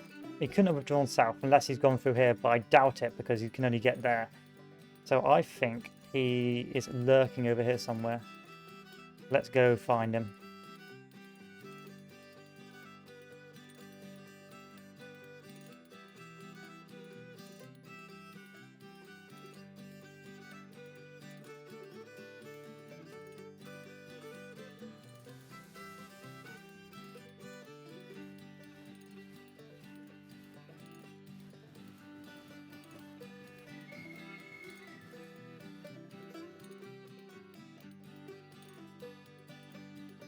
There he is. Found you. Let's add conscription ourselves. How big you got? Yeah, you're nowhere near. You're mine. Surrender.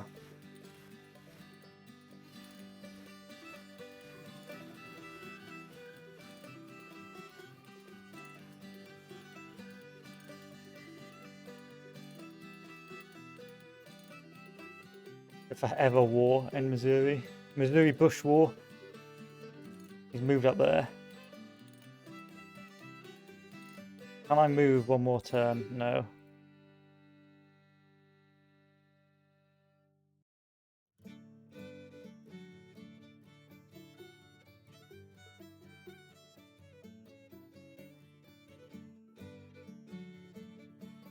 I may have to withdraw from chasing this. Withdraw back down here because I've noticed that this has been captured. So this tells me that the opposing force has arrived. Not the end of the world, it's just a nuisance.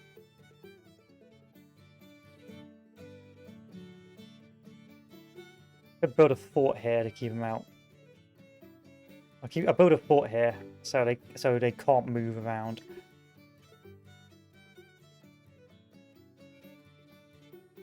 And turn that into an area of control, and then I'll move back south, beat up Major Price. Oh, Captain, not Major Price. Major Price. Beat the shit out of him, and then return back south. And then start moving south, and hopefully ignore their lines. Department of Ohio, you almost ready? Nope.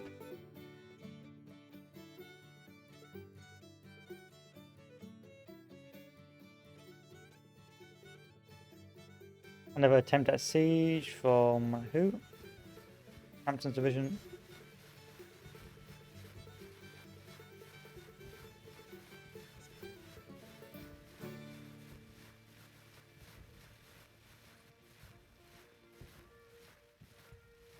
How big is their army? 33,000, 50,000, 60,000. About the same size as mine. 39 degrees, still not worth the push yet.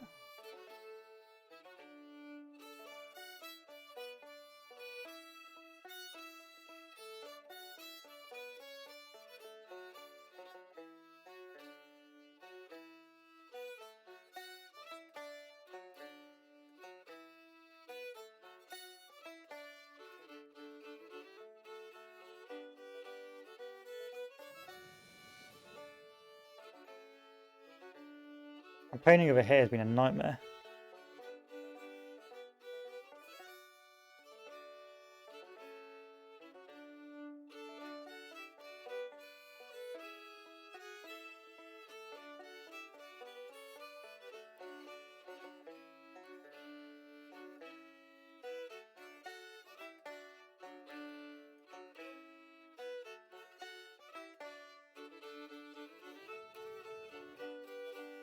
A slow one, but a necessary one.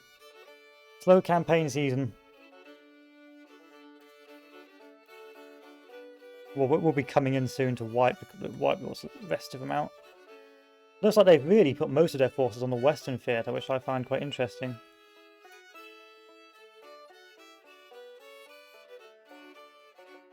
However, once I get conscription, I am going to need to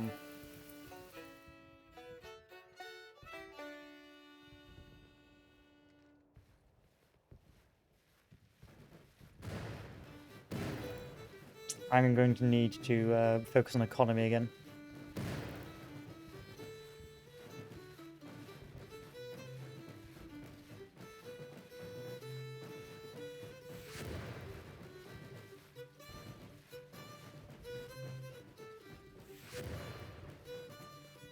There's only 5,000 men in this engagement.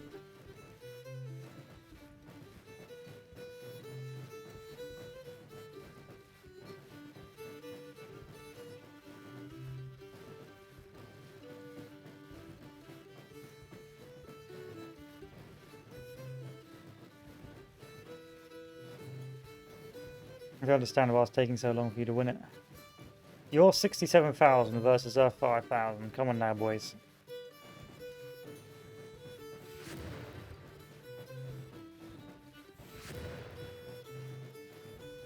You're telling me these 6,000 men are going to wipe out my army?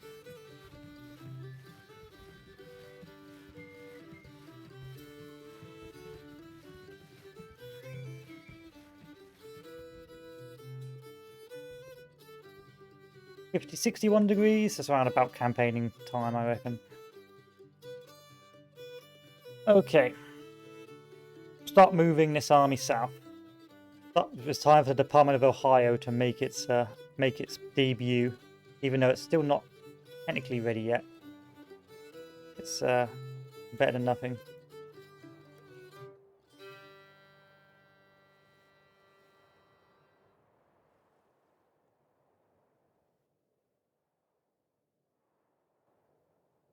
We'll march it down, put a supply depot here, and then begin our glorious campaign. Fort Ruggles besieged. What's the chance of success on Fort Ruggles?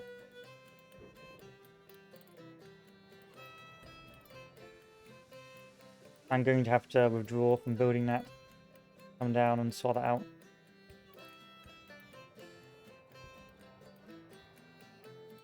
So, Northeastern Army.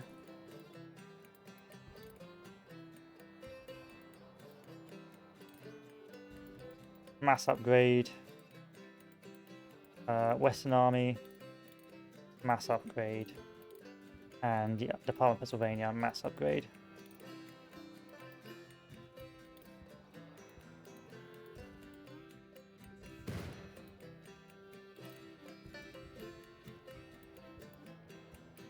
Bit of a nuisance. I had hoped to build this completely.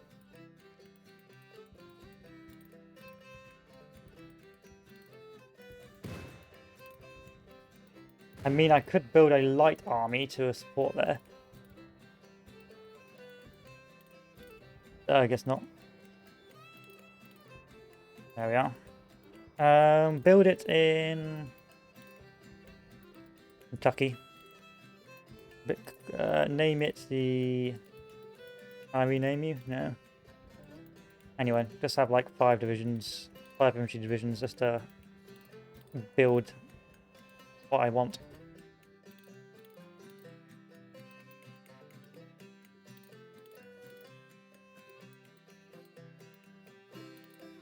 Good. You're going to march all the way over here and do some fort building for me.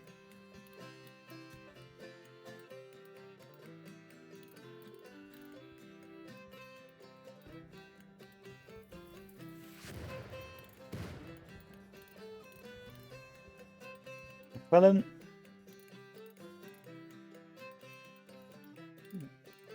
You're almost there. Once you build this supply depot, we're moving south and you're going to begin your great raid.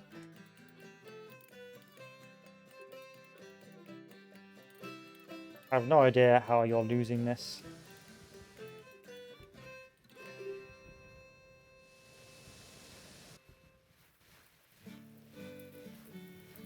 Ah, the army's reformed.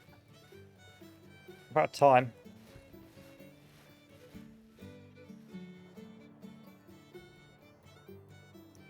March down into Springfield. I want these guys out.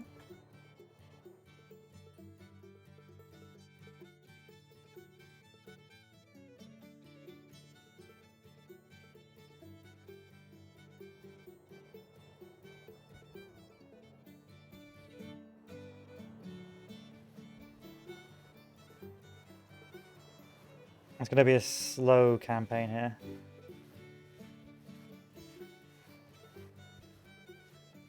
Supply depot.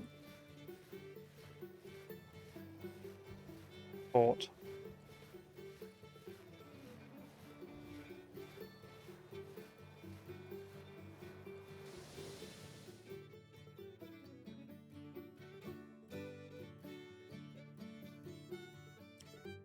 And this isn't going to be building anytime soon. This army of Kentucky, such a bloody nuisance. Lurking around with not much supply left, just being a general nuisance. Still, enough of that. We'll do one more advance or campaign before we finish for today. So the first thing we're going to do is our advance into Richmond.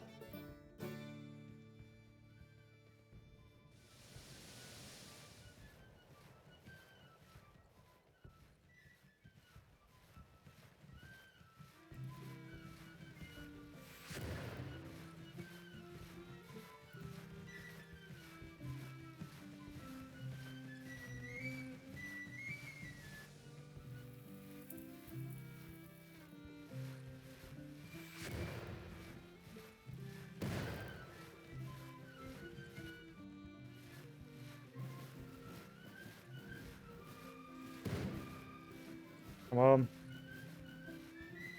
Push that bad boy up.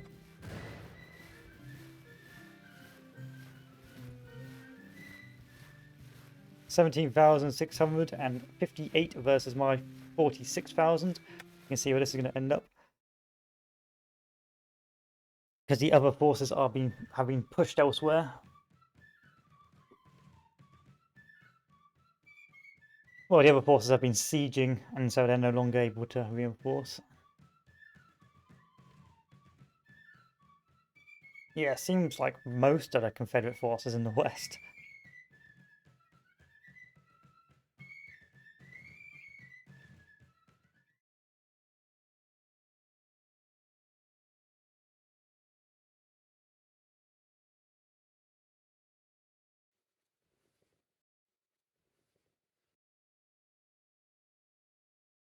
Where are they coming from? They're coming from up there. Oh, okay, another Chancellorsville job.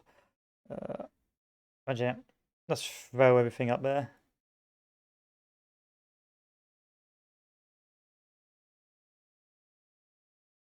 And see what happens. I've got so many men to spare, so it's not even funny. Like, bruh.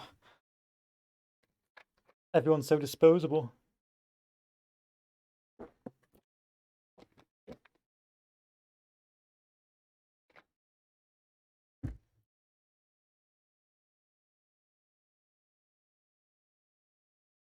Why are you upset, Peel? Tell me who your boss is, Gladden. Unknown fame. Backward leadership. Okay, that's probably why.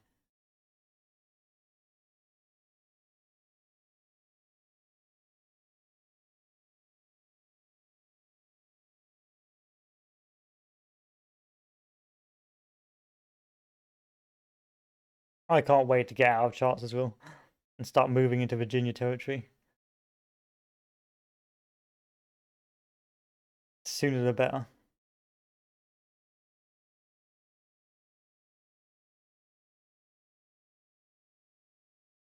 Go, go, go. And please, I beg you.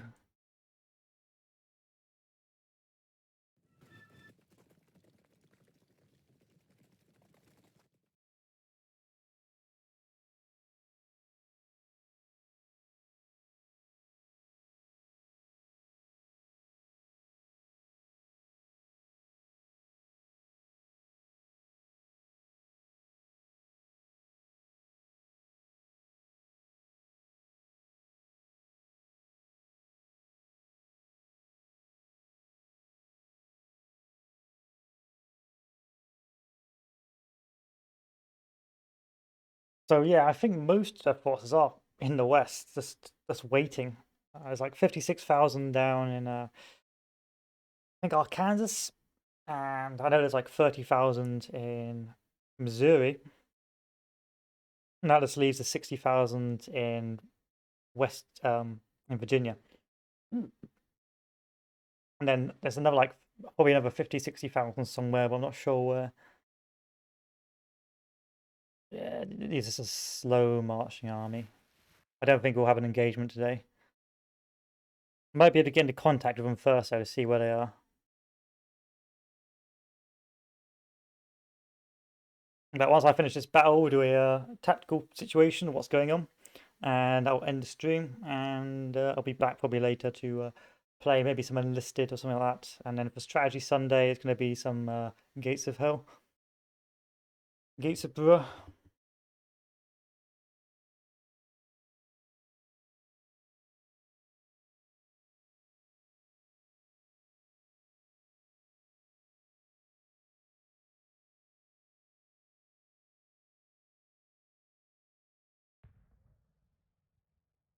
There you are. Okay, halt. Everyone halt. Get the whole army to halt.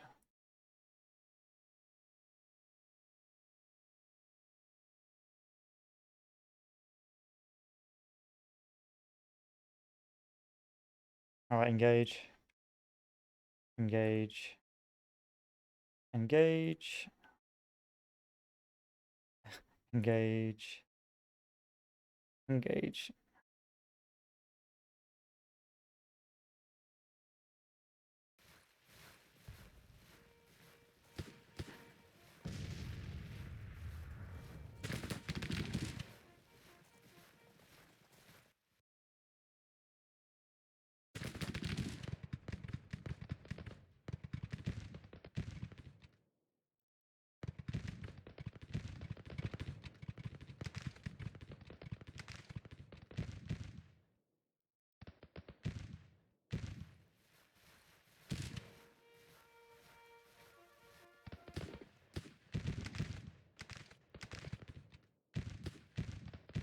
No concern of me, old boy. Oh, no concern of mine. It's almost night time, so I don't care too much. Even if my troops are pretty much everywhere.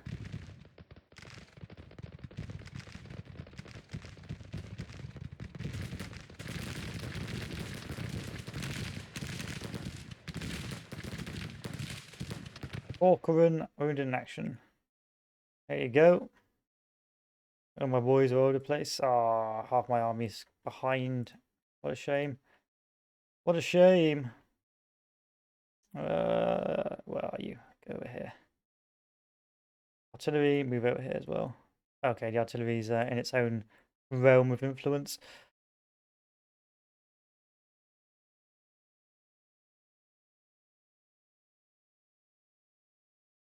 Let's do this.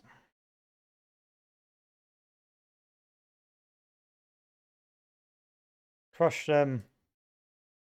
As per usual, I want to see some dead boys.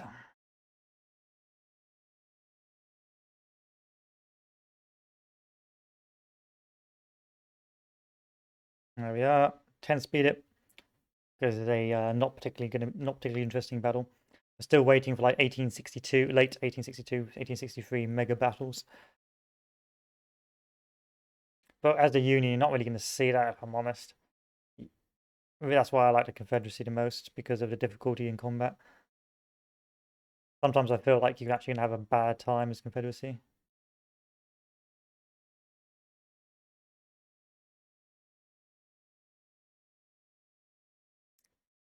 I do like the AI's caution now. Like, this is intelligent. Like, it has just tried. It initially did try and withdraw from my advance.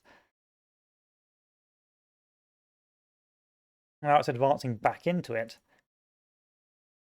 But I suspect because it's got nowhere to go.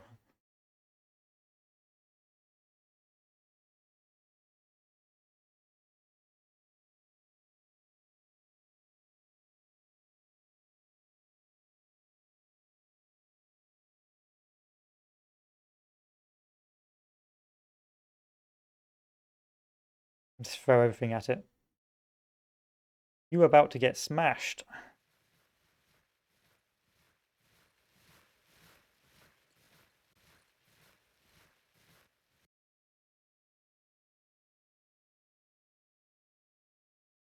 And plus, it's pretty bad terrain for it right now as well.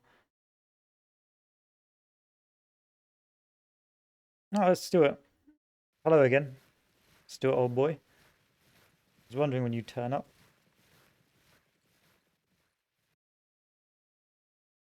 Yeah, smash into this, I don't care. I don't care too much about niceties.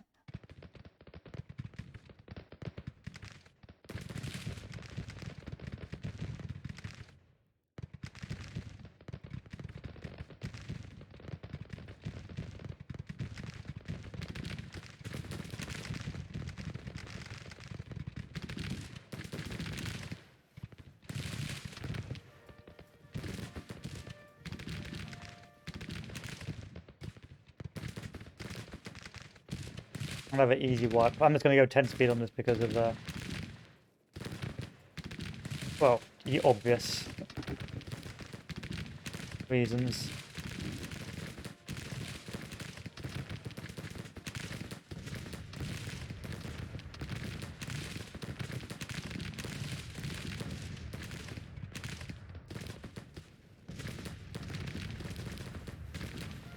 There you go, first cav route. Was that Stuart? Oh, Walton. Gutted. I had hoped Stuart would have joined the prison gang.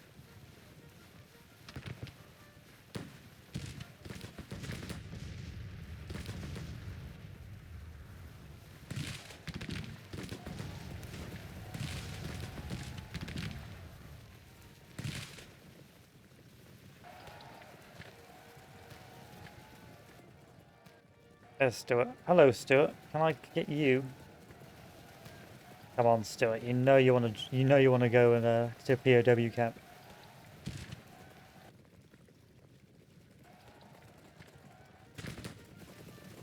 Oh yes, Stuart. Oh, he broke through. Well done, Stuart. Brave soldier. Losing a lot to surrenderers though. You can just see the trail of bodies he's leaving behind from attrition and people just routing and leaving the field. Like, look at that.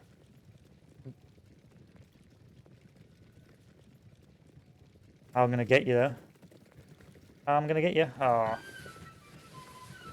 There you go, another 9,000 casualties, easy battle. Well done, Stuart. You live to fight another day, but unless the Confederacy can salvage itself, I have a sneaking suspicion that it's going to be over for you guys soon. Well, it's not actually, because campaign is artificial insofar as that, well, from previous playthroughs, you've got to do the objectives as Union, meaning you give the Confederacy time to counterattack and it slows down the battles, whereas as Confederacy, all you really got to do is go up north once in a while, burn some buildings, and you'll be alright.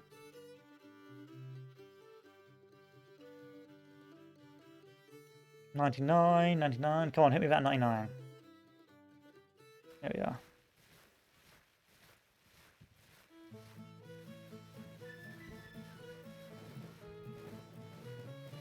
Oof, there's nowhere to run, no.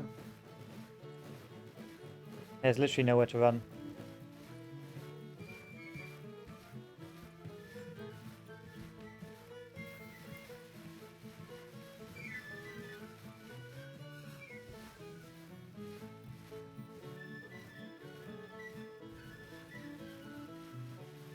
There we are.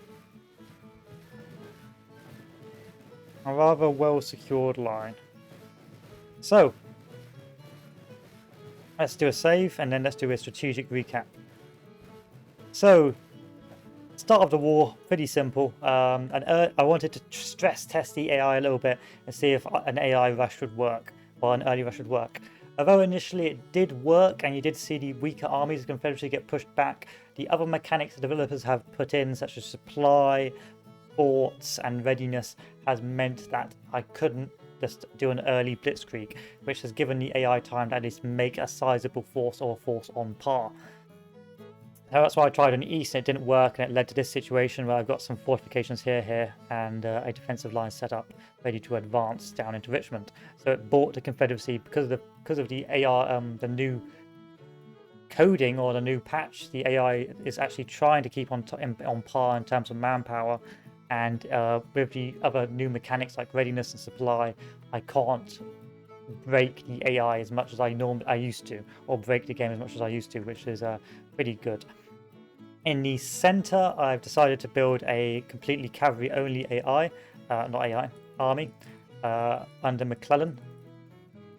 Where is he? He's here. And they've just been waiting to be fully kitted out. They're almost fully kitted out, so I'm going to start deploying them as soon as they finish building their supply depot. These guys are going to be my raiders. I don't expect to do a main campaign in Tennessee for a rather long time. And so their main job will be to raid around in Tennessee, burning it to the ground, securing territory. So they'll take Nashville. Once they've taken Nashville, it's going to be raid, loot, burn, and just generally reduce the morale of the Confederate forces. On the aim there will really just to see whether or not I can make a state flip from this complete damaging to national support. On the west, Missouri actually flipped immediately to the Confederacy, which pushed out the army of where was my army? Pushed out the Department of the West. This meant, of course, that I had to retake Missouri, and now Missouri's been quite a difficult state to campaign in because there's been two separate armies running around. First, the Army of the Tennessee up north, which is not particularly strong force anymore, but also you had the Missouri State Guard. Both of these guys were running around and playing basically a game of bush war with me, meaning that throughout the start of 1861, I was forced to move around, fight, and try and destroy their armies. Eventually, thanks to some good maneuvering, I was able to starve the Missouri State Guard and effectively wipe it out. However, it is then withdrawn, rebuilt, and is now moving back up north into Missouri from Arkansas, making it very difficult for me to finish off the army of Tennessee, which I also almost wiped out. So my aim here now is to build a fortress structure to prevent the army of Tennessee moving around and raiding the taken territory and the taken supply depots.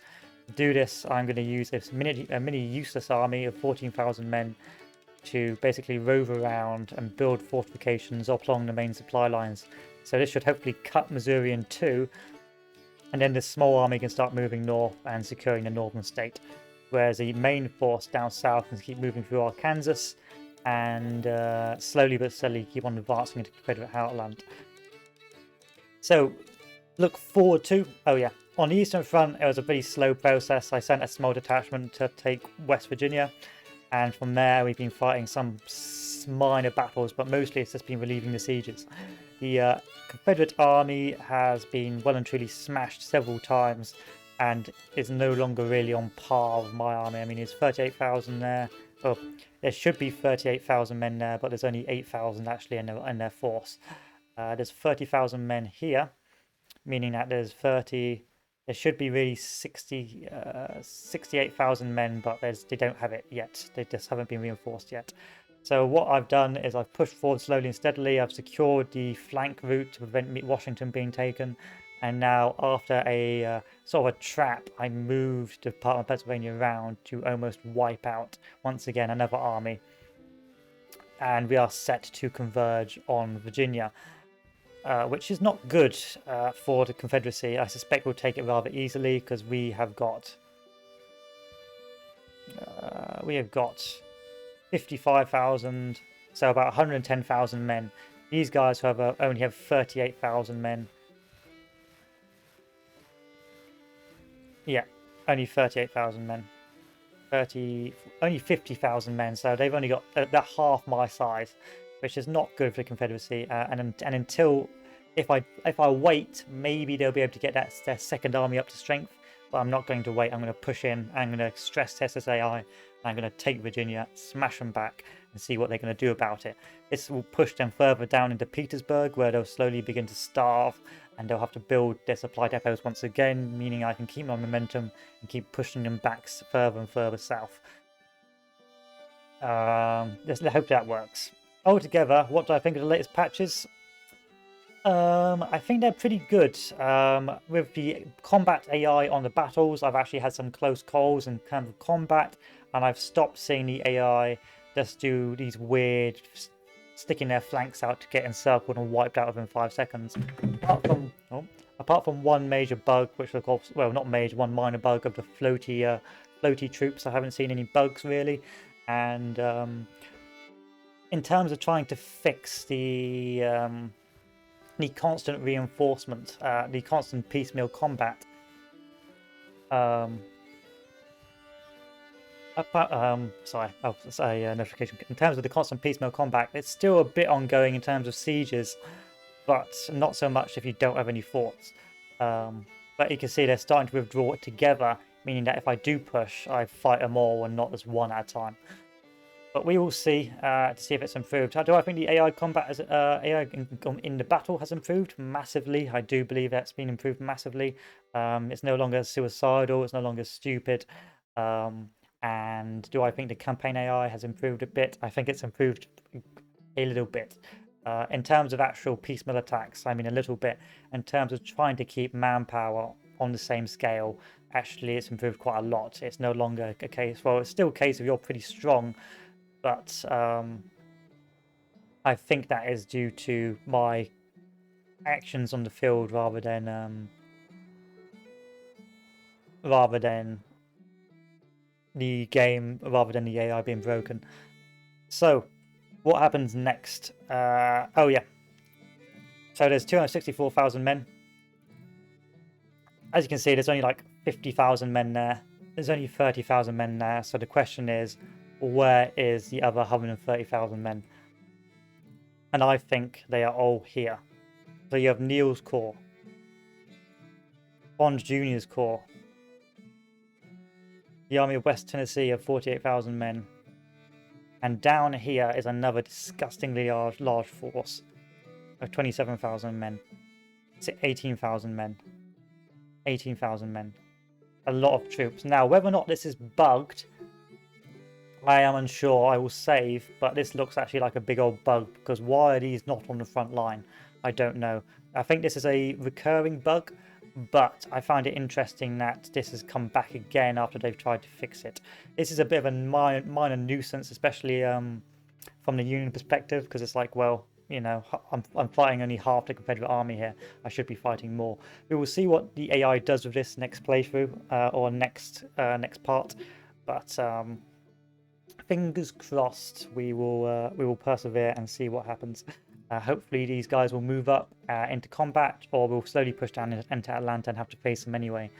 But for now, it's going okay. Interesting. A few challenging battles, a few ruffle stomps, as I try and stress test to hit the AI a bit more and try and make sure I can't recover and see how far I can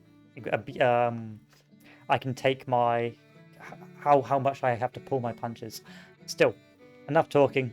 You've heard the strategic plans for the next time. I'll probably forget about them and just do my own thing. But thank you guys for watching. I'll just be playing a bit of Enlisted from that afterwards. And Strategy Sunday will be Men of War custom missions. So gentlemen, I will leave you to it. Have a good one, and adieu.